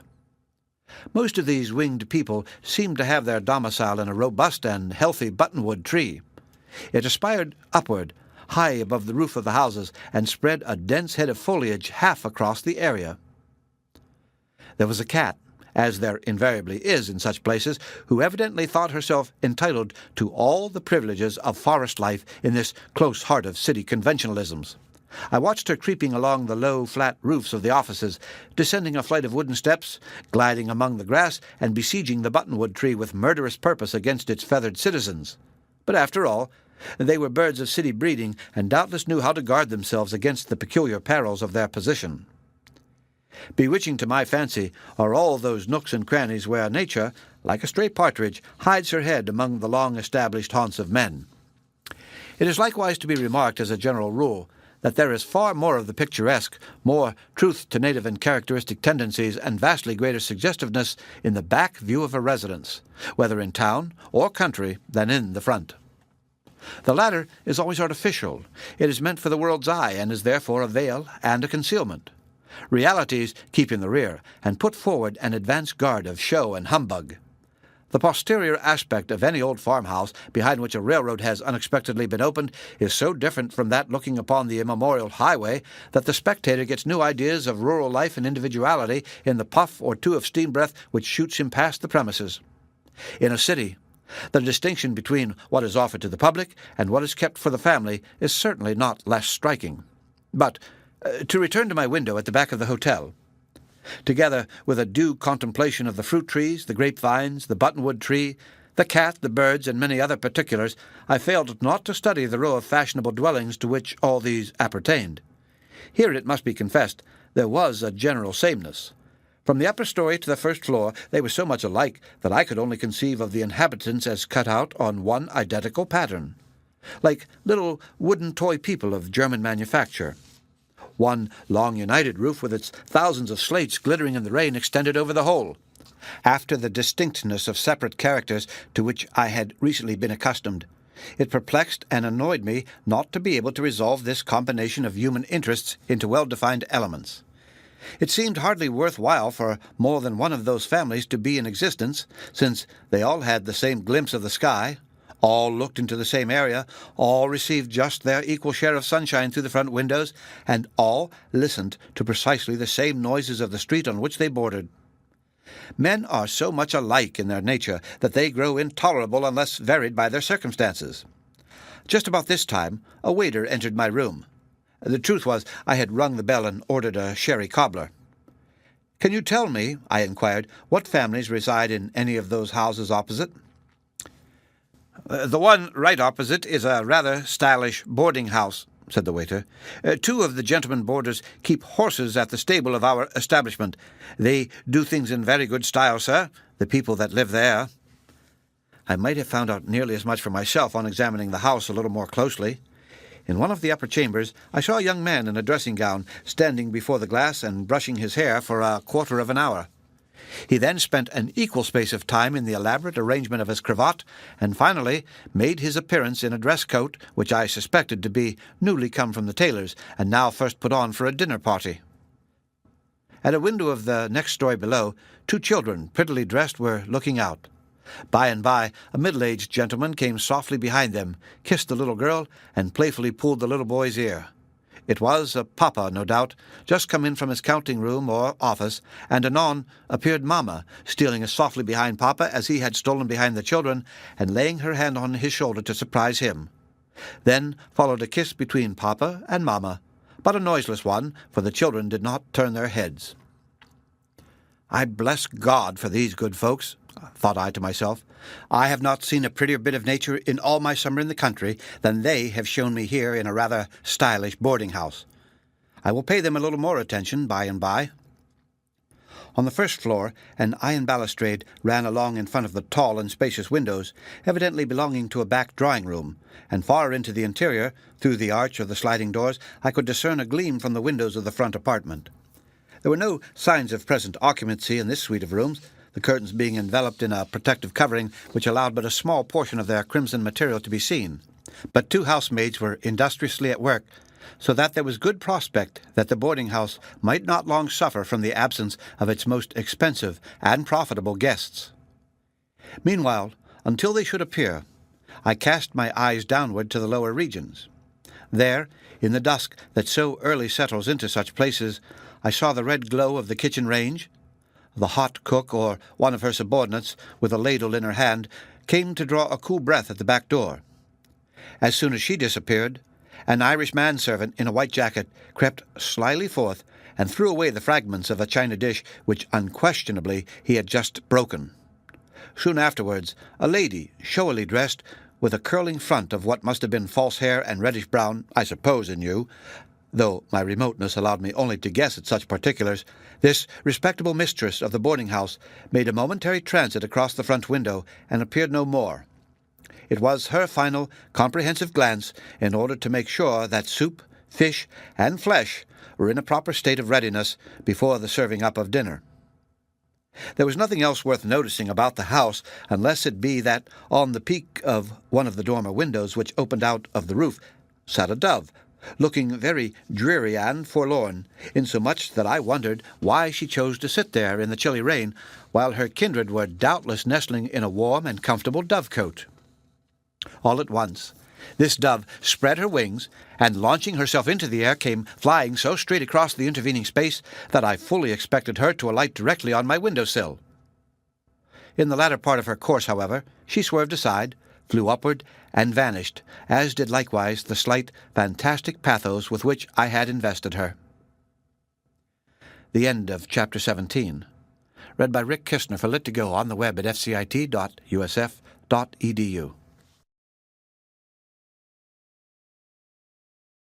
The Blithedale Romance by Nathaniel Hawthorne.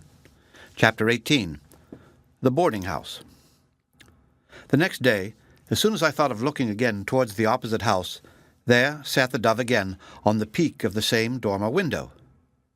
It was by no means an early hour, for the preceding evening I had ultimately mustered enterprise enough to visit the theatre, had gone late to bed, and slept beyond all limit in my remoteness from Silas Foster's awakening horn. Dreams had tormented me throughout the night.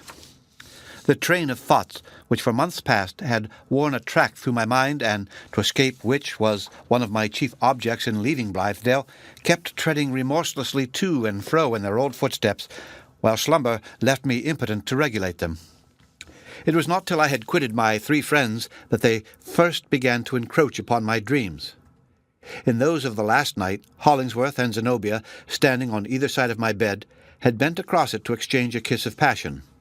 Priscilla, beholding this, for she seemed to be peeping in at the chamber window, had melted gradually away, and left only the sadness of her expression in my heart.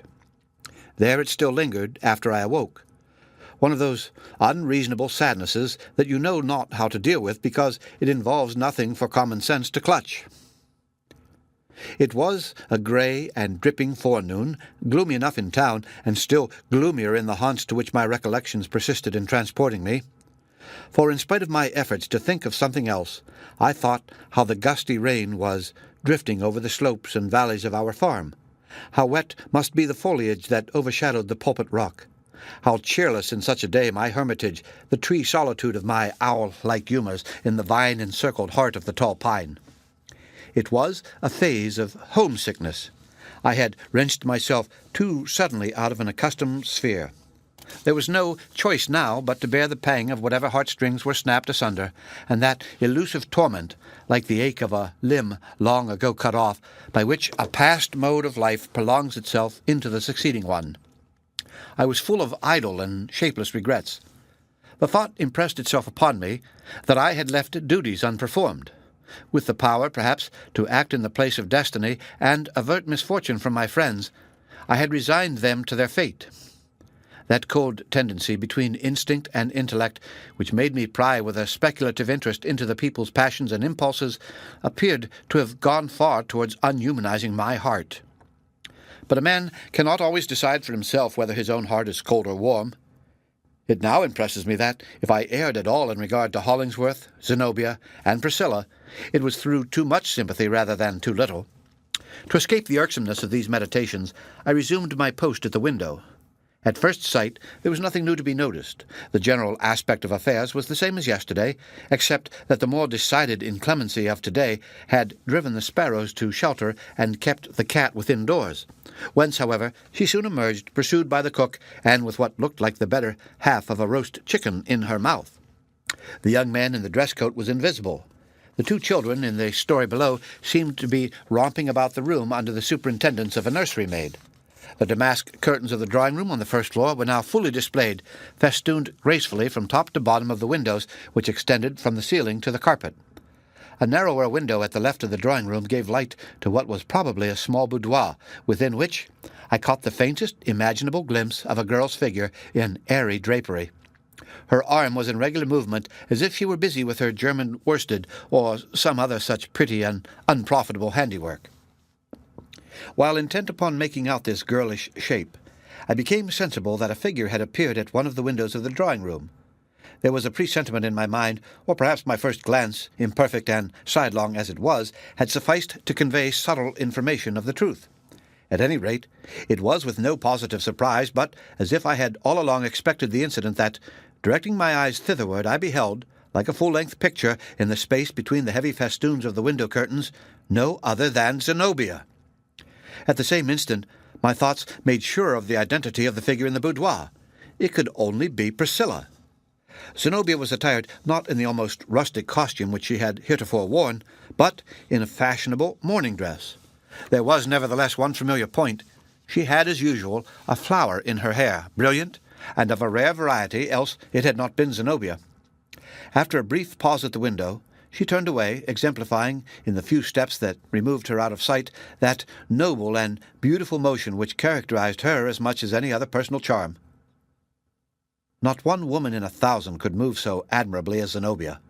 Many women can sit gracefully, some can stand gracefully, and a few perhaps can assume a series of graceful positions. But natural movement is the result and expression of the whole being, and cannot be well and nobly performed unless responsive to something in the character. I often used to think that music, light and airy, wild and passionate, or the full harmony of stately marches in accordance with her varying mood, should have attended Zenobia's footsteps. I waited for her reappearance. It was one peculiarity, distinguishing Zenobia from most of her sex, that she needed for her moral well-being, and never would forego, a large amount of physical exercise. At Blythedale, no inclemency of sky or muddiness of earth had ever impeded her daily walks. Here in town, she probably preferred to tread the extent of the two drawing-rooms and measure out the miles by spaces of 40 feet, rather than bedraggle her skirts over the sloppy pavements. Accordingly, in about the time requisite to pass through the arch of the sliding doors to the front window and to return upon her steps, there she stood again, between the festoons of the crimson curtains. But another personage was now added to the scene. Behind Zenobia appeared that face which I had first encountered in the wood-path. The man who had passed side by side with her in such mysterious familiarity and estrangement beneath my vine-curtained hermitage in the tall pine-tree. It was Westervelt, and though he was looking closely over her shoulder, it still seemed to me, as on the former occasion, that Zenobia repelled him, that, perchance, they mutually repelled each other by some incompatibility of their spheres. This impression, however, might have been altogether the result of fancy and prejudice in me. The distance was so great as to obliterate any play of feature by which I might otherwise have been made a partaker of their counsels. There now needed only Hollingsworth and old Moody to complete the knot of characters, whom a real intricacy of events, greatly assisted by my method of insulating them from other relations, had kept so long upon my mental stage as actors in a drama. In itself, perhaps, it was no very remarkable event that they should thus come across me at the moment when I imagined myself free. Zenobia, as I well knew, had retained an establishment in town, and had not unfrequently withdrawn herself from Blythedale during brief intervals, on one of which occasion she had taken Priscilla along with her. Nevertheless, there seemed something fatal in the coincidence that had borne me to this one spot of all others in a great city, and transfixed me there, and compelled me again to waste my already wearied sympathies on affairs which were none of mine, and persons who cared little for me. It irritated my nerves. It affected me with a kind of heart-sickness. After the effort which it cost me to fling them off, after consummating my escape, as I thought, from these goblins of flesh and blood, and pausing to revive myself with a breath or two of an atmosphere in which they should have no share, It was a positive despair to find the same figures arraying themselves before me and presenting their old problem in a shape that made it more insoluble than ever. I began to long for a catastrophe. If the noble temper of Hollingsworth's soul were doomed to be utterly corrupted by the too powerful purpose which had grown out of what was noblest in him, if the rich and generous qualities of Zenobia's womanhood might not save her, if Priscilla must perish by her tenderness and faith so simple and so devout, then be it so. Let it all come. As for me, I would look on, as it seemed my part to do, understandingly, if my intellect could fathom the meaning and the moral, and at all events reverently and sadly. The curtain fallen, I would pass onward with my poor individual life, which was now attenuated of much of its proper substance and diffused among many alien interests. Meanwhile, Zenobia and her companion had retreated from the window. Then followed an interval during which I directed my eyes towards the figure in the boudoir. Most certainly it was Priscilla, although dressed with a novel and fanciful elegance. The vague perception of it, as viewed so far off, impressed me as if she had suddenly passed out of a chrysalis state and put forth wings. Her hands were not now in mutton. She had dropped her work, and sat with her head thrown back in the same attitude that I had seen several times before, when she seemed to be listening to an imperfectly distinguished sound. Again, the two figures in the drawing-room became visible. They were now a little withdrawn from the window, face to face, and as I could see by Zenobia's emphatic gestures, were discussing some subject in which she, at least, felt a passionate concern. By and by, she broke away and vanished beyond my ken. Westervelt approached the window and leaned his forehead against a pane of glass, displaying the sort of smile on his handsome features which, when I had before met him, had let me into the secret of his gold-bordered teeth. Every human being, when given over to the devil, is sure to have the wizard mark upon him in one form or another. I fancied that this smile, with its peculiar revelation, was the devil's signet on the professor. This man, as I had soon reason to know, was endowed with a cat-like circumspection, and though precisely the most unspiritual quality in the world, it was almost as effective as spiritual insight in making him acquainted with whatever it suited him to discover. He now proved it, considerably to my discomfiture, by detecting and recognizing me at my post of observation. Perhaps I ought to have blushed at being caught in such an evident scrutiny of Professor Westervelt and his affairs. Perhaps I did blush. Be that as it might, I retained presence of mind enough not to make my position yet more irksome by the poltroonery of drawing back. Westervelt looked into the depths of the drawing-room and beckoned. Immediately afterwards, Zenobia appeared at the window with colour much heightened, and eyes which, as my conscience whispered me, were shooting bright arrows, barbed with scorn, across the intervening space, directed full at my sensibilities as a gentleman. If the truth must be told, far as her flight-shot was, those arrows hit the mark. She signified her recognition of me by a gesture with her head and hand, comprising at once a salutation and dismissal. The next moment she administered one of those pitiless rebukes which a woman always has at hand, ready for an offence, and which she so seldom spares on due occasion, by letting down a white linen curtain between the festoons of the damask ones. It felt like the drop curtain of a theatre in the interval between the acts. Priscilla had disappeared from the boudoir, but the dove still kept her desolate perch on the peak of the attic window. The end of Chapter 18. Read by Rick Kistner for Lit to Go on the web at fcit.usf.edu.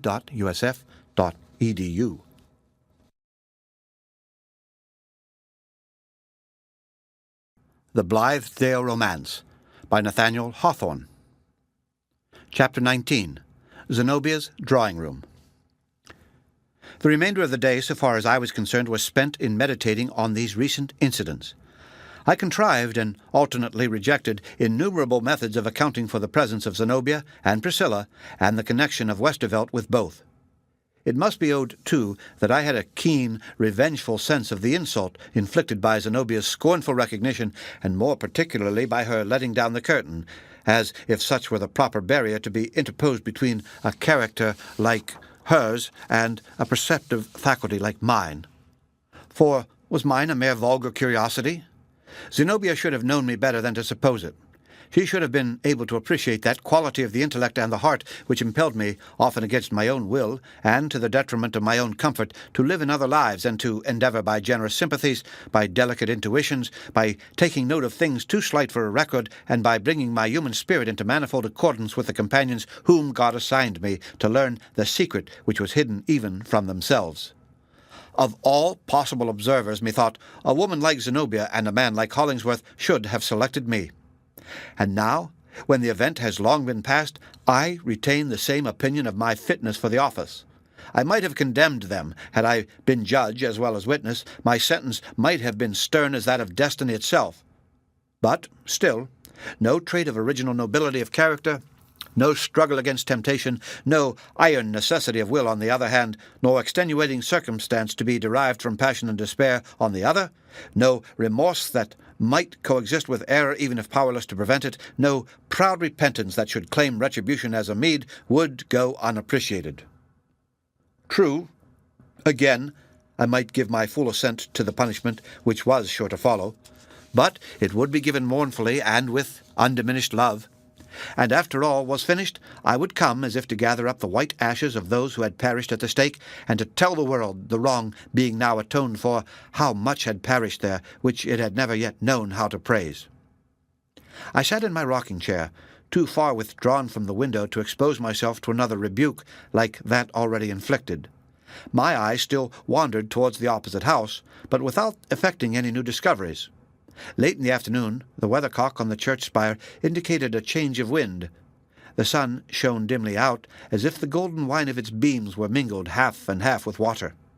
Nevertheless, they kindled up the whole range of edifices, threw a glow over the windows, glistened on the wet roofs, and, slowly withdrawing upward, perched upon the chimney-tops. Thence they took a higher flight and lingered an instant on the tip of the spire, making it the final point of more cheerful light in the whole sombre scene. The next moment it was all gone. The twilight fell into the area like a shower of dusky snow, and before it was quite dark, the gong of the hotel summoned me to tea. When I returned to my chamber, the glow of an astral lamp was penetrating mistily through the white curtain of Zenobia's drawing-room. The shadow of a passing figure was now and then cast upon this medium, but with too vague an outline for even my adventurous conjectures to read the hieroglyphic that it presented. All at once it occurred to me how very absurd was my behavior in thus tormenting myself with crazy hypotheses as to what was going on within that drawing-room, when it wasn't my option to be personally present there. My relations with Zenobia, as yet unchanged, as a familiar friend, and associated in the same lifelong enterprise, gave me the right, and made it no more than kindly courtesy demanded, to call on her. Nothing except our habitual independence of conventional rules at Blythedale could have kept me from sooner recognizing this duty. At all events, it should now be performed. In compliance with this sudden impulse, I soon found myself actually within the house, the rear of which, for 2 days past, I had been so sedulously watching. A servant took my card, and immediately returning, ushered me upstairs. On the way, I heard a rich and, as it were, triumphant burst of music from a piano, in which I felt Zenobia's character, although heretofore I had known nothing of her skill upon the instrument. 2 or 3 canary birds, excited by this gush of sound, sang piercingly and did their utmost to produce a kindred melody.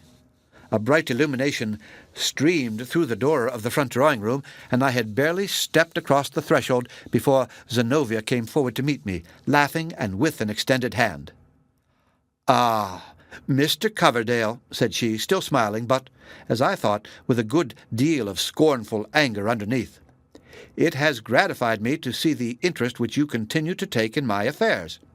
I have long recognized you as a sort of transcendental Yankee, with all the native propensity of your countrymen to investigate matters that come within their range, but rendered almost poetical in your case by the refined methods which you adopt for its gratification.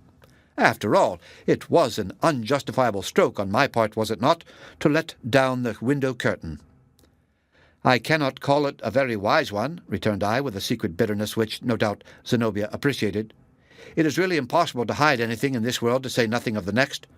All that we ought to ask, therefore, is that the witness of our conduct and the speculators on our motives should be capable of taking the highest view which the circumstances of the case may admit. So much being secured, I, for one, would be most happy in feeling myself followed everywhere by an indefatigable human sympathy. "We must trust for intelligent sympathy to our guardian angels, if any there be," said Zenobia.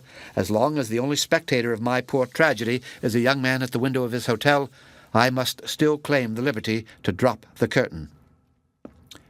While this passed, as Zenobia's hand was extended, I had applied the very slightest touch of my fingers to her own. In spite of an external freedom, her manner made me sensible that we stood upon no real terms of confidence. The thought came sadly across me how great was the contrast betwixt this interview and our first meeting. Then, in the warm light of the country fireside, Zenobia had greeted me cheerily and hopefully with a full sisterly grasp of the hand, conveying as much kindness in it as other women could have evinced by the pressure of both arms around my neck, or by yielding a cheek to the brotherly salute. The difference was as complete as between her appearance at that time, so simply attired, and with only the one superb flower in her hair, and now when her beauty was set off by all that dress and ornament could do for it. And they did much. Not indeed that they created or added anything to what nature had lavishly done for Zenobia, but these costly robes which she had on, these flaming jewels on her neck, served as lamps to display the personal advantages which require nothing less than such an illumination to be fully seen. Even her characteristic flower, though it seemed to be still there, had undergone a cold and bright transfiguration. It was a flower exquisitely imitated in jeweller's work, and imparting the last touch that transformed Zenobia into a work of art. "I scarcely feel," I could not forbear saying, "as if we had ever met before. How many years ago it seems since we last sat beneath Elliot's pulpit, with Hollingsworth extended on the fallen leaves and Priscilla at his feet. Can it be, Zenobia, that you ever really numbered yourself with our little band of earnest, thoughtful, philanthropic labourers?" "Those ideas have their time and place," she answered coldly, "but I fancy it must be a very circumscribed mind that can find room for no others." Her manner bewildered me. Literally, moreover, I was dazzled by the brilliancy of the room. A chandelier hung down in the centre, glowing with I know not how many lights. There were separate lamps also on 2 or 3 tables, and on marble brackets, adding their white radiance to that of the chandelier. The furniture was exceedingly rich. Fresh from our old farmhouse, with its homely board and benches in the dining-room, and a few wicker chairs in the best parlour, it struck me that here was the fulfilment of every fantasy of an imagination revelling in various methods of costly self-indulgence and splendid ease. Pictures, marbles, vases, in brief, more shapes of luxury than there could be any object in enumerating, except for an auctioneer's advertisement, and the whole repeated and doubled by the reflection of a great mirror which showed me Zenobia's proud figure likewise, and my own. It cost me, I acknowledge, a bitter sense of shame to perceive in myself a positive effort to bear up against the effect which Zenobia sought to impose on me. I reasoned against her in my secret mind, and strove so to keep my footing. In the gorgeousness with which she had surrounded herself, in the redundance of personal ornament which the largeness of her physical nature and the rich type of her beauty caused to seem so suitable, I malevolently beheld the true character of the woman, passionate, luxurious, lacking simplicity, not deeply refined, incapable of pure and perfect taste. But the next instant she was too powerful for all my opposing struggles. I saw how fit it was that she should make herself as gorgeous as she pleased, and should do 1,000 things that would have been ridiculous in the poor, thin, weakly characters of other women. To this day, however, I hardly know whether I then beheld Zenobia in her truest attitude, or whether that were the truer one in which she had presented herself at Blythedale. In both there was something like the illusion which a great actress flings around her. "Have you given up Blythedale forever?" I inquired. "Why should you think so?" asked she.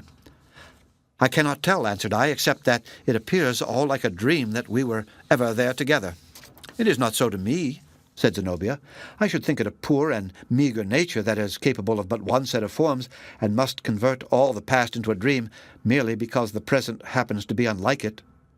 Why should we be content with our homely life of a few months past to the exclusion of all other modes? It was good, but there are other lives as good or better. Not, you will understand, that I condemn those who give themselves up to it more entirely than I, for myself, should deem it wise to do." It irritated me, this self-complacent, condescending, qualified approval and criticism of a system to which many individuals, perhaps as highly endowed as our gorgeous Zenobia, had contributed their all of earthly endeavour and their loftiest aspirations. I determined to make proof if there were any spell that would exorcise her out of the part which she seemed to be acting. She should be compelled to give me a glimpse of something true, some nature, some passion, no matter whether right or wrong, provided it were real. "Your allusion to that class of circumscribed characters who can live only in one mode of life," remarked I coolly, "reminds me of our poor friend Hollingsworth. Possibly he was in your thoughts when you spoke thus." Poor fellow! It is a pity that, by the fault of a narrow education, he should have so completely immolated himself to that one idea of his, especially as the slightest modicum of common sense would teach him its utter impracticality. Now that I have returned into the world and can look at his project from a distance, it requires all my real regard for this respectable and well-intentioned man to prevent me laughing at him as I find society at large does. Zenobia's eyes darted lightning. Her cheeks flushed. The vividness of her expression was like the effect of a powerful light flaming up suddenly within her. My experiment had fully succeeded. She had shown me the true flesh and blood of her heart by thus involuntarily resenting my slight, pitying, half-kind, half-scornful mention of the man who was all in all with her. She herself probably felt this, for it was hardly a moment before she tranquilized her uneven breath and seemed as proud and self-possessed as ever. "I rather imagine," said she quietly, "that your appreciation falls short of Mr. Hollingworth's just claims. Blind enthusiasm, absorption in one idea, I grant, is generally ridiculous and must be fatal to the respectability of an ordinary man. It requires a very high and powerful character to make it otherwise. But a great man, as perhaps you do not know, attains his normal condition only through the inspiration of one great idea.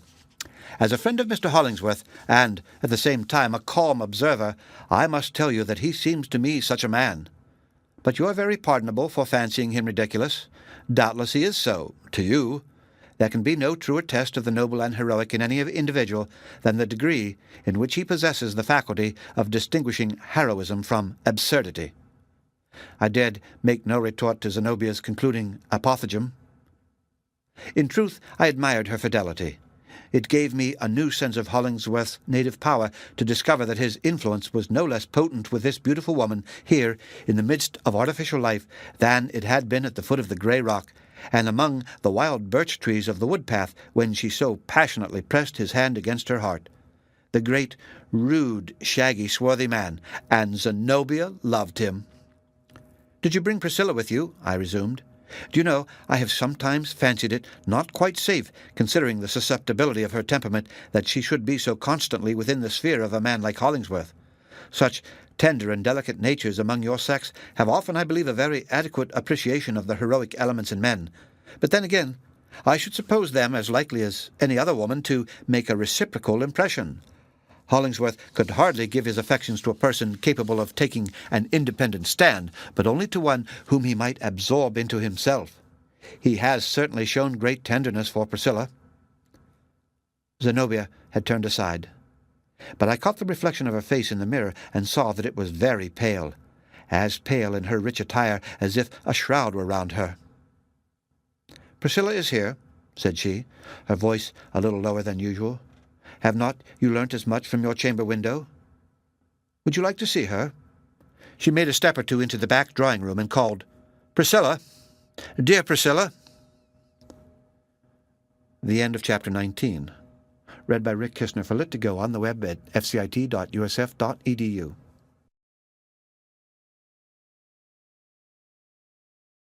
The Blithedale Romance by Nathaniel Hawthorne.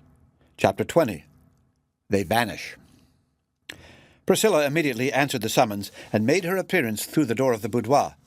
I had conceived the idea, which I now recognize as a very foolish one, that Zenobia would have taken measures to debar me from an interview with this girl, between whom and herself there was so utter an opposition of their dearest interest, that, on one part or the other, a great grief, if not likewise a great wrong, seemed a matter of necessity.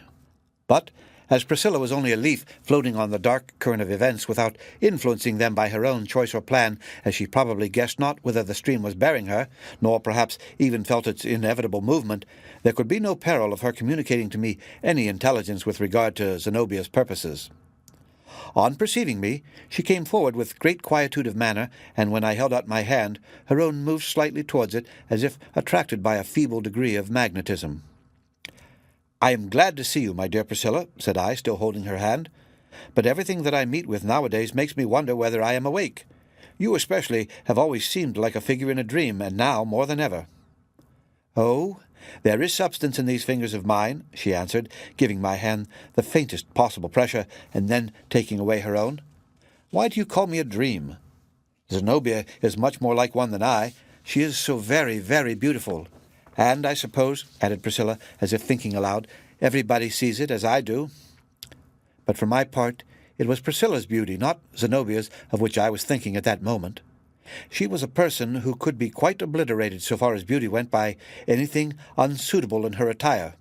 Her charm was not positive and material enough to bear up against a mistaken choice of colour, for instance, or fashion.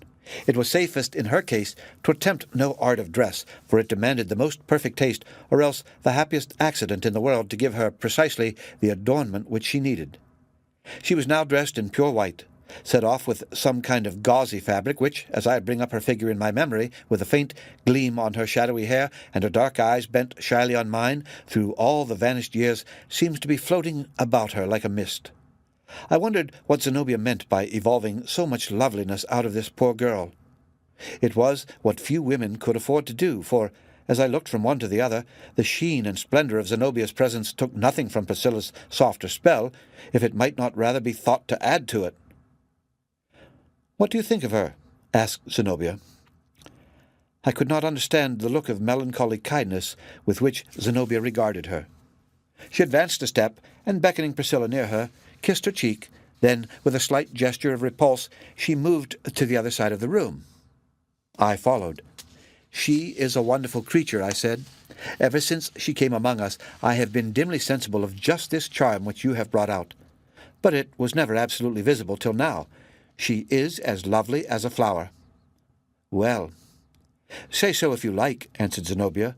"You are a poet, at least as poets go nowadays, and must be allowed to make an opera-glass of your imagination when you look at women. I wonder, in such Arcadian freedom of falling in love as we have lately enjoyed, it never occurred to you to fall in love with Priscilla. In society, indeed, a genuine American never dreams of stepping across the inappreciable air-line which separates one class from another. But what was rank to the colonists of Blythedale?" "There were other reasons," I replied, "why I should have demonstrated myself an ass had I fallen in love with Priscilla. By the by, has Hollingsworth ever seen her in this dress?" "Why do you bring up his name at every turn?" asked Zenobia in an undertone, and with a malign look which wandered from my face to Priscilla's. "You know not what you do. It is dangerous, sir, believe me, to tamper thus with earnest human passions out of your own mere idleness, and for your own sport. I will endure it no longer. Take care that it does not happen again, I warn you." "You partly wrong me, if not wholly," I responded. "It is an uncertain sense of some duty to perform that brings my thoughts, and therefore my words, continuously to that one point." "Oh, this stale excuse of duty," said Zenobia, in a whisper so full of scorn that it penetrated me like the hiss of a serpent. "I have often heard it before from those who sought to interfere with me, and I know precisely what it signifies.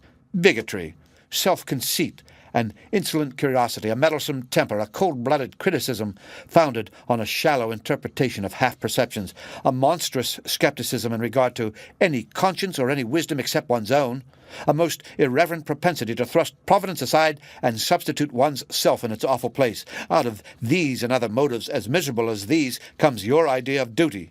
But beware, sir, with all your fancied acuteness, you step blindfold into these affairs. For any mischief that may follow your interference, I hold you responsible." It was evident that, with but a little further provocation, the lioness would turn to bay, if indeed such were not her attitude already. I bowed, and not very well knowing what else to do, was about to withdraw. But glancing again towards Priscilla, who had retreated into a corner, there fell upon my heart an intolerable burden of despondency. the purport of which I could not tell, but only felt it to bear reference to her. I approached her and held out my hand, a gesture, however, to which she made no response.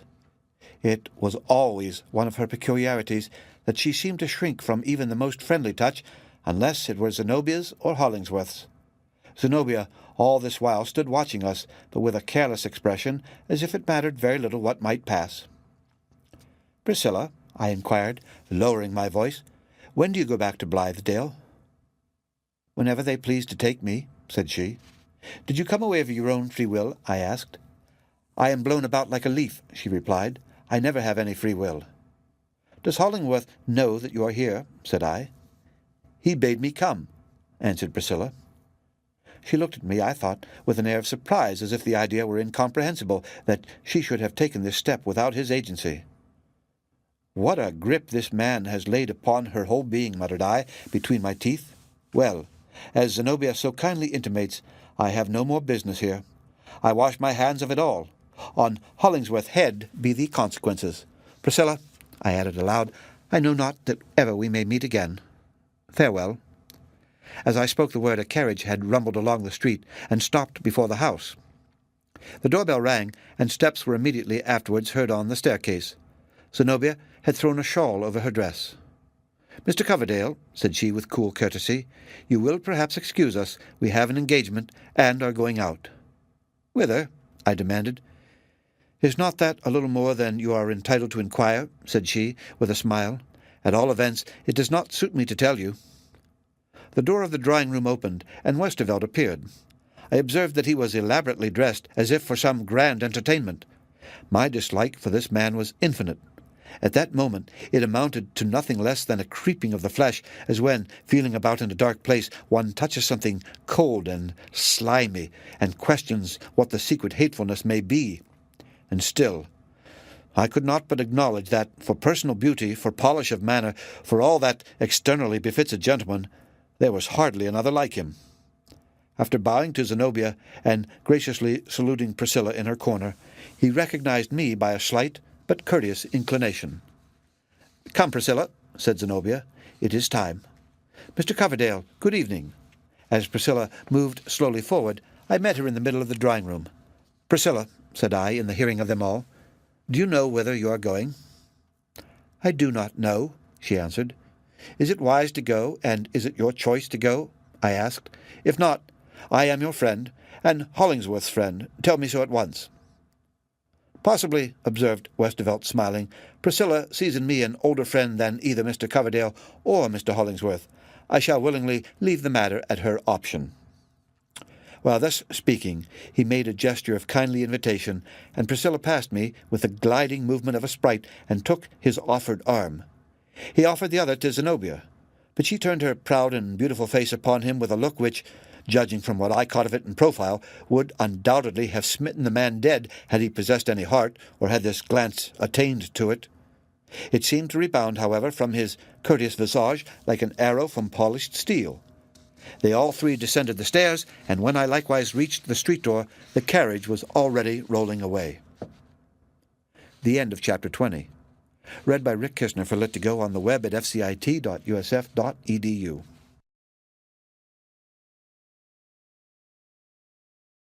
The Blithedale Romance by Nathaniel Hawthorne. Chapter 22. Fontleroy. 25 years ago, at the epoch of this story, there dwelt in one of the Middle States a man whom we shall call Fontleroy, a man of wealth and magnificent tastes and prodigal expenditure. His home might almost be styled a palace, his habits, in the ordinary sense, princely. His whole being seemed to have crystallized itself into an external splendor, wherewith he glittered in the eyes of the world and had no other life than upon this gaudy surface.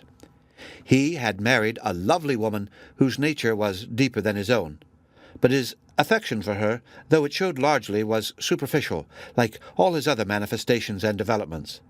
He did so not truly keep this noble creature in his heart, as wear her beauty for the most brilliant ornament of his outward state.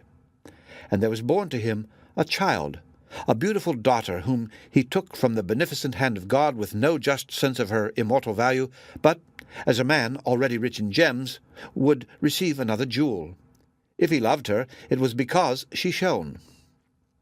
After Fauntleroy had thus spent a few empty years coruscating continually an unnatural light, the source of it, which was merely his gold, began to grow more shallow, and finally become exhausted.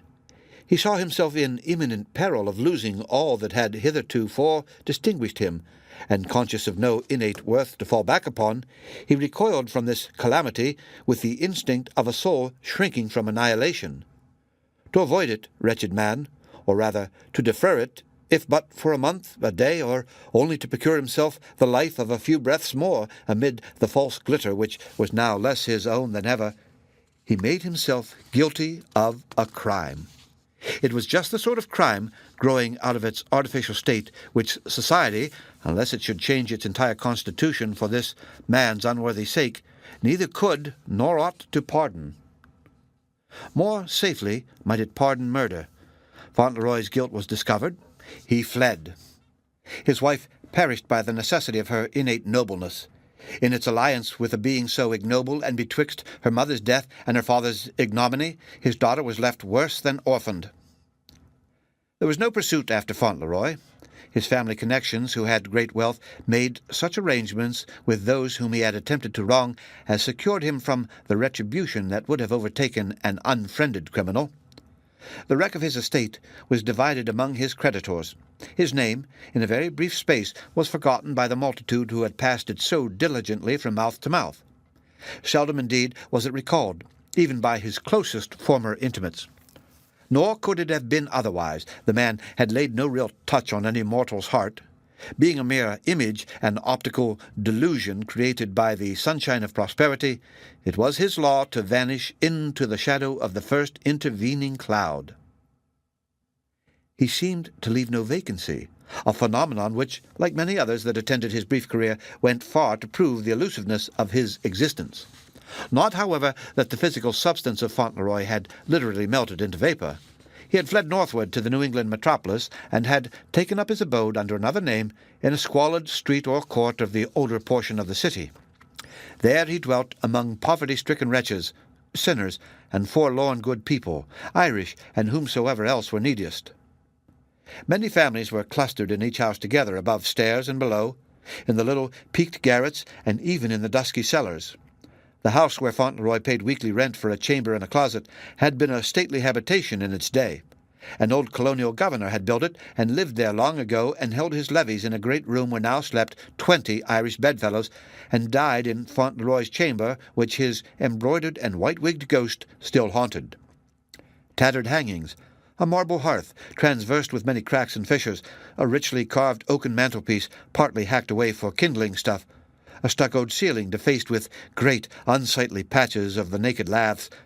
Such was the chamber's aspect, as if, with its splinters and rags of dirty splendor, it were a kind of practical jibe at this poor, ruined man of show.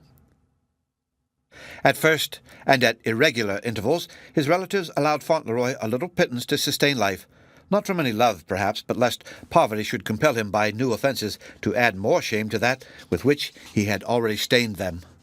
But he showed no tendency to further guilt. His character appeared to have been radically changed, as indeed, from its shallowness it well might, by his miserable fate, or, it may be, the traits now seen in him were portions of the same character presenting itself in another phase. Instead of any longer seeking to live in the sight of the world, his impulse was to shrink into the nearest obscurity, and to be unseen of men, were it possible, even while standing before their eyes. He had no pride. It was all trodden in the dust. No ostentation, for how could it survive when there was nothing left of Fauntleroy save penury and shame? His very gait demonstrated that he would gladly have faded out of view and have crept about invisibly for the sake of sheltering himself from the irksomeness of a human glance. Hardly it was averted, within the memory of those who knew him now, had he the hardihood to show his full front to the world. He skulked in corners, and crept about in a sort of noonday twilight, making himself grey and misty at all hours with his morbid intolerance of sunshine. In his torpid despair, however, he had done an act which that condition of the spirit seems to prompt almost as often as prosperity and hope. Fauntleroy was again married. He had taken to wife a forlorn, meek-spirited, feeble young woman, a seamstress whom he found dwelling with her mother in a contiguous chamber of the old gubernatorial residence. This poor phantom, as the beautiful and noble companion of his former life had done, brought him a daughter. And sometimes, as from one dream into another, Fauntleroy looked forth out of his present grimy environment into that past magnificence, and wondered whether the grandee of yesterday or the pauper of today were real. But, in my mind, the one and the other were alike impalpable. In truth, it was Fauntleroy's fatality to behold whatever he touched dissolve. After a few years, his second wife, dim shadow that she had always been, faded finally out of the world, and left Fauntleroy to deal as he might with their pale and nervous child.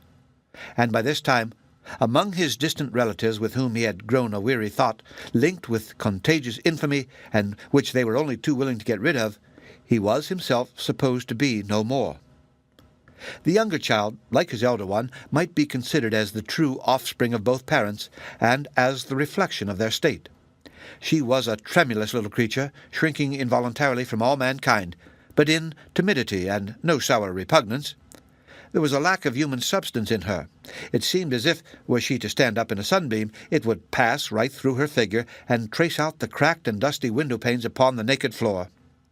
But nevertheless, the poor child had a heart, and from her mother's gentle character she had inherited a profound and still capacity of affection. And so her life was one of love.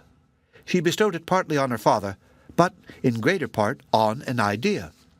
For Fauntleroy, as they sat by their cheerless fireside, which was no fireside in truth, but only a rusty stove, had often talked to the little girl about his former wealth, the noble loveliness of his first wife, and the beautiful child whom she had given him. Instead of the fairy tales which other parents tell, he told Priscilla this, and out of the loneliness of her sad little existence, Priscilla's love grew and tended upward, and twined itself perseveringly around this unseen sister, as a grapevine might strive to clamber out of a gloomy hollow among the rocks and embrace a young tree standing in the sunny warmth above. It was almost like a worship, both in its earnestness and its humility, nor was it the less humble, though the more earnest, because Priscilla could claim human kindred with the being whom she so devoutly loved. As with worship, too, it gave her soul the refreshment of a purer atmosphere. Save for this singular, this melancholy and yet beautiful affection, the child could hardly have lived, or had she lived, with a heart shrunken for lack of any sentiment to fill it, she must have yielded to the barren miseries of her position, and have grown to womanhood characterless and worthless. But now, amid all the sombre coarseness of her father's outward life and of her own, Priscilla had a higher and imaginative life within. Some faint gleam thereof was often visible upon her face. It was as if, in her spiritual visits to her brilliant sister, a portion of the latter's brightness had permeated our dim Priscilla, and still lingered, shedding a faint illumination through the cheerless chamber after she came back. As the child grew up, so pallid and so slender, and with much unaccountable nervousness, and all the weaknesses of neglected infancy still haunting her, the gross and simple neighbors whispered strange things about Priscilla. The big red Irish matrons, whose innumerable progeny swarmed out of the adjacent doors, used to mock at the pale western child. They fancied, or at least affirmed it between jest and earnest, that she was not so solid flesh and blood as other children, but mixed largely with a thinner element. They called her Ghost Child, and said that she could indeed vanish when she pleased, but could never, in her densest moments, make herself quite visible. The sun at midday would shine through her. In the first grey of the twilight, she lost all the distinctness of her outline, and if you followed the dim thing into a dark corner, behold, she was not there. And it was true that Priscilla had strange ways and stranger words when she uttered any words at all. Never stirring out of the old governor's dusky house, she sometimes talked of distant places and splendid rooms as if she had just left them. Hidden things were visible to her, at least so the people inferred from obscure hints escaping unawares out of her mouth, and silence was audible. And In all the world there was nothing so difficult to be endured by those who had any dark secret to conceal as the glance of Priscilla's timid and melancholy eyes. Her peculiarities were the theme of continual gossip among the other inhabitants of the gubernatorial mansion. The rumour spread thence into a wider circle.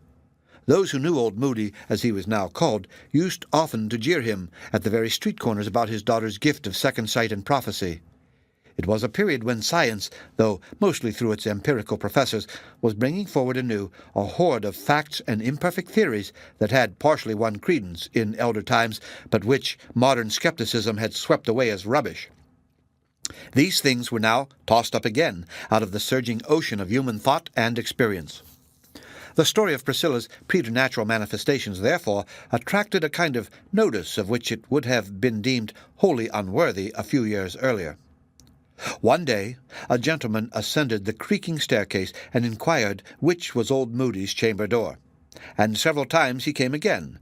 He was a marvellously handsome man, still youthful, too, and fashionably dressed, except that Priscilla in those days had no beauty, and in the languor of her existence had not yet blossomed into womanhood. There would have been rich food for scandal in these visits, for the girl was unquestionably their sole object, although her father was supposed always to be present. But, it must likewise be added, there was something about Priscilla that calumny could not meddle with, and thus far was she privileged either by the preponderance of what was spiritual, or the thin and watery blood that left her cheeks so pallid. Yet if the busy tongues of the neighbourhood spared Priscilla in one way, they made themselves amends by renewed and wilder babble on another score. They averred that the strange gentleman was a wizard, and that he had taken advantage of Priscilla's lack of earthly substance to subject her to himself as his familiar spirit, through whose medium he gained cognizance of whatever happened in regions near or remote. The boundaries of his power were defined by the verge of the pit of Tartarus on the one hand, and the third sphere of the celestial world on the other. Again, they declared their suspicion that the wizard, with all his show of manly beauty, was really an aged and wizened figure, or else that his semblance of a human body was only a necromantic, or perhaps a mechanical contrivance in which a demon walked about.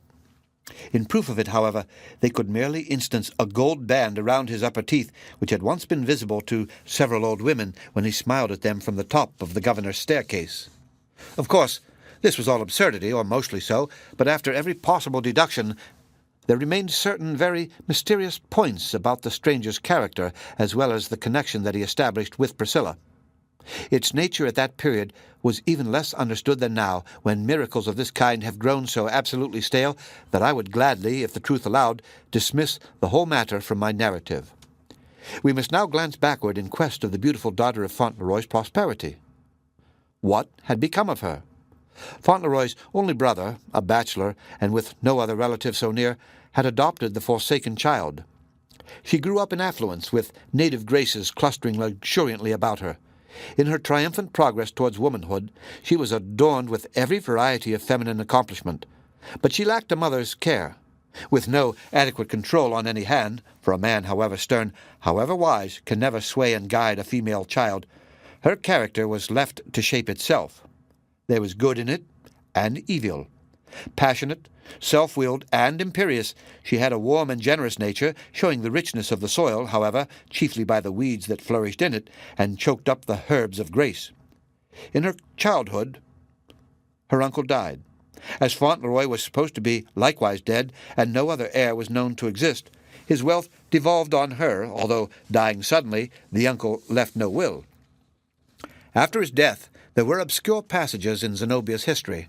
There were whispers of an attachment, and even a secret marriage with a fascinating and accomplished but unprincipled young man. The incidents and appearances, however, which led to this surmise soon passed away and were forgotten. Nor was her reputation seriously affected by the report. In fact, so great was her native power and influence, and such seemed the careless purity of her nature, that whatever Zenobia did was generally acknowledged as right for her to do. The world never criticized her so harshly as it does most women who transcend its rules. It almost yielded its assent when it beheld her stepping out of the common path and asserting the more extensive privileges of her sex, both theoretically and by her practice. The sphere of ordinary womanhood was felt to be narrower than her development required. A portion of Zenobia's more recent life is told in the foregoing pages. partly in earnest, and, I imagine, as was her disposition, half in a proud jest, or in a kind of recklessness that had grown upon her out of some hidden grief, she had given her countenance, and promised liberal pecuniary aid to our experiment of a better social state.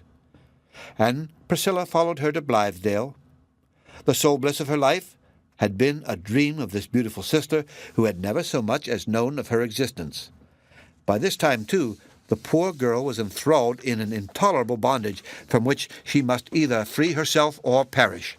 She deemed herself safest near Zenobia, into whose large heart she hoped to nestle. One evening, months after Priscilla's departure, when Moody, or shall we call him Fontleroy, was sitting alone in his state chamber of the old governor, there came footsteps up the staircase. There was a pause on the landing-place. A lady's musical yet haughty accents were heard making an inquiry from some denizen of the house who had thrust a head out of a contiguous chamber. There was then a knock at Moody's door. "Come in," said he. And Zenobia entered. The details of the interview that followed being unknown to me, while, notwithstanding it would be a pity quite to lose the picturesqueness of the situation, I shall attempt to sketch it mainly from fancy, although with some general grounds of surmise in regard to the old man's feelings. She gazed wonderingly at the dismal chamber, dismal to her who beheld it only for an instant, and how much more so to him, into whose brain each bare spot on the ceiling, every tatter of the paper hangings, and all the splintered carvings of the mantelpiece seen wearily through long years, had worn their several prints. Inexpressibly miserable is this familiarity with objects that have been, from the first, disgustful. "I have received a strange message," said Zenobia, after a moment's silence, "requesting, or rather enjoining it upon me to come hither. Rather from curiosity than any other motive, and because, though a woman, I have not all the timidity of one, I have complied. Can it be you, sir, who thus summoned me?" "It was," answered Moody. "And what was your purpose?" she continued. "You require charity, perhaps? In that case, the message might have been more fitly worded, but you are old and poor, and age and poverty should be allowed their privileges. Tell me, therefore, to what extent you need my aid." "Put up your purse," said the supposed mendicant with an inexplicable smile. "Keep it. Keep all your wealth until I demand it all or none. My message had no such end in view. You are beautiful, they tell me, and I desired to look at you." He took the one lamp that showed the discomfort and sordidness of his abode, and approached Zenobia, held it up so as to gain the more perfect view of her from top to toe. So obscure was the chamber that you could see the reflection of her diamonds thrown upon the dingy wall and flickering with the rise and fall of Zenobia's breath. It was the splendor of those jewels on her neck, like lamps that burn before some fair temple, and the jeweled flower in her hair, more than the murky yellow light, that helped him to see her beauty. But he beheld it, and grew proud at heart. His own figure, in spite of his mean habiliments, assumed an air of state and grandeur. "It is well," cried old Moody. "Keep your wealth. You are right worthy of it. Keep it, therefore, but with one condition only." Zenobia thought the old man beside himself, and was moved with pity. "Have you none to care for you?" asked she. "No daughter, no kind-hearted neighbor, no means of procuring the attendance which you need? Tell me once again, can I do nothing for you?" "Nothing," he replied. "I have beheld what I wished. Now, leave me. Linger not a moment longer, or I may be tempted to say what would bring a cloud over that queenly brow. Keep all your wealth, but with only this one condition. Be kind, be no less kind than sisters are to my poor Priscilla." And, it may be after Zenobia withdrew, Fauntleroy paced his gloomy chamber and communed with himself as follows, or at all events it is the only solution which I can offer of the enigma presented in his character. "I am unchanged, the same man of yore," said he. "True. My brother's wealth, he dying intestate, is legally my own. I know it. Yet of my own choice I live a beggar, and go meanly clad, and hide myself behind a forgotten ignominy. Looks like this ostentation? Ha! But in Zenobia I live again, beholding her so beautiful, so fit to be adorned with all imaginable splendor of outward state. The cursed vanity which, half a lifetime since, drops off like tatters of once gaudy apparel from my debased and ruined person, is all renewed for her sake. Were I to reappear, my shame would go with me from darkness into daylight. Zenobia has the splendor and not the shame. Let the world admire her and be dazzled by her, the brilliant child of my prosperity. It is Fontleroy that still shines through her. But then perhaps another thought occurred to him. My poor Priscilla! And am I just to her in surrendering all to this beautiful Zenobia? Priscilla! I love her best, I love her only, but with shame, not pride, so dim, so pallid, so shrinking, the daughter of my long calamity. Wealth were but a mockery in Priscilla's hands. What is its use except to fling a golden radiance around those who grasp it? Yet let Zenobia take heed. Priscilla shall have no wrong. But while the man of show thus meditated, that very evening, so far as I can adjust the dates of these strange incidents, Priscilla, poor pallid flower, was either snatched from Zenobia's hand or flung wilfully away. The end of Chapter 22. Read by Rick Kishner for Lit to Go on the web at fcit.usf.edu.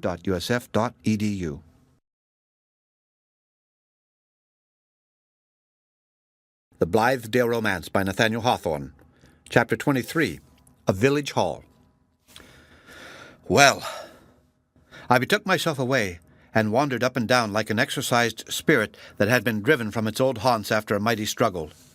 It takes down the solitary pride of man beyond most other things to find the impracticability of flinging aside affections that have grown irksome. The bands that were silken once are apt to become iron fetters when we desire to shake them off. Our souls, after all, are not our own. We convey a property in them to those with whom we associate, but to what extent can never be known until we feel the tug, the agony of our abortive effort to resume an exclusive sway over ourselves. Thus, in all the weeks of my absence, my thoughts continually reverted back, brooding over the bygone months, and bringing up incidents that seemed hardly to have left a trace of themselves in their passage. I spent painful hours in recalling these trifles, and rendering them more misty and unsubstantial than at first by the quantity of speculative musing thus needed in with them. Hollingsworth, Zenobia, Priscilla, these three had absorbed my life into themselves. Together with an inexpressible longing to know their fortunes, there was likewise a morbid resentment of my own pain, and a stubborn reluctance to come again within their sphere. All that I learned of them, therefore, was comprised in a few brief and pungent squibs, such as the newspapers were then in the habit of bestowing on our socialist enterprise. There was one paragraph which, if I rightly guessed its purport, bore reference to Zenobia, but was too darkly hinted to convey even thus much of certainty. Hollingsworth, too, with his philanthropic project, afforded the penny-a-liners a theme for some savage and bloody-minded jokes, and considerably to my surprise, they affected me with as much indignation as if we had still been friends.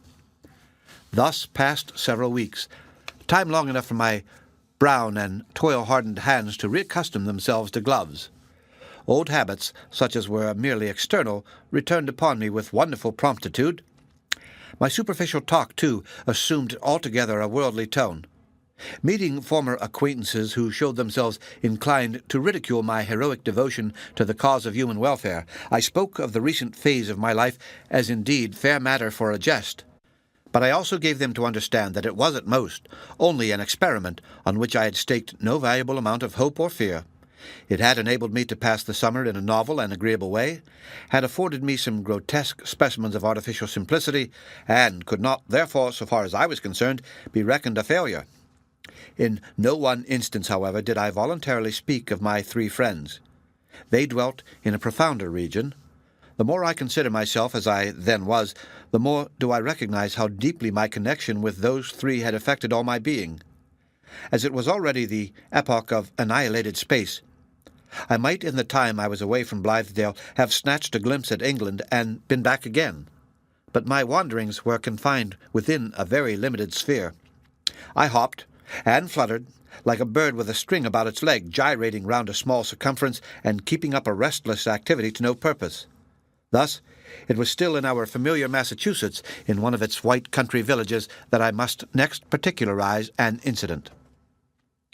The scene was one of those lyceum halls of which almost every village has now its own, dedicated to that sober and pallid, or rather drab-coloured mode of winter evening entertainment, the lecture. Of late years, this has come strangely into vogue when the natural tendency of things would seem to be to substitute lettered for oral methods of addressing the public. But in halls like this, besides the winter course of lectures, there is a rich and varied series of other exhibitions. Hither comes the ventriloquist with all his mysterious tongues, the thaumaturgist, too, with his miraculous transformation of plates, doves, and rings, his pancakes smoking in your hat, and his cellar of choice liquors represented in one small bottle. Here also, the itinerant professor instructs separate classes of ladies and gentlemen in physiology, and demonstrates his lessons by the aid of real skeletons and mannequins in wax from Paris. Here is to be heard the choir of Ethiopian melodists, and to be seen the diorama of Moscow or Bunker Hill, or the moving panorama of the Chinese Wall. Here is displayed the museum of wax figures illustrating the wide Catholicism of earthly renown by mixing up heroes and statesmen, the Pope and the Mormon prophet, kings, queens, murderers, and beautiful ladies, every sort of person, in short, except authors, of whom I never beheld even the most famous done in wax. And here, in this many-purposed hall, unless the selectmen of the village chance to have more than their share of the Puritanism which, however diversified with later patchwork, still gives its prevailing tint to New England character. Here, the company of strolling players sets up its little stage and claims patronage for the legitimate drama. But on the autumnal evening which I speak of, a number of printed handbills stuck up in the bar-room and on the signpost of the hotel and on the meeting-house porch and distributed largely through the village had promised the inhabitants an interview with that celebrated and hitherto inexplicable phenomenon, the Veiled Lady. The hall was fitted up with an amphitheatrical descent of seats towards a platform on which stood a desk, 2 lights, a stool, and a capacious antique chair. The audience was of a generally decent and respectable character, old farmers in their Sunday black coats with shrewd, hard, sun-dried faces and a cynical humour, oftener than any other expression in their eyes, pretty girls in many-coloured attire, pretty young men, the schoolmaster, the lawyer or student at law, the shopkeeper, all looking rather suburban than rural. In these days there is absolutely no rusticity except when the actual labour of the soil leaves its earth mould on the person. There was likewise a considerable proportion of young and middle-aged women, many of them stern in feature, with marked foreheads and a very definite line of eyebrow, a type of womanhood in which a bold intellectual development seems to be keeping pace with the progressive delicacy of the physical constitution. Of all these people I took note, at first according to my custom, but I ceased to do so the moment that my eyes fell on an individual who sat 2 or 3 seats below me, immovable, apparently deep in thought, with his back, of course, towards me, and his face turned steadfastly upon the platform. After sitting a while in contemplation of this person's familiar contour, I was irresistibly moved to step over the intervening benches, lay my hand on his shoulder, put my mouth close to his ear, and address him in a sepulchral, melodramatic whisper. "Hollingsworth, where have you left Zenobia?" His nerves, however, were proof against my attack. He turned half around and looked me in the face with great sad eyes, in which there was neither kindness, nor resentment, nor any perceptible surprise. "Zenobia, when I last saw her," he answered, "was at Blythedale." He said no more, but there was a great deal of talk going on near me among a knot of people who might be considered as representing the mysticism, or rather the mystic sensuality of this singular age. The nature of the exhibition that was about to take place had probably given the turn to their conversation. I heard from a pale man in blue spectacles some stranger stories than ever were written in a romance, told, too, with a simple, unimaginative steadfastness which was terribly efficacious in compelling the auditor to receive them into the category of established facts. He cited instances of the miraculous power of one human being over the will and passions of another, insomuch that settled grief was but a shadow beneath the influence of a man possessing this potency, and the strong love of years melted away like a vapour. At the bidding of one of these wizards, the maiden, with her lover's kiss still burning on her lips, would turn from him with icy indifference. The newly made widow would dig up her buried heart out of her young husband's grave before the sods had taken root upon it.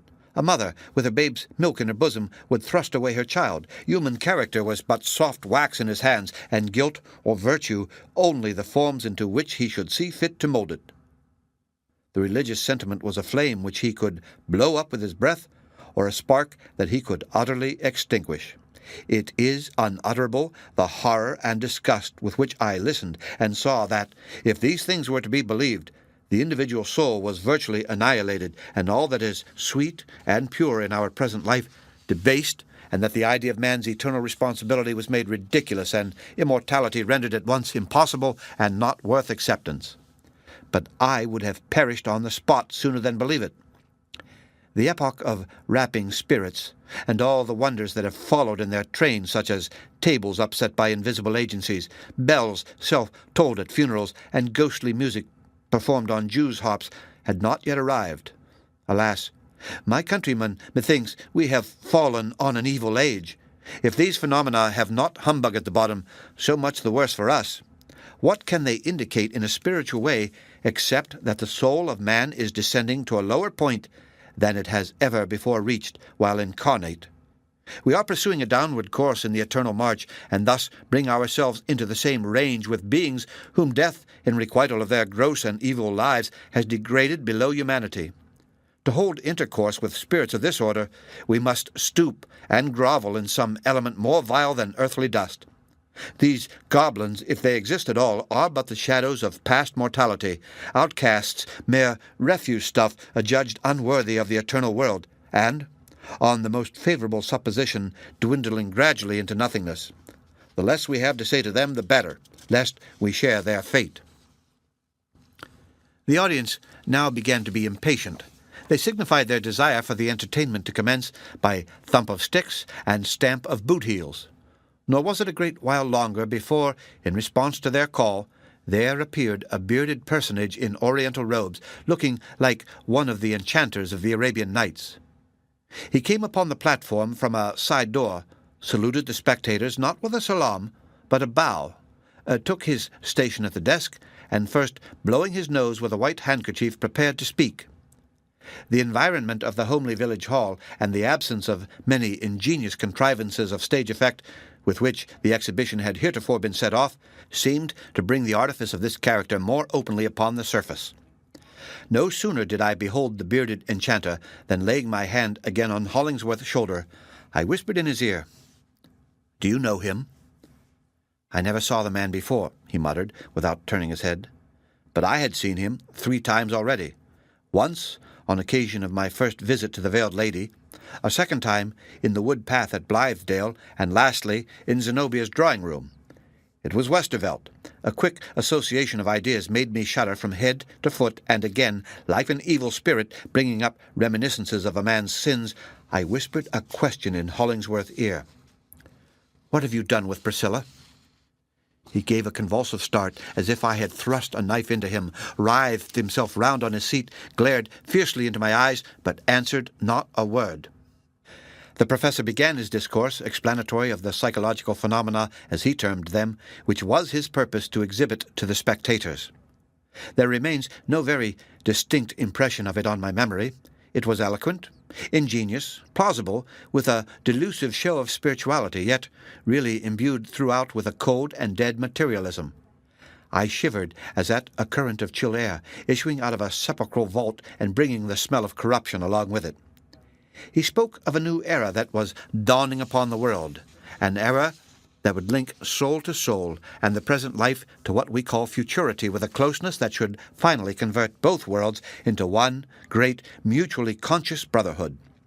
He described, in a strange philosophical guise, with terms of art, as if it were a matter of chemical discovery, the agency by which this mighty result was to be effected.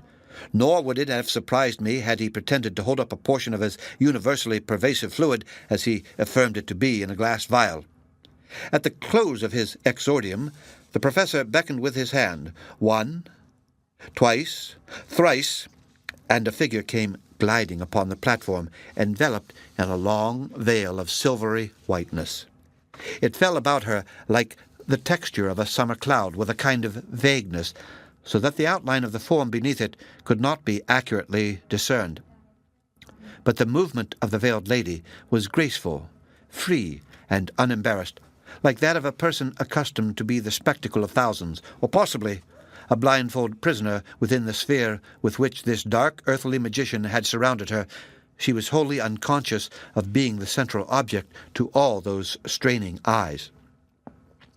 Pliant to his gesture, which had even an obsequious courtesy, but at the same time a remarkable decisiveness, the figure placed itself in the great chair.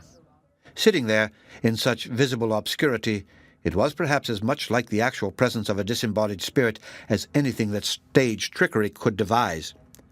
The hushed breathing of the spectators proved how high-wrought were their anticipations of the wonders to be performed through the medium of this incomprehensible creature. I, too, was in breathless suspense, but with a far different presentiment of some strange event at hand. "You see before you the veiled lady," said the bearded professor, advancing to the edge of the platform, "by the agency of which I have just spoken. She is at this moment in communion with the spirit world. That silvery veil is, in one sense, an enchantment, having been dipped, as it were, and essentially imbued through the potency of my art with the fluid medium of spirits. Slight and ethereal as it seems, the limitations of time and space have no existence within its folds. This hall, these hundreds of faces encompassing her within so narrow an amphitheatre, are of thinner substance in her view than the airiest vapour that the clouds are made of. She beholds the Absolute." As preliminary to other and far more wonderful psychological experiments, the exhibitor suggested that some of his auditors should endeavour to make the veiled lady sensible of their presence by such methods, provided only no touch were laid upon her person, as they might deem best adapted to that end. Accordingly, several deep-lunged country fellows, who looked as if they might have blown the apparition away with a breath, ascended the platform. Mutually encouraging one another, they shouted so close to her ear that the veil stirred like a wreath of vanishing mist. They smote upon the floor with bludgeons. They perpetrated so hideous a clamour that, methought, it might have reached at least a little way into the eternal sphere. Finally, with the assent of the professor, they laid hold of the great chair, and were startled, apparently, to find it soar upward as if lighter than the air through which it rose. But the veiled lady remained seated and motionless, with a composure that was hardly less than awful, because implying so immeasurable a distance betwixt her and these rude prosecutors. "These efforts are wholly without avail," observed the professor, who had been looking on with an aspect of serene indifference. "The roar of a battery of cannon would be inaudible to the veiled lady. And yet, were I to will it, sitting in this very hall, she could hear the desert winds sweeping over the sands as far off as Arabia, the icebergs grinding one against the other in the polar seas, the rustle of a leaf in an Indian forest, the lowest whispered breath of the bashfulest maiden in the world uttering the first confession of her love. Nor does there exist the moral inducement, apart from my own behest, that could persuade her to lift the silvery veil or arise out of that chair." Greatly to the professor's discomposure, however, just as he spoke these words, the veiled lady arose. There was a mysterious tremor that shook the magic veil. The spectators, it may be, imagined that she was about to take flight into that invisible sphere and to the society of those purely spiritual beings with whom they reckoned her so near akin. Hollingsworth, a moment ago, had mounted the platform and now stood gazing at the figure with a sad intentness that brought the whole power of his great, stern, yet tender soul into his glance. "Come," said he, waving his hand towards her. "You are safe." She threw off the veil and stood before that multitude of people, pale, tremulous, shrinking, as if only then had she discovered that 1,000 eyes were gazing at her. Poor maiden! How strangely had she been betrayed! Blazoned abroad as a wonder of the world, and performing what were adjudged as miracles in the faith of many, a seeress and a prophetess in the harsher judgment of others, a mountebank, she had kept, as I religiously believe, her virgin reserve and sanctity of soul throughout it all. Within that encircling veil, though an evil hand had flung it over her, there was as deep a seclusion as if this forsaken girl had, all the while, been sitting under the shadow of Elliot's pulpit in the Blythedale woods, at the feet of him who now summoned her to the shelter of his arms. And the true heart-throb of a woman's affection was too powerful for the jugglery that had hitherto environed her. She uttered a shriek and fled to Hollingsworth like one escaping from her deadliest enemy, and was safe forever. The end of Chapter 23. Read by Rick Kistner for Lit2Go on the web at fcit.usf.edu.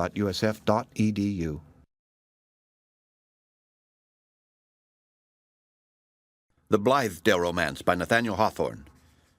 Chapter 24. The Masqueraders.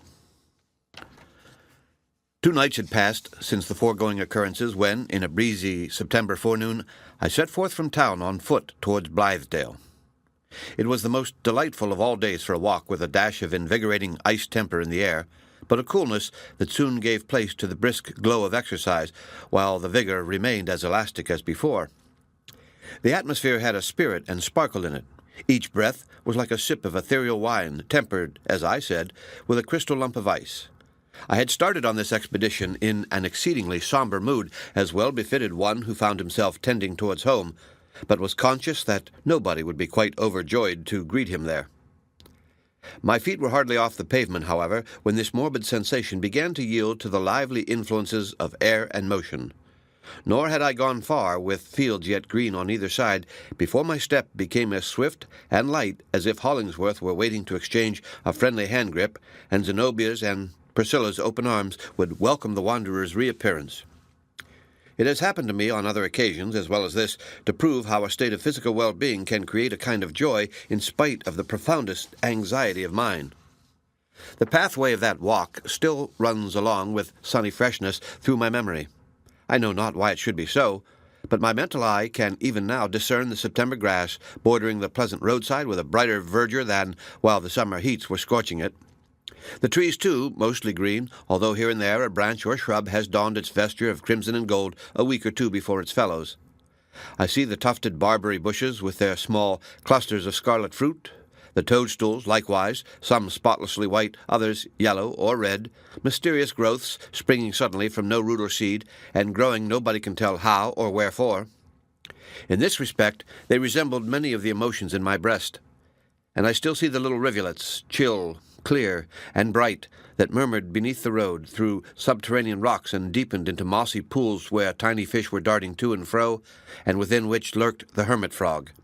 But no, I never can account for it, that, with a yearning interest to learn the upshot of all my story, and returning to Blithedale for that sole purpose, I should examine these things so like a peaceful-bosomed naturalist. Nor why, amid all my sympathies and fears, there shot at times a wild exhilaration through my frame. Thus I pursued my way along the line of the ancient stone wall that Paul Dudley built, and through white villages, and past orchards of ruddy apples, and fields of ripening maize, and patches of woodland, and all such rural scenery as looks the fairest a little beyond the suburbs of a town. Hollingsworth, Zenobia, Priscilla. They glided mistily before me as I walked. Sometimes in my solitude I laughed with the bitterness of self-scorn, remembering how unreservedly I had given up my heart and soul to interests that were not mine. What had I ever had to do with them? And why, being now free, should I take this thraldom on me once again?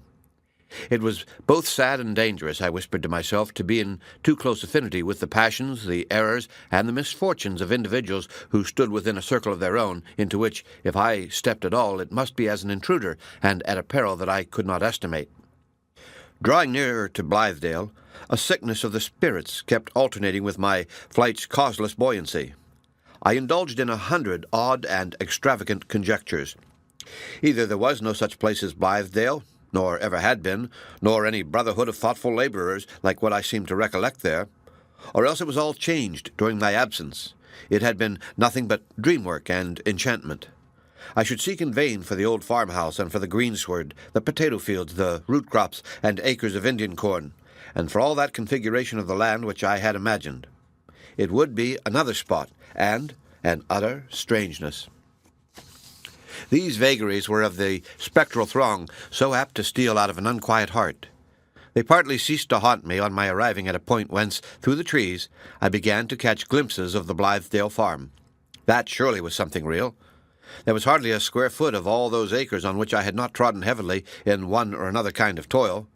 The curse of Adam's posterity, and curse or blessing be it, it gives substance to the life around us, had first come upon me there. In the sweat of my brow I had there earned bread and eaten it, and so established my claim to be on earth, and my fellowship with all the sons of labor. I could have knelt down and have laid my breast against that soil. The red clay of which my frame was molded seemed nearer akin to those crumbling furrows than to any other portion of the world's dust. There was my home, and there might be my grave. I felt an invincible reluctance, nevertheless, at the idea of presenting myself before my old associates without first ascertaining the state in which they were. A nameless foreboding weighed upon me.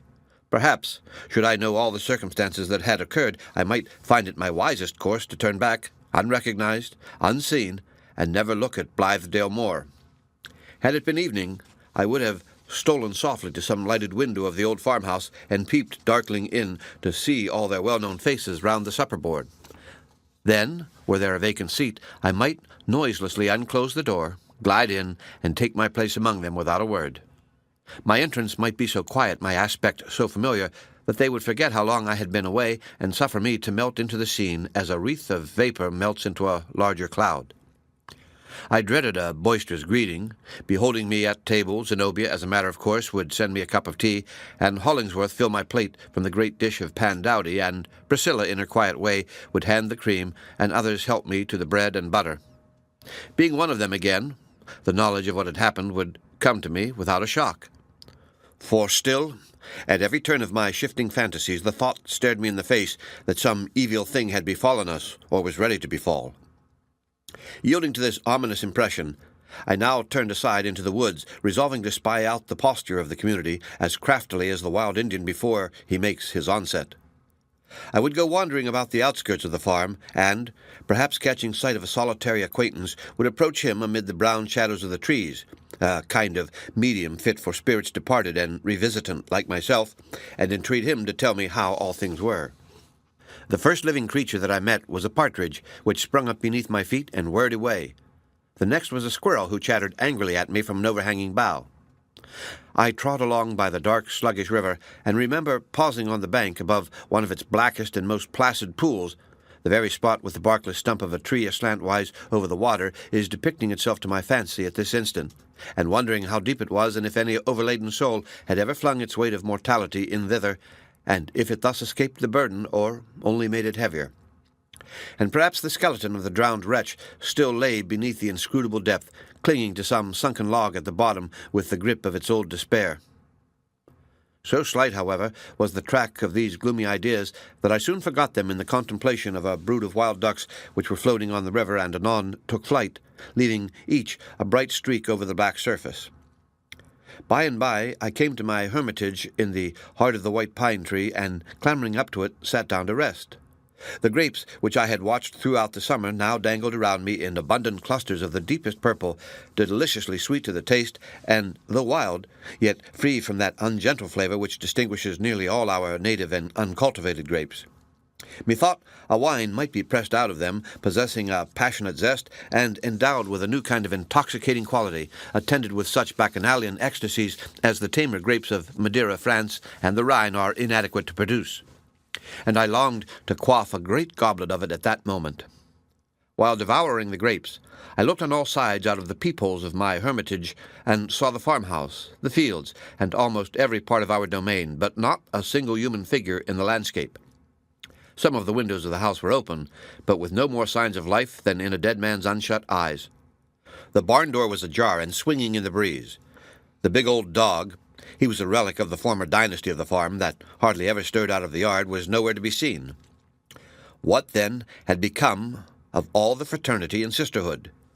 Curious to ascertain this point, I let myself down out of the tree, and going to the edge of the wood, was glad to perceive our herd of cows chewing the cud or grazing not far off.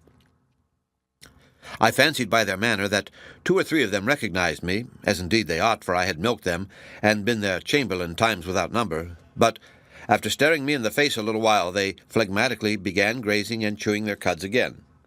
Then I grew foolishly angry at so cold a reception, and flung some rotten fragments of an old stump at these unsentimental cows. Skirting farther round the pasture, I heard voices and much laughter proceeding from the interior of the wood. Voices, male and feminine, laughter not only of fresh young throats, but the bass of grown people, as if solemn organ pipes should pour out its airs of merriment. Not a voice spoke, but I knew it better than my own. Not a laugh, but its cadences were familiar. The wood, in this portion of it, seemed as full of jollity as if Comus and his crew were holding their revels in one of its usually lonesome glades. Stealing onward as far as I durst, without hazard of discovery, I saw a concourse of strange figures beneath the overshadowing branches. They appeared, and vanished, and came again, confusedly, with the streaks of sunlight glimmering down upon them. Among them was an Indian chief, with blanket, feathers, and war-paint, and uplifted tomahawk. And near him, looking fit to be his woodland bride, the goddess Diana, with the crescent on her head, and attended by our big, lazy dog, in lack of any fleeter hound. Drawing an arrow from her quiver, she let it fly at a venture, and hit the very tree behind which I happened to be lurking. Another group consisted of a Bavarian broom girl, a Negro of the Jim Crow order, 1 or 2 foresters of the Middle Ages, a Kentucky woodsman in his trimmed hunting shirt and deerskin leggings, and a Shaker elder, quaint, demure, broad-brimmed, and square-skirted. Shepherds of Arcadia and allegoric figures from the Fairy Queen were oddly mixed up with these. Arm in arm, or otherwise huddled together in strange discrepancy, stood grim Puritans, gay cavaliers, and revolutionary officers with 3-cornered cocked hats and quays longer than their swords. A bright-complexioned, dark-haired, vivacious little gypsy, with a red shawl over her head, went from one group to another telling fortunes by palmistry. And Moll Pitcher, the renowned old witch of Lynn, broomstick in hand, showed herself prominently in the midst, as if announcing all these apparitions to be the offspring of her necromantic art. But Silas Foster, who leaned against a tree nearby in his customary blue frock and smoking a short pipe, did more to disenchant the scene with his look of shrewd, acrid Yankee observation than 20 witches and necromancers could have done in the way of rendering it weird and fantastic. A little further off, some old-fashioned skinkers and drawers, all with portentously red noses, were spreading a banquet on the leaf-strewn earth, while a horned and long-tailed gentleman, in whom I recognized the fiendish musician erst seen by Tam O'Shanter, tuned his fiddle and summoned the whole motley rout to a dance before partaking of the festal cheer. So they joined hands in a circle, whirling round so swiftly, so madly, and so merrily in time and tune with the satanic music, that their separate incongruities were blended altogether, and they became a kind of entanglement that went nigh to turn one's brain with merely looking at it. Anon they stopped, all of a sudden, and staring at one another's figures, set up a roar of laughter, whereat a shower of the September leaves, which all day long had been hesitating whether to fall or no, were shaken off by the movement of the air, and came eddying down upon the revellers. Then, for lack of breath, ensued a silence, at the deepest point of which, tickled by the oddity of surprising my grave associates in this masquerading trim, I could not possibly refrain from a burst of laughter on my own separate account. "Hush!" I heard the pretty gypsy fortune-teller say. "Who is that laughing?" "Some profane intruder," said the goddess Diana. "I shall send an arrow through his heart, or change him into a stag, as I did Actaeon, if he peeps from behind the trees." "Me take his scalp," cried the Indian chief, brandishing his tomahawk and cutting a great caper in the air. "I'll root him in the earth with a spell that I have at my tongue's end," squeaked Moll Pitcher, "and the green moss shall grow all over him before he gets free again." "The voice was Miles Coverdale's," said the fiendish fiddler, with a whisk of his tail and a toss of his horns. "My music has brought him hither. He is always ready to dance to the devil's tune." Thus, put on the right track, they all recognized the voice at once and set up a simultaneous shout. "Miles, Miles, Miles Coverdale, where are you?" they cried. "Zenobia, Queen Zenobia, here is one of your vassals lurking in the wood. Command him to approach and pay his duty." The whole fantastic rabble forthwith streamed off in pursuit of me, so that I was like a mad poet hunted by chimeras. Having fairly the start of them, however, I succeeded in making my escape, and soon left their merriment and riot at a good distance in the rear. Its fainter tones assumed a kind of mournfulness, and were finally lost in the hush and solemnity of the wood.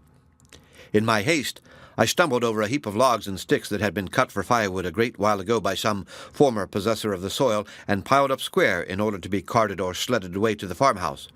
But being forgotten, they had lain there perhaps 50 years, and possibly much longer, until, by the accumulation of moss and the leaves falling over them and decaying there from autumn to autumn, a green mound was formed in which the softened outline of the woodpile was still perceptible.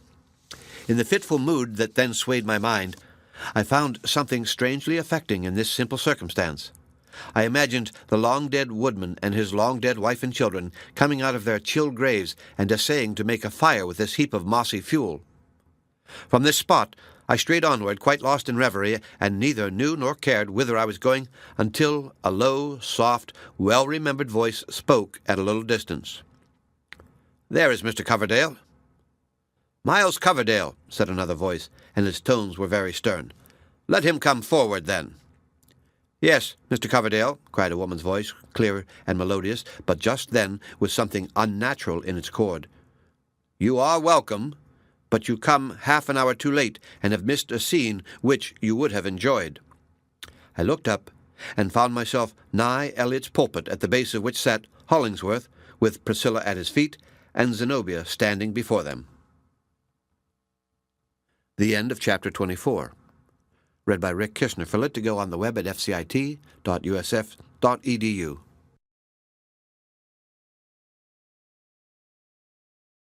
The Blithedale Romance by Nathaniel Hawthorne. Chapter 25.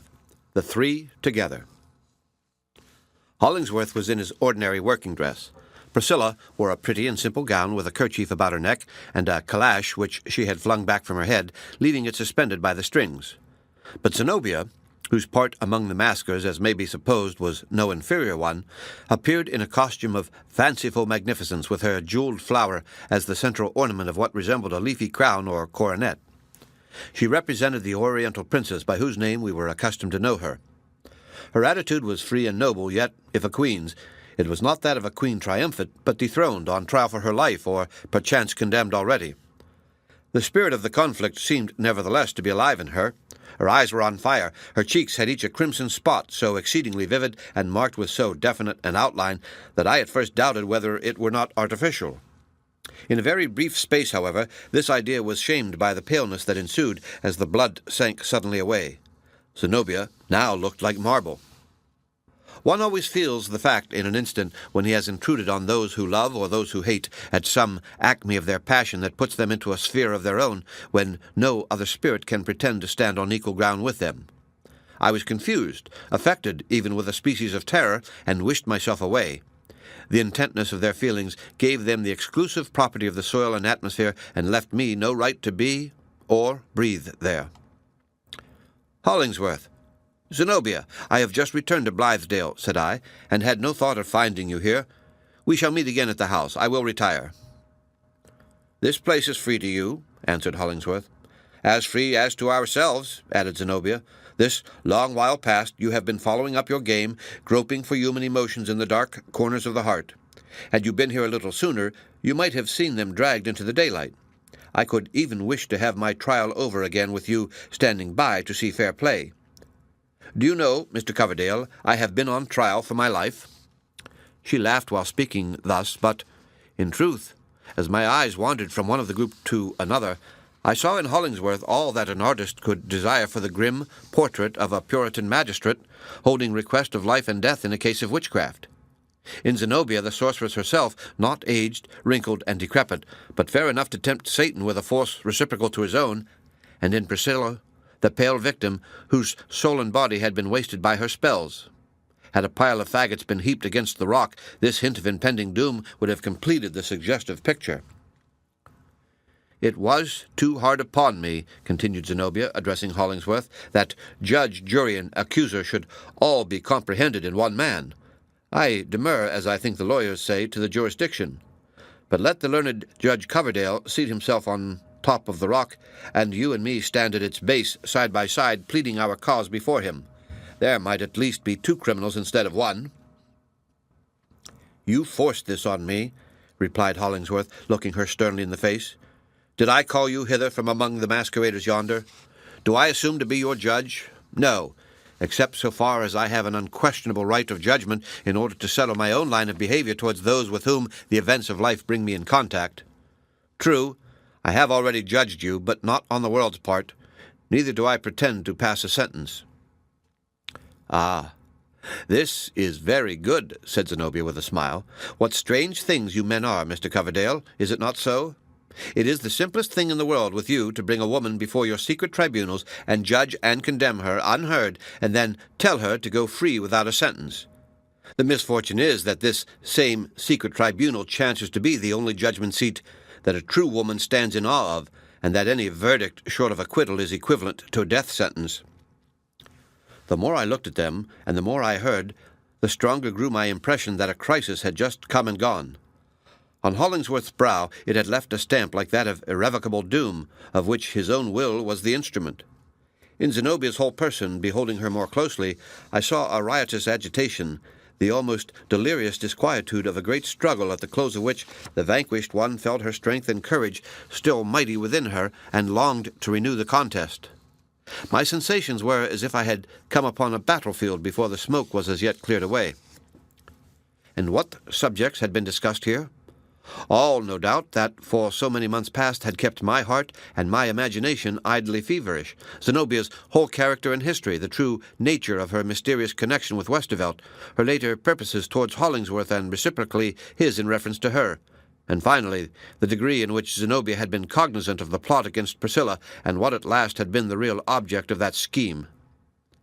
On these points, as before, I was left to my own conjectures. One thing only was certain. Zenobia and Hollingsworth were friends no longer. If their heartstrings were ever intertwined, the knot had been adjudged an entanglement, and was now violently broken. But Zenobia seemed unable to rest content with the matter in the posture which it had assumed. "Ah, do we part so?" exclaimed she, seeing Hollingsworth about to retire. "And why not?" said he, with almost rude abruptness. "What is there further to be said between us?" "Well, perhaps nothing," answered Zenobia, looking him in the face and smiling. "But we have come many times before to this grey rock, and we have talked very softly among the whisperings of the birch trees. They were pleasant hours. I love to make the latest of them, though not altogether so delightful, loiter away as slowly as may be. And besides, you have put many queries to me at this, which you designed to be our last interview, and being driven, as I must acknowledge, into a corner, I have responded with reasonable frankness. But now, with your free account, I desire the privilege of asking a few questions in my turn." "I have no concealments," said Hollingsworth. "We shall see," answered Zenobia.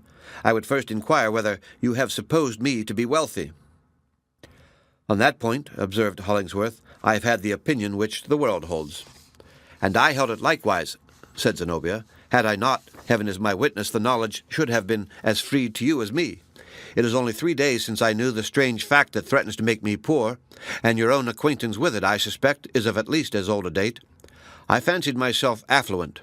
You are aware, too, of the disposition which I proposed making of the larger portion of my imaginary opulence. Nay, were it all, I had not hesitated. Let me ask you further, did I ever propose or intimate any terms of compact on which depended this, as the world would consider it, so important sacrifice?" "You certainly spoke of none," said Hollingsworth. "Nor meant any," she responded. "I was willing to realize your dream, freely, generously as some might think, but at all events fully, and heedless though it should prove the ruin of my fortune. If in your own thoughts you have imposed any conditions of this expenditure, it is you that must be held responsible for whatever is sordid and unworthy in them. And now, one other question. Do you love this girl?" "Oh, Zenobia," exclaimed Priscilla, shrinking back as if longing for the rock to topple over and hide her. "Do you love her?" repeated Zenobia. "Had you asked me that question a short time since," replied Hollingsworth after a pause during which, it seemed to me, even the birch trees held their whispering breath, "I should have told you no. My feelings for Priscilla differed little from those of an elder brother, watching tenderly over the gentle sister whom God has given him to protect." "And what is your answer now?" persisted Zenobia. "I do love her," said Hollingsworth, uttering the words with a deep inward breath instead of speaking them outright. "As well declare it thus as in any other way, I do love her." "Now, God be judge between us," cried Zenobia, breaking into sudden passion. "Which of us two has most mortally offended him?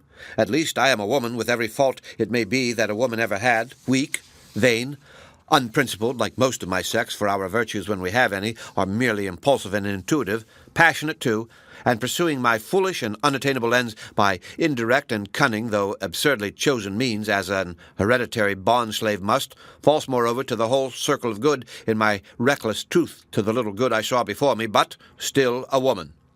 A creature whom only a little change of earthly fortune, a little kinder smile of him who sent me hither, and one true heart to encourage and direct me, might have made all that a woman can be. But how is it with you? Are you a man? No, but a monster, a cold, heartless, self-beginning and self-ending piece of mechanism." "With what then do you charge me?" asked Hollingsworth, aghast and greatly disturbed at this attack. "Show me one selfish end in all I ever aimed at, and you may cut it out of my bosom with a knife." "It is all self," answered Zenobia with still intenser bitterness. "Nothing else, nothing but self, self, self. The fiend, I doubt not, has made his choicest mirth of you these 7 years past, and especially in the mad summer which we have spent together. I see it now. I am awake, disenchanted, disenthralled. Self, self, self. You have embodied yourself in a project. You are a better masquerader than the witches and gypsies yonder, for your disguise is a self-deception. See whither it has brought you. First you aimed a death-blow, and a treacherous one, at this scheme of a purer and higher life which so many noble spirits had wrought out. Then, because Coverdale could not be quite your slave, you threw him ruthlessly away, and you took me too into your plan, as long as there was hope of my being available, and now fling me aside again, a broken tool. But foremost, and blackest of your sins, you stilled down your inmost consciousness. You did a deadly wrong to your own heart. You were ready to sacrifice this girl whom, if God ever visibly showed a purpose, he put into your charge, and through whom he was striving to redeem you." "This is a woman's view," said Hollingsworth, growing deadly pale, "a woman's whose whole sphere of action is in the heart, and who can conceive of no higher nor wider one." "Be silent!" cried Zenobia imperiously. "You know neither man nor woman. The utmost that can be said in your behalf, and because I would not be wholly despicable in my own eyes, but would fain excuse my wasted feelings, nor own it wholly a delusion, therefore I say it, is that a great and rich heart has been ruined in your breast. Leave me now. You have done with me, and I with you. Farewell." "Priscilla," said Hollingsworth, "come." Zenobia smiled. "Possibly I did so too. Not often in human life has a gnawing sense of injury found a sweeter morsel of revenge than was conveyed in the tone with which Hollingsworth spoke those 2 words. It was the abased and tremulous tone of a man whose faith in himself was shaken, and who sought at last to lean on an affection. Yes, the strong man bowed himself and rested on this poor Priscilla. Oh, could she have failed him, what a triumph for the lookers-on! And at first I half imagined that she was about to fail him. She rose up, stood shivering like the birch leaves that trembled over her head, and then slowly tottered rather than walked towards Zenobia. Arriving at her feet, she sank down there in the very same attitude which she had assumed on their first meeting in the kitchen of the old farmhouse. Zenobia remembered it. "Ah, Priscilla," said she, shaking her head, "how much is changed since then! You kneel to a dethroned princess, you the victorious one. But he is waiting for you. Say what you wish, and leave me." "We are sisters," gasped Priscilla. I fancied that I understood the word and action. It meant the offering of herself and all she had to be at Zenobia's disposal, but the latter would not take it thus. "True, we are sisters," she replied, and moved by the sweet word, she stooped down and kissed Priscilla, but not lovingly, for a sense of fatal harm received through her seemed to be lurking in Zenobia's heart. "We had one father. You knew it from the first, I but a little while, else some things that have chanced might have been spared you. But I never wished you harm. You stood between me and an end which I desired. I wanted a clear path, no matter what I meant. It is over now. Do you forgive me?" "Oh, Zenobia," sobbed Priscilla, "it is I that feels like the guilty one." "No, no, poor little thing," said Zenobia with a sort of contempt. "You have been my evil fate, but there never was a babe with less strength or will to do an injury. Poor child! Methinks you have but a melancholy lot before you, sitting all alone in that wide, cheerless heart, where, for aught you know, and as I, alas, believe, the fire which you have kindled may soon go out. Oh, the thought makes me shiver for you. What will you do, Priscilla, when you find no spark among the ashes?" "Die," she answered. "That was well said," responded Zenobia with an approving smile. "There is all a woman in your little compass, my poor sister. Meanwhile, go with him and live." She waved her away with a queenly gesture and turned her own face to the rock. I watched Priscilla, wondering what judgment she would pass between Zenobia and Hollingsworth, how interpret his behavior so as to reconcile it with true faith both towards her sister and herself, how compel her love for him to keep any terms whatever with her sisterly affection. But in truth, there was no such difficulty as I imagined. Her engrossing love made it all clear. Hollingsworth could have no fault. That was the one principle at the center of the universe, and the doubtless guilt or possible integrity of other people, appearances, self-evident facts, the testimony of her own senses, even Hollingsworth's self-accusation, had he volunteered it, would have weighed not the value of a mote of thistledown on the other side. So secure was she of his right that she never thought of comparing it with another's wrong, but left the latter to itself. Hollingsworth drew her arm within his, and soon disappeared with her among the trees. I cannot imagine how Zenobia knew when they were out of sight. She never glanced again toward them, but retaining a proud attitude so long as they might have thrown back a retiring look, they were no sooner departed, utterly departed, than she began slowly to sink down. It was as if a great, invisible, irresistible weight were pressing her to the earth. Settling upon her knees, she leaned her forehead against the rock and sobbed convulsively. Dry sobs they seemed to be, such as have nothing to do with tears. The end of Chapter 25. Read by Rick Kistner for Lit to Go, on the web at fcit.usf.edu.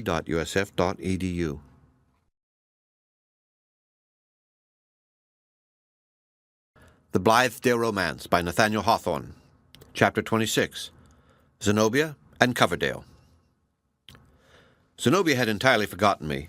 She fancied herself alone with her great grief, and had it been only a common pity that I felt for her, the pity that her proud nature would have repelled as the one worst wrong with the world yet held in reserve, the sacredness and awfulness of the crisis might have impelled me to steal away silently, so that not a dry leaf should rustle under my feet. I would have left her to struggle in that solitude with only the eye of God upon her. But so it happened. I never once dreamed of questioning my right to be there now, as I had questioned it just before, when I came so suddenly upon Hollingsworth and herself in the passion of their recent debate. It suits me not to explain what was the analogy that I saw, or imagined, between Zenobia's situation and mine, nor, I believe, will the reader detect this one secret hidden beneath many a revelation which perhaps concerned me less. In simple truth, however, as Zenobia leaned her forehead against the rock, shaken with that tearless agony, it seemed to me that the same self-pang, with hardly mitigated torment, leaped thrilling from her heartstrings to my own. Was it wrong, therefore, if I felt myself consecrated to the priesthood by sympathy like this, and called upon to minister to this woman's affliction so far as mortal could? But indeed, what could mortal do for her? Nothing. The attempt would be a mockery and an anguish. Time, it is true, would steal away her grief and bury it, and the best of her heart in the same grave. But destiny itself, methought in its kindliest mood, could do no better for Zenobia in the way of quick relief than to cause the impending rock to impend a little further and fall upon her head. So I leaned against a tree and listened to her sobs in unbroken silence. She was half prostrate, half kneeling with her forehead still pressed against the rock.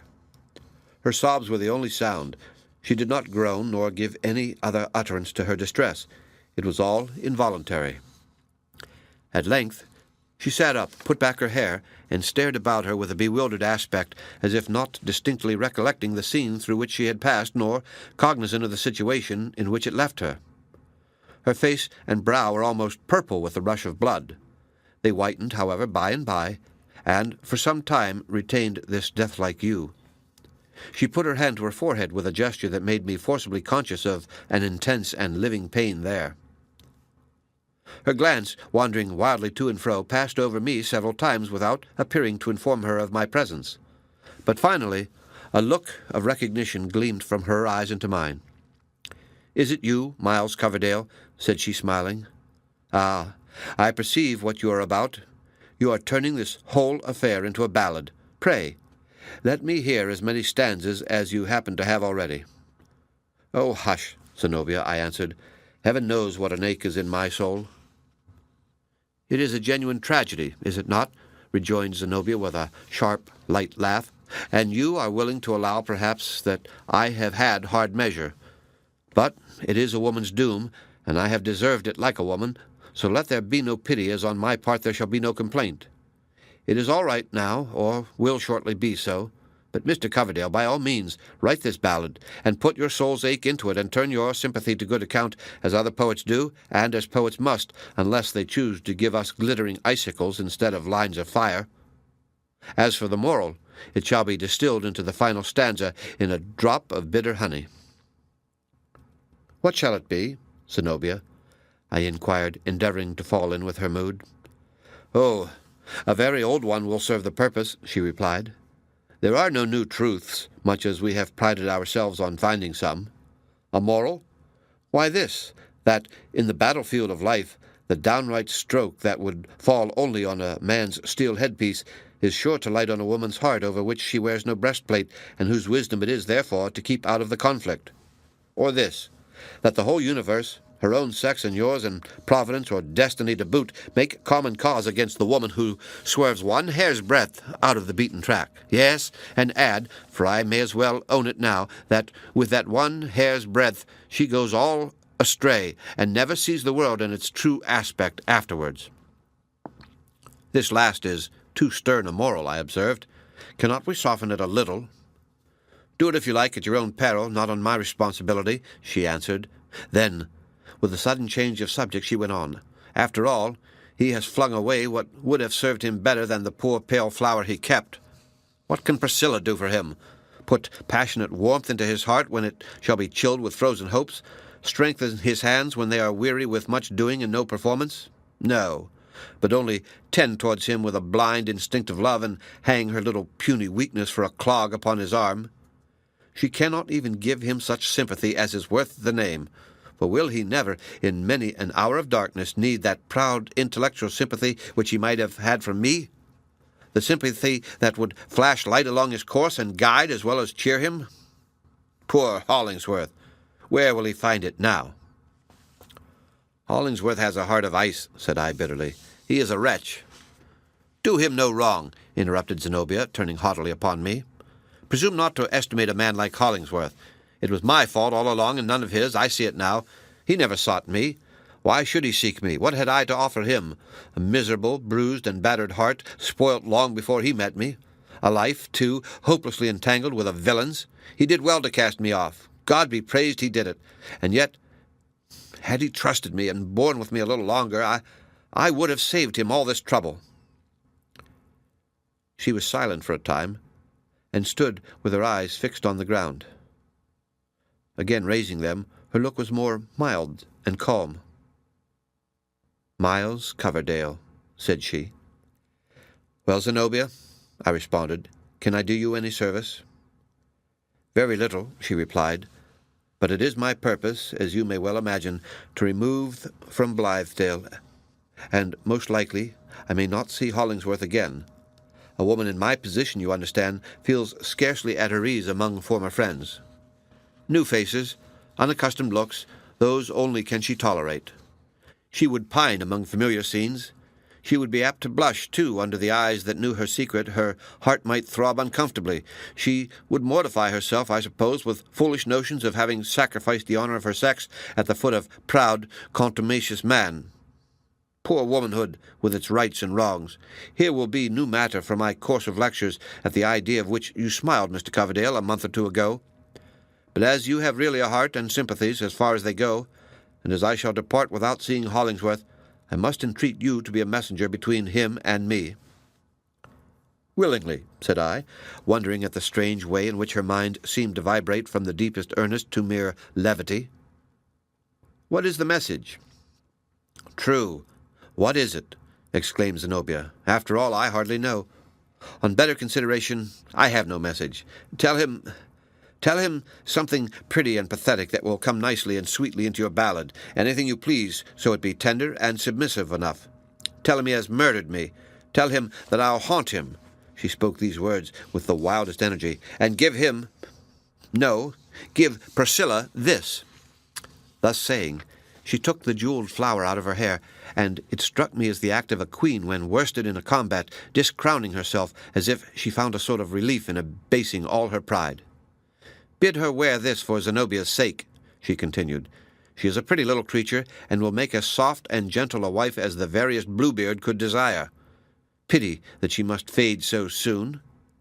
These delicate and puny maidens always do.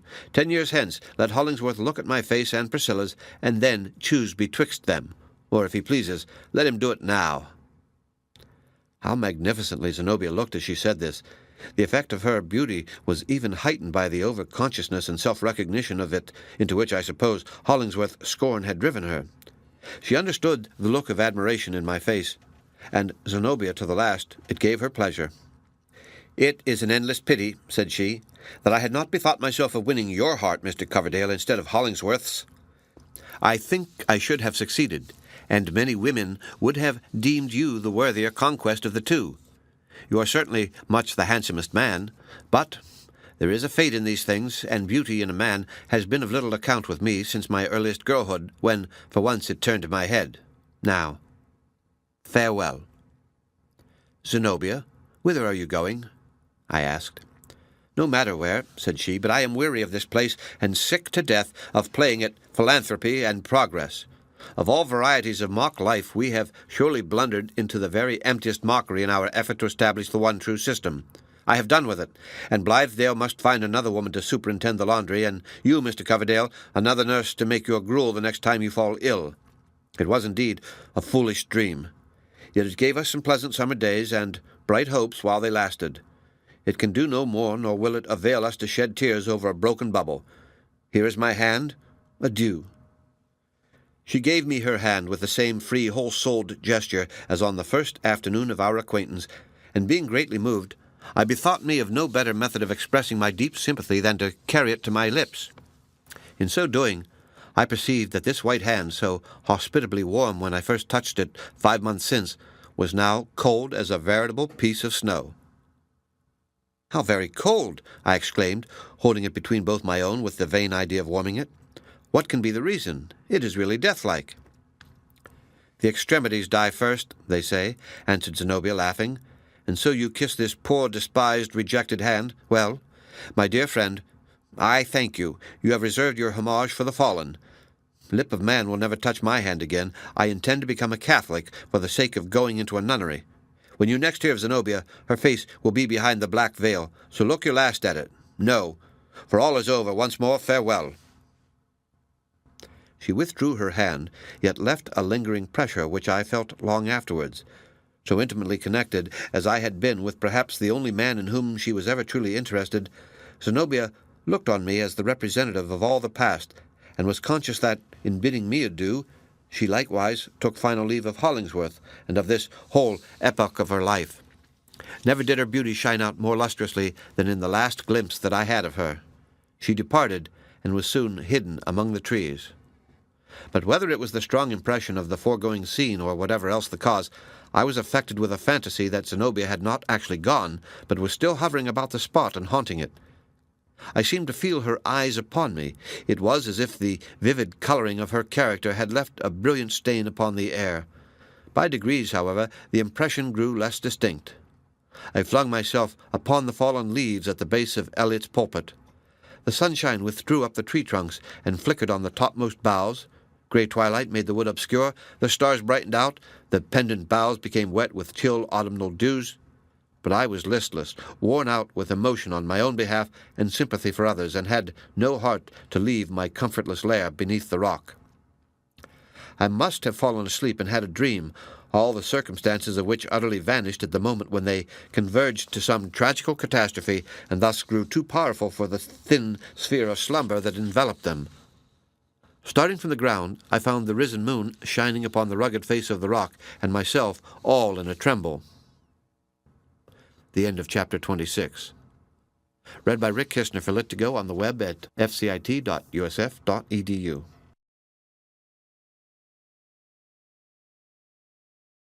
The Blithedale Romance by Nathaniel Hawthorne. Chapter 27. Midnight. It could not have been far from midnight when I came beneath Hollingsworth's window and, finding it open, flung in a tuft of grass with earth at the roots and heard it fall upon the floor. He was either awake or sleeping very lightly, for scarcely a moment had gone by before he looked out and discerned me standing in the moonlight. "Is it you, Coverdale?" he asked. "What is the matter?" "Come down to me, Hollingsworth," I answered. "I am anxious to speak with you." The strange tone of my own voice startled me, and him probably no less. He lost no time, and soon issued from the house door with his dress half arranged. "Again, what is the matter?" he asked impatiently. "Have you seen Zenobia," said I, "since you parted from her at Elliot's Pulpit?"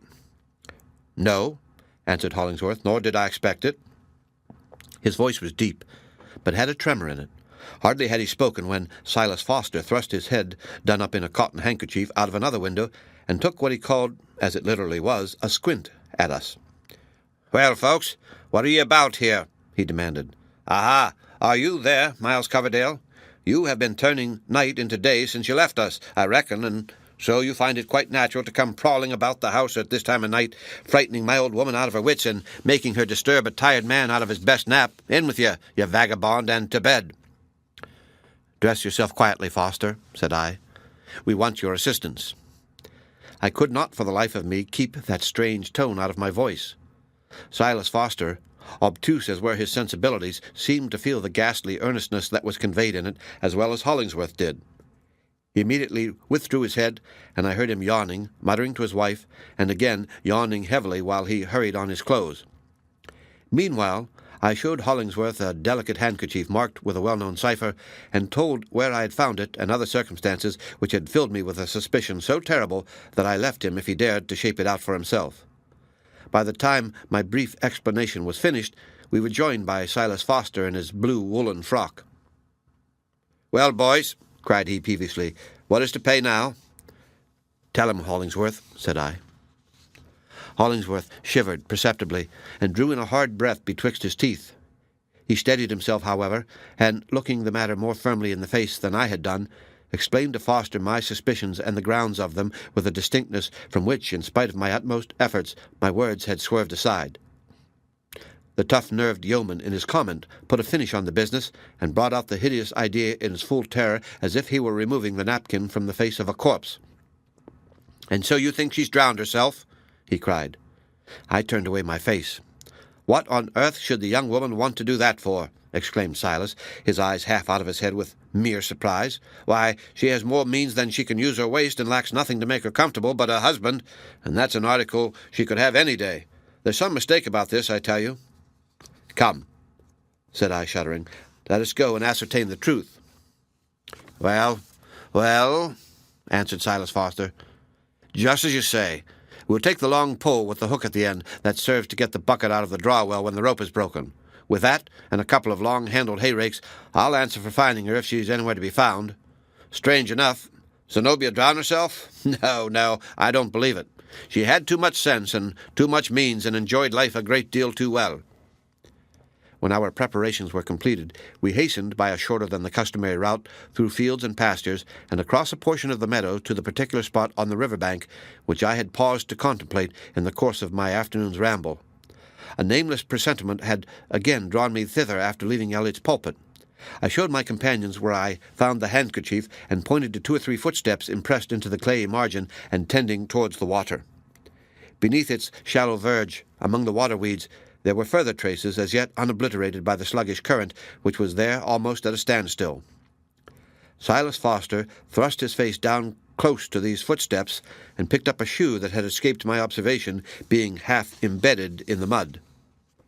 "There's a kid shoe that never was made on a Yankee last," observed he. I knew enough of a shoemaker's craft to tell that. French manufacture, and see what a high instep, and how evenly she trod in it. There never was a woman that steps handsomer in her shoes than Zenobia did. Here," he added, addressing Hollingsworth, "would you like to keep the shoe?" Hollingsworth started back. "Give it to me, Foster," said I. I dabbed it in the water to rinse off the mud, and have kept it ever since. Not far from this spot lay an old, leaky punt drawn up on the oozy riverside, and generally half full of water. It served the angler to go in quest of pickerel or the sportsman to pick up his wild ducks. Setting this crazy bark afloat, I seated myself in the stern with the paddle, while Hollingsworth sat in the bows with the hooked pole, and Silas Foster amidships with a hay-rake. "It puts me in mind of my young days," remarked Silas, "when I used to steal out of bed to go bobbing for hornpouts and eels. Hey-ho! Well, life and death together make sad work for us all. Then I was a boy bobbing for fish, and now I'm getting to be an old fellow, and here I be groping for a dead body. I'll tell you what, lads, if I thought anything had really happened to Zenobia, I should feel kind of sorrowful." "I wish at least you would hold your tongue," muttered I. The moon that night, though past the full, was still large and oval, and, having risen between 8 and 9 o'clock, now shone aslantwise over the river, throwing the high opposite bank with its woods into deep shadow, but lighting up the hither shore pretty effectually. Not a ray appeared to fall on the river itself. It lapsed imperceptibly away, a broad, black, inscrutable depth, keeping its own secrets from the eye of man as impenetrably as mid-ocean could. "Well, Miles Coverdale," said Foster, "you are the helmsman. How do you mean to manage this business?" "I shall let the boat drift, broadside foremost, past that stump," I replied. "I know the bottom, having sounding it in fishing. The shore on this side, after the first step or two, goes off very abruptly, and there is a pool just by the stump, 12 or 15 feet deep. The current could not have force enough to sweep any sunken object, even if partially buoyant, out of that hollow." "Come, then," said Silas. "But I doubt whether I can touch bottom with this hay-rake, if it's as deep as you say. Mr. Hollingsworth, I think you'll be the lucky man tonight, such luck as it is." We floated past the stump. Silas Foster plied his rake manfully, poking it as far as he could into the water, and immersing the whole length of his arm besides. Hollingsworth at first sat motionless, with the hooked pole elevated in the air. But by and by, with a nervous and jerky movement, he began to plunge it into the blackness that upbore us, setting his teeth and making precisely such thrusts, methought, as if he were stabbing at a deadly enemy. I bent over the side of the boat. So obscure, however, so awfully mysterious was that dark stream that, and the thought made me shiver like a leaf, I might as well have tried to look into the enigma of the eternal world to discover what had become of Zenobia's soul as into the river's depths to find her body. And there perhaps she lay with her face upward, while the shadow of the boat and my own pale face peering downward passed slowly betwixt her and the sky. Once, twice, thrice I paddled the boat upstream and again suffered it to glide with the river's slow, funereal motion downward. Silas Foster had raked up a large mass of stuff which, as it came towards the surface, looked somewhat like a flowing garment, but proved to be a monstrous tuft of water-weeds. Hollingsworth, with a gigantic effort, upheaved a sunken log. When once free of the bottom, it rose partly out of water, all weedy and slimy, a devilish-looking object, which the moon had not shone upon for 100 years, then plunged again, and solemnly returned to its old resting-place for the remnant of the century. "That looked ugly," quoth Silas. "I half thought it was the evil one on the same errand as ourselves, searching for Zenobia." "He shall never get her," said I, giving the boat a strong impulse. "That's not for you to say, my boy," retorted the yeoman. "Pray God he never has, and never may. Slow work this, however. I should really be glad to find something.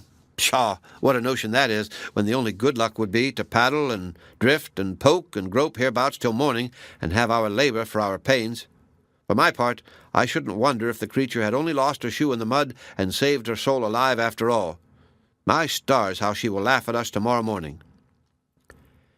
It is indescribable what an image of Zenobia at the breakfast table, full of warm and mirthful life, this surmise of Silas Foster's brought before my mind. The terrible phantasm of her death was thrown by it into the remotest and dimmest background, where it seemed to grow as improbable as a myth. "Yes, Silas, it may be as you say," cried I. The drift of the stream had again borne us a little below the stump, when I felt, yes, felt, for it was as if the iron hook had smote my breast, felt Hollingsworth pole strike some object at the bottom of the river. He started up and almost overset the boat. "Hold on!" cried Foster. "You have her." Putting a fury of strength into the effort, Hollingsworth heaved amain, and up came a white swash to the surface of the river. It was the flow of a woman's garments. A little higher, and we saw her dark hair streaming down the current. Black river of death, thou hadst yielded up thy victim. Zenobia was found. Silas Foster lay hold of the body. Hollingsworth likewise grappled with it, and I steered towards the bank, gazing all the while at Zenobia, whose limbs were swaying in the current close at the boat's side. Arriving near the shore, we all three stepped into the water, bore her out, and laid her on the ground beneath a tree. "Poor child," said Foster, and his dry old heart, I verily believe, vouchsafed a tear. "I'm sorry for her." Were I to describe the perfect horror of the spectacle, the reader might justly reckon it to me for a sin and a shame. For more than 12 long years I have borne it in my memory, and could now reproduce it as freshly as if it were still before my eyes. Of all the modes of death, methinks it is the ugliest. Her wet garments swathed limbs of terrible inflexibility. She was the marble image of a death agony. Her arms had grown rigid in the act of struggling, and were bent before her with clenched hands. Her knees, too, were bent, and, thank God for it, in the attitude of prayer. Ah, that rigidity! It is impossible to bear the terror of it. It seemed, I must needs impart so much of my own miserable idea, it seemed as if her body must keep the same position in the coffin, and that her skeleton would keep it in the grave, and that when Zenobia rose at the day of judgment, it would be in just the same attitude as now. One hope I had, and that too was mingled with fear. She knelt as if in prayer. With the last choking consciousness, her soul bubbling out through her lips, it may be, had given itself up to the Father, reconciled and penitent. But her arms, they were bent before her as if she struggled against Providence in never-ending hostility. Her hands, they were clenched in immitigable defiance. Away with the hideous thought, the flitting moment after Zenobia sank into the dark pool when her breath was gone, and her soul at her lips was as long in its capacity of God's infinite forgiveness as the lifetime of the world. Foster bent over the body and carefully examined it. "You have wounded the poor thing's breast," said he to Hollingsworth. "Close by her heart, too." "Ha!" cried Hollingsworth with a start. And so he had, indeed, both before and after death. "See," said Foster, "that's the place where the iron struck her. It looks cruelly, but she never felt it." He endeavored to arrange the arms of the corpse decently by its side. His utmost strength, however, scarcely sufficed to bring them down, and rising again the next instant, they bade him defiance exactly as before. He made another effort with the same result. "In God's name, Silas Foster," cried I with bitter indignation, "let that dead woman alone." "Why, man, it's not decent," answered he, staring at me in amazement. "I can't bear to see her looking so— Well, added he after a third effort, "'tis of no use, sure enough, and we must leave the woman to do their best with her after we get to the house. The sooner that's done, the better." We took 2 rails from a neighboring fence, and formed a bier by laying across some boards from the bottom of the boat. And thus we bore Zenobia homeward. 6 hours before, how beautiful! At midnight, what a horror! A reflection occurs to me that will show ludicrously, I doubt not, on my page, but must come in for its sterling truth. Being the woman that she was, could Zenobia have foreseen all these ugly circumstances of death, how ill it would become her, the altogether unseemly aspect which she must put on, and especially old Silas Foster's efforts to improve the matter, she would no more have committed the dreadful act than have exhibited herself to a public assembly in a badly fitting garment. Zenobia, I have often thought, was not quite simple in her death. She had seen pictures, I suppose, of drowned persons in lithe and graceful attitudes, and she deemed it well and decorous to die as so many village maidens have, wronged in their first love, and seeking peace in the bosom of the old familiar stream, so familiar that they could not dread it, where in childhood they used to bathe their little feet, wading mid-leg deep, unmindful of wet skirts. But in Zenobia's case, there was some tint of the Arcadian affectation that had been visible enough in all our lives for a few months past. This, however, to my conception, takes nothing from the tragedy, for has not the world come to an awfully sophisticated pass when, after a certain degree of acquaintance with it, we cannot even put ourselves to death in wholehearted simplicity? Slowly, with many a dreary pause, resting the bier often on some rock or balancing it across a mossy log to take fresh hold, we bore our burthen onward, through the moonlight, and, at last, laid Zenobia on the floor of the old farmhouse. By and by came 3 or 4 withered women and stood whispering around the corpse, peering at it through their spectacles, holding up their skinny hands, shaking their night-capped heads, and taking counsel of one another's experience what was to be done. With those tired women, we left Zenobia. The end of Chapter 27. Read by Rick Kishner for Lit2Go on the web at fcit.usf.edu.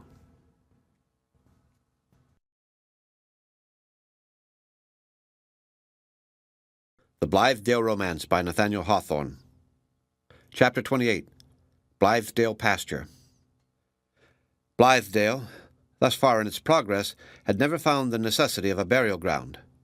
There was some consultation among us in what spot Zenobia might most fitly be laid. It was my own wish that she should sleep at the base of Elliot's Pulpit, and that, on the rugged front of the rock, the name by which we familiarly knew her, Zenobia, and not another word, should be deeply cut and left for the moss and lichens to fill up at their long leisure. But Hollingsworth, to whose ideas on this point great deference was due, made it his request that her grave might be dug on the gently sloping hillside in the wide pasture where, as we once supposed, Zenobia and he had planned to build their cottage. And thus it was done accordingly. She was buried very much as other people have been for hundreds of years gone by. In anticipation of a death, we Blythedale colonists had sometimes set our fancies at work to arrange a funereal ceremony which should be the proper symbolic expression of our spiritual faith and eternal hopes. And this we meant to substitute for those customary rites which were moulded originally out of the Gothic gloom, and by long use, like an old velvet pall, have so much more than their first death smell in them. But when the occasion came, we found it the simplest and truest thing, after all, to content ourselves with the old-fashioned, taking away what we could, but interpolating no novelties, and particularly avoiding all frippery of flowers and cheerful emblems. The procession moved from the farmhouse. Nearest the dead walked an old man in deep mourning, his face most concealed in a white handkerchief, and with Priscilla leaning on his arm. Hollingsworth and myself came next. We all stood around the narrow niche in the cold earth. All saw the coffin lowered in. All heard the rattle of the crumbly soil upon its lid, that final sound which mortality awakens on the utmost verge of sense, as if in the vain hope of bringing an echo from the spiritual world. I noticed a stranger to most of those present, though known to me, who after the coffin had descended, took up a handful of earth and flung it first into the grave. I had given up Hollingsworth's arm, and now found myself near this man. "It was an idle thing, a foolish thing for Zenobia to do," said he. "She was the last woman in the world to whom death could have been necessary. It was too absurd. I have no patience with her." "Why so?" I inquired, smothering my horror at his cold comment in my eager curiosity to discover some tangible truth as to his relationship with Zenobia. If any crisis could justify the sad wrong she offered to herself, it was surely that in which she stood. Everything had failed her. Prosperity, in the world's sense, for her opulence was gone, the heart's prosperity and love. And there was a secret burthen on her, the nature of which is best known to you. Young as she was, she had tried life fully, had no more to hope, and something perhaps to fear. Had Providence taken her away in its own holy hand, I should have thought it the kindest dispensation that could be awarded to one so wrecked. "You mistake the matter completely," rejoined Westervelt. "What, then, is your own view of it?" I asked. "Her mind was active and various in its powers," said he. "Her heart had a manifold adaptation, her constitution an infinite buoyancy, which, had she possessed only a little patience to await the reflux of her troubles, would have borne her upward triumphantly for 20 years to come. Her beauty would not have waned, or scarcely so, and surely not beyond the reach of art to restore it, in all that time. She had life's summer all before her, and 100 varieties of brilliant success. What an actress Zenobia might have been! It was one of her least valuable capabilities. How forcibly she might have wrought upon the world, either directly in her own person, or by her influence upon some man, or a series of men of controlling genius. Every prize that could be worth a woman's having, and many prizes which other women are too timid to desire, lay within Zenobia's reach. In all this, I observed, there would have been nothing to satisfy her heart. Her heart, answered Westervelt contemptuously. That troublesome organ, as she had hitherto found it, would have been kept in its due place and degree, and have had all the gratification it could fairly claim. She would soon have established a control over it. Love had failed her, you say. Had it never failed her before, yet she survived it and loved again, possibly not once alone, nor twice either, and now to drown herself for yonder dreamy philanthropist. Who are you, I exclaimed indignantly, that dare to speak thus of the dead? You seem to intend a eulogy, yet leave out whatever was noblest in her, and blacken while you mean to praise. I have long considered you as Zenobia's evil fate. Your sentiments confirm me in the idea, but leave me still ignorant as to the mode in which you have influenced her life. The connection may have been indissoluble except by death. Then indeed, always in the hope of God's infinite mercy, I cannot deem it a misfortune that she sleeps in yonder grave. No matter what I was to her, he answered gloomily, yet without actual emotion. She is now beyond my reach. Had she lived and hearkened to my counsels, we might have served each other well. But there Zenobia lies in yonder pit, with the dull earth over her, 20 years of a brilliant lifetime thrown away for a mere woman's whim. Heaven deal with Westervelt according to his nature and deserts. That is to say, annihilate him. He was altogether earthy, worldly, made for time and its gross objects, and incapable, except by a sort of dim reflection, caught from other minds, of so much as one spiritual idea. Whatever stain Zenobia had was caught from him, nor does it seldom happen that a character of admirable qualities loses its better life because the atmosphere that should sustain it is rendered poisonous by such breath as this man mingled with Zenobia's. Yet his reflections possessed their share of truth. It was a woeful thought that a woman of Zenobia's diversified capacity should have fancied herself irretrievably defeated on the broad battlefield of life, and with no refuge save to fall on her own sword merely because love had gone against her.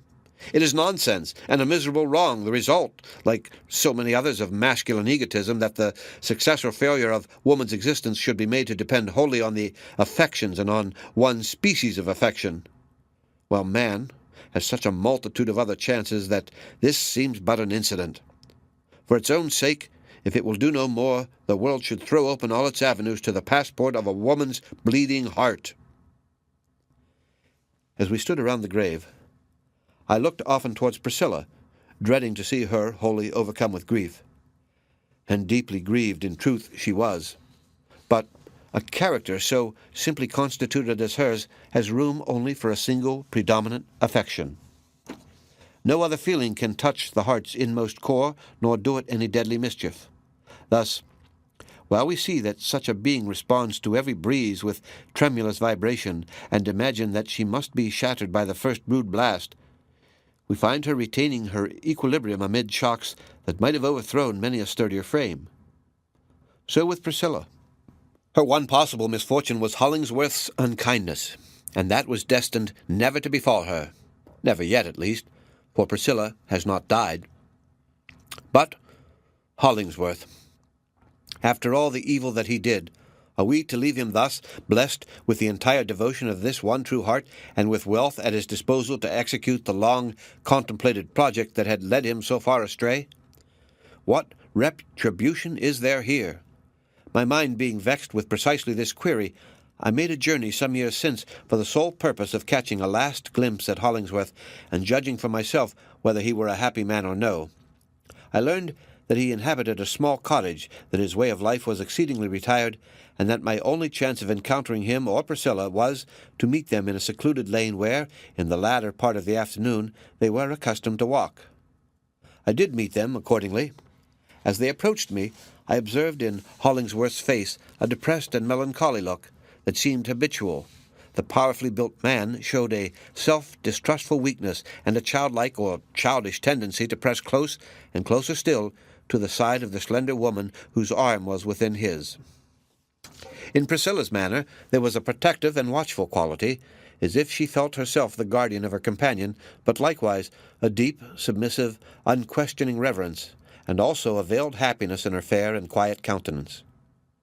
Drawing nearer, Priscilla recognized me, and gave me a kind and friendly smile, but with a slight gesture which I could not help interpreting as an entreaty not to make myself known to Hollingsworth. Nevertheless, an impulse took possession of me and compelled me to address him.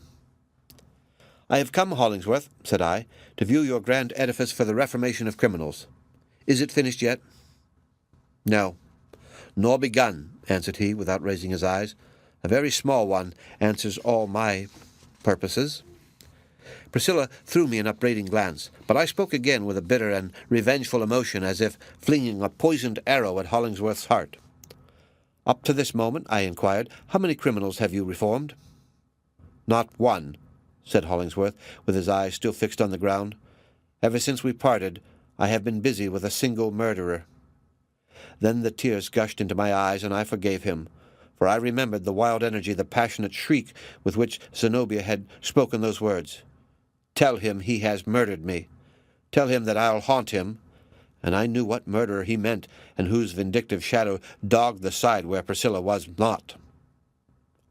The moral, which presents itself to my reflections as drawn from Hollingsworth's character and errors, is simply this, that, admitting what is called philanthropy, when adopted as a profession, to be often useful by its energetic impulse to society at large, it is perilous to the individual whose ruling passion in one exclusive channel it thus becomes.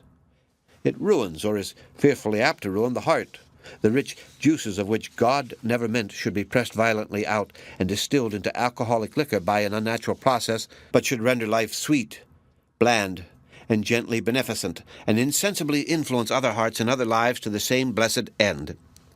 I see in Hollingsworth an exemplification of the most awful truth in Bunyan's book of such, "From the very gate of heaven there is a byway to the pit." But all this while we have been standing by Zenobia's grave. I have never since beheld it, but make no question that the grass grew all the better on that little parallelogram of pasture land for the decay of the beautiful woman who slept beneath. How much nature seems to love us, and how readily, nevertheless, without a sigh or a complaint, she converts us to a meaner purpose, when her highest one, that of conscious intellectual life and sensibility, has been untimely balked. While Zenobia lived, nature was proud of her, and directed all eyes upon that radiant presence as her fairest handiwork. Zenobia perished. Will not nature shed a tear? Ah, no. She adopts the calamity at once into her system, and is just as well pleased, for aught we can see, with the tuft of ranker vegetation that grew out of Zenobia's heart, as with all the beauty which has bequeathed us no earthly representative, except in this crop of weeds. It is because the spirit is inestimable that the lifeless body is so little valued. The end of Chapter 28. Read by Rick Kistner for Lit to Go on the web at fcit.usf.edu.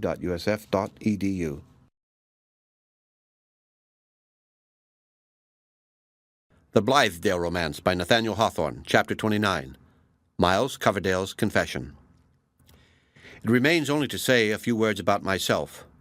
Not improbably, the reader might be willing to spare me the trouble, for I have made but a poor and dim figure in my own narrative, establishing no separate interest, and suffering my colourless life to take its hue from other lives. But one still retains some little consideration for oneself, so I keep these last 2 or 3 pages for my individual and sole behoof. But what, after all, have I to tell? Nothing, nothing, nothing. I left Blithedale within the week after Zenobia's death, and went back thither no more. The whole soil of our farm for a long time afterwards seemed but the sodded earth over her grave. I could not toil there, nor live upon its products. Often, however, in these years that are darkening around me, I remember our beautiful scheme of a noble and unselfish life, and how fair in that first summer appeared the prospect that it might endure for generations and be perfected as the ages rolled away into the system of a people and a world. Were my former associates now there? Were there only 3 or 4 of those true-hearted men still laboring in the sun? I sometimes fancy that I should direct my world-weary footsteps thitherward, and entreat them to receive me for old friendship's sake. More and more I feel that we had struck upon what ought to be a truth. Posterity may dig it up and profit by it. The experiment, so far as its original projectors were concerned, proved long ago a failure, first lapsing into Fourierism, and dying as it well deserved for this infidelity to its own higher spirit. Where once we toiled with our whole hopeful hearts, the town paupers, aged, nerveless, and disconsolate, creep sluggishly afield. Alas, what faith is requisite to bear up against such results of generous effort? My subsequent life has passed, I was going to say happily, but at all events tolerably enough. I am now at middle age, well, a step or two beyond the midmost point, and I care not a fig who knows it. A bachelor with no very decided purpose of ever being otherwise. I have been twice to Europe, and spent a year or two rather agreeably at each visit. Being well-to-do in the world, and having nobody but myself to care for, I live very much at my ease, and fare sumptuously every day. As for poetry, I have given it up, notwithstanding that Dr. Griswold, as the reader of course knows, has placed me at a fair elevation among our minor minstrelsy on the strength of my pretty little volume published 10 years ago. As regards human progress, in spite of my irrepressible yearnings over the Blithedale reminiscences, let them believe in it who can, and aid in it who choose. If I could earnestly do either, it might be all the better for my comfort. As Hollingsworth once told me, I lack a purpose. How strange! He was ruined morally by an overplus of the very same ingredient, the want of which I occasionally suspect has rendered my own life all an emptiness. I by no means wish to die. Yet, were there any cause in this whole chaos of human struggle worth a sane man's dying for, and which my death would benefit, then, provided, however, the effort did not involve an unreasonable amount of trouble, methinks I might be bold to offer up my life. If Kossuth, for example, would pitch the battlefield of Hungarian rights within an easy ride of my abode, and choose a mild sunny morning after breakfast for the conflict, Miles Coverdale would gladly be his man for one brave rush upon the levelled bayonets. Farther than that, I should be loath to pledge myself. I exaggerate my own defects.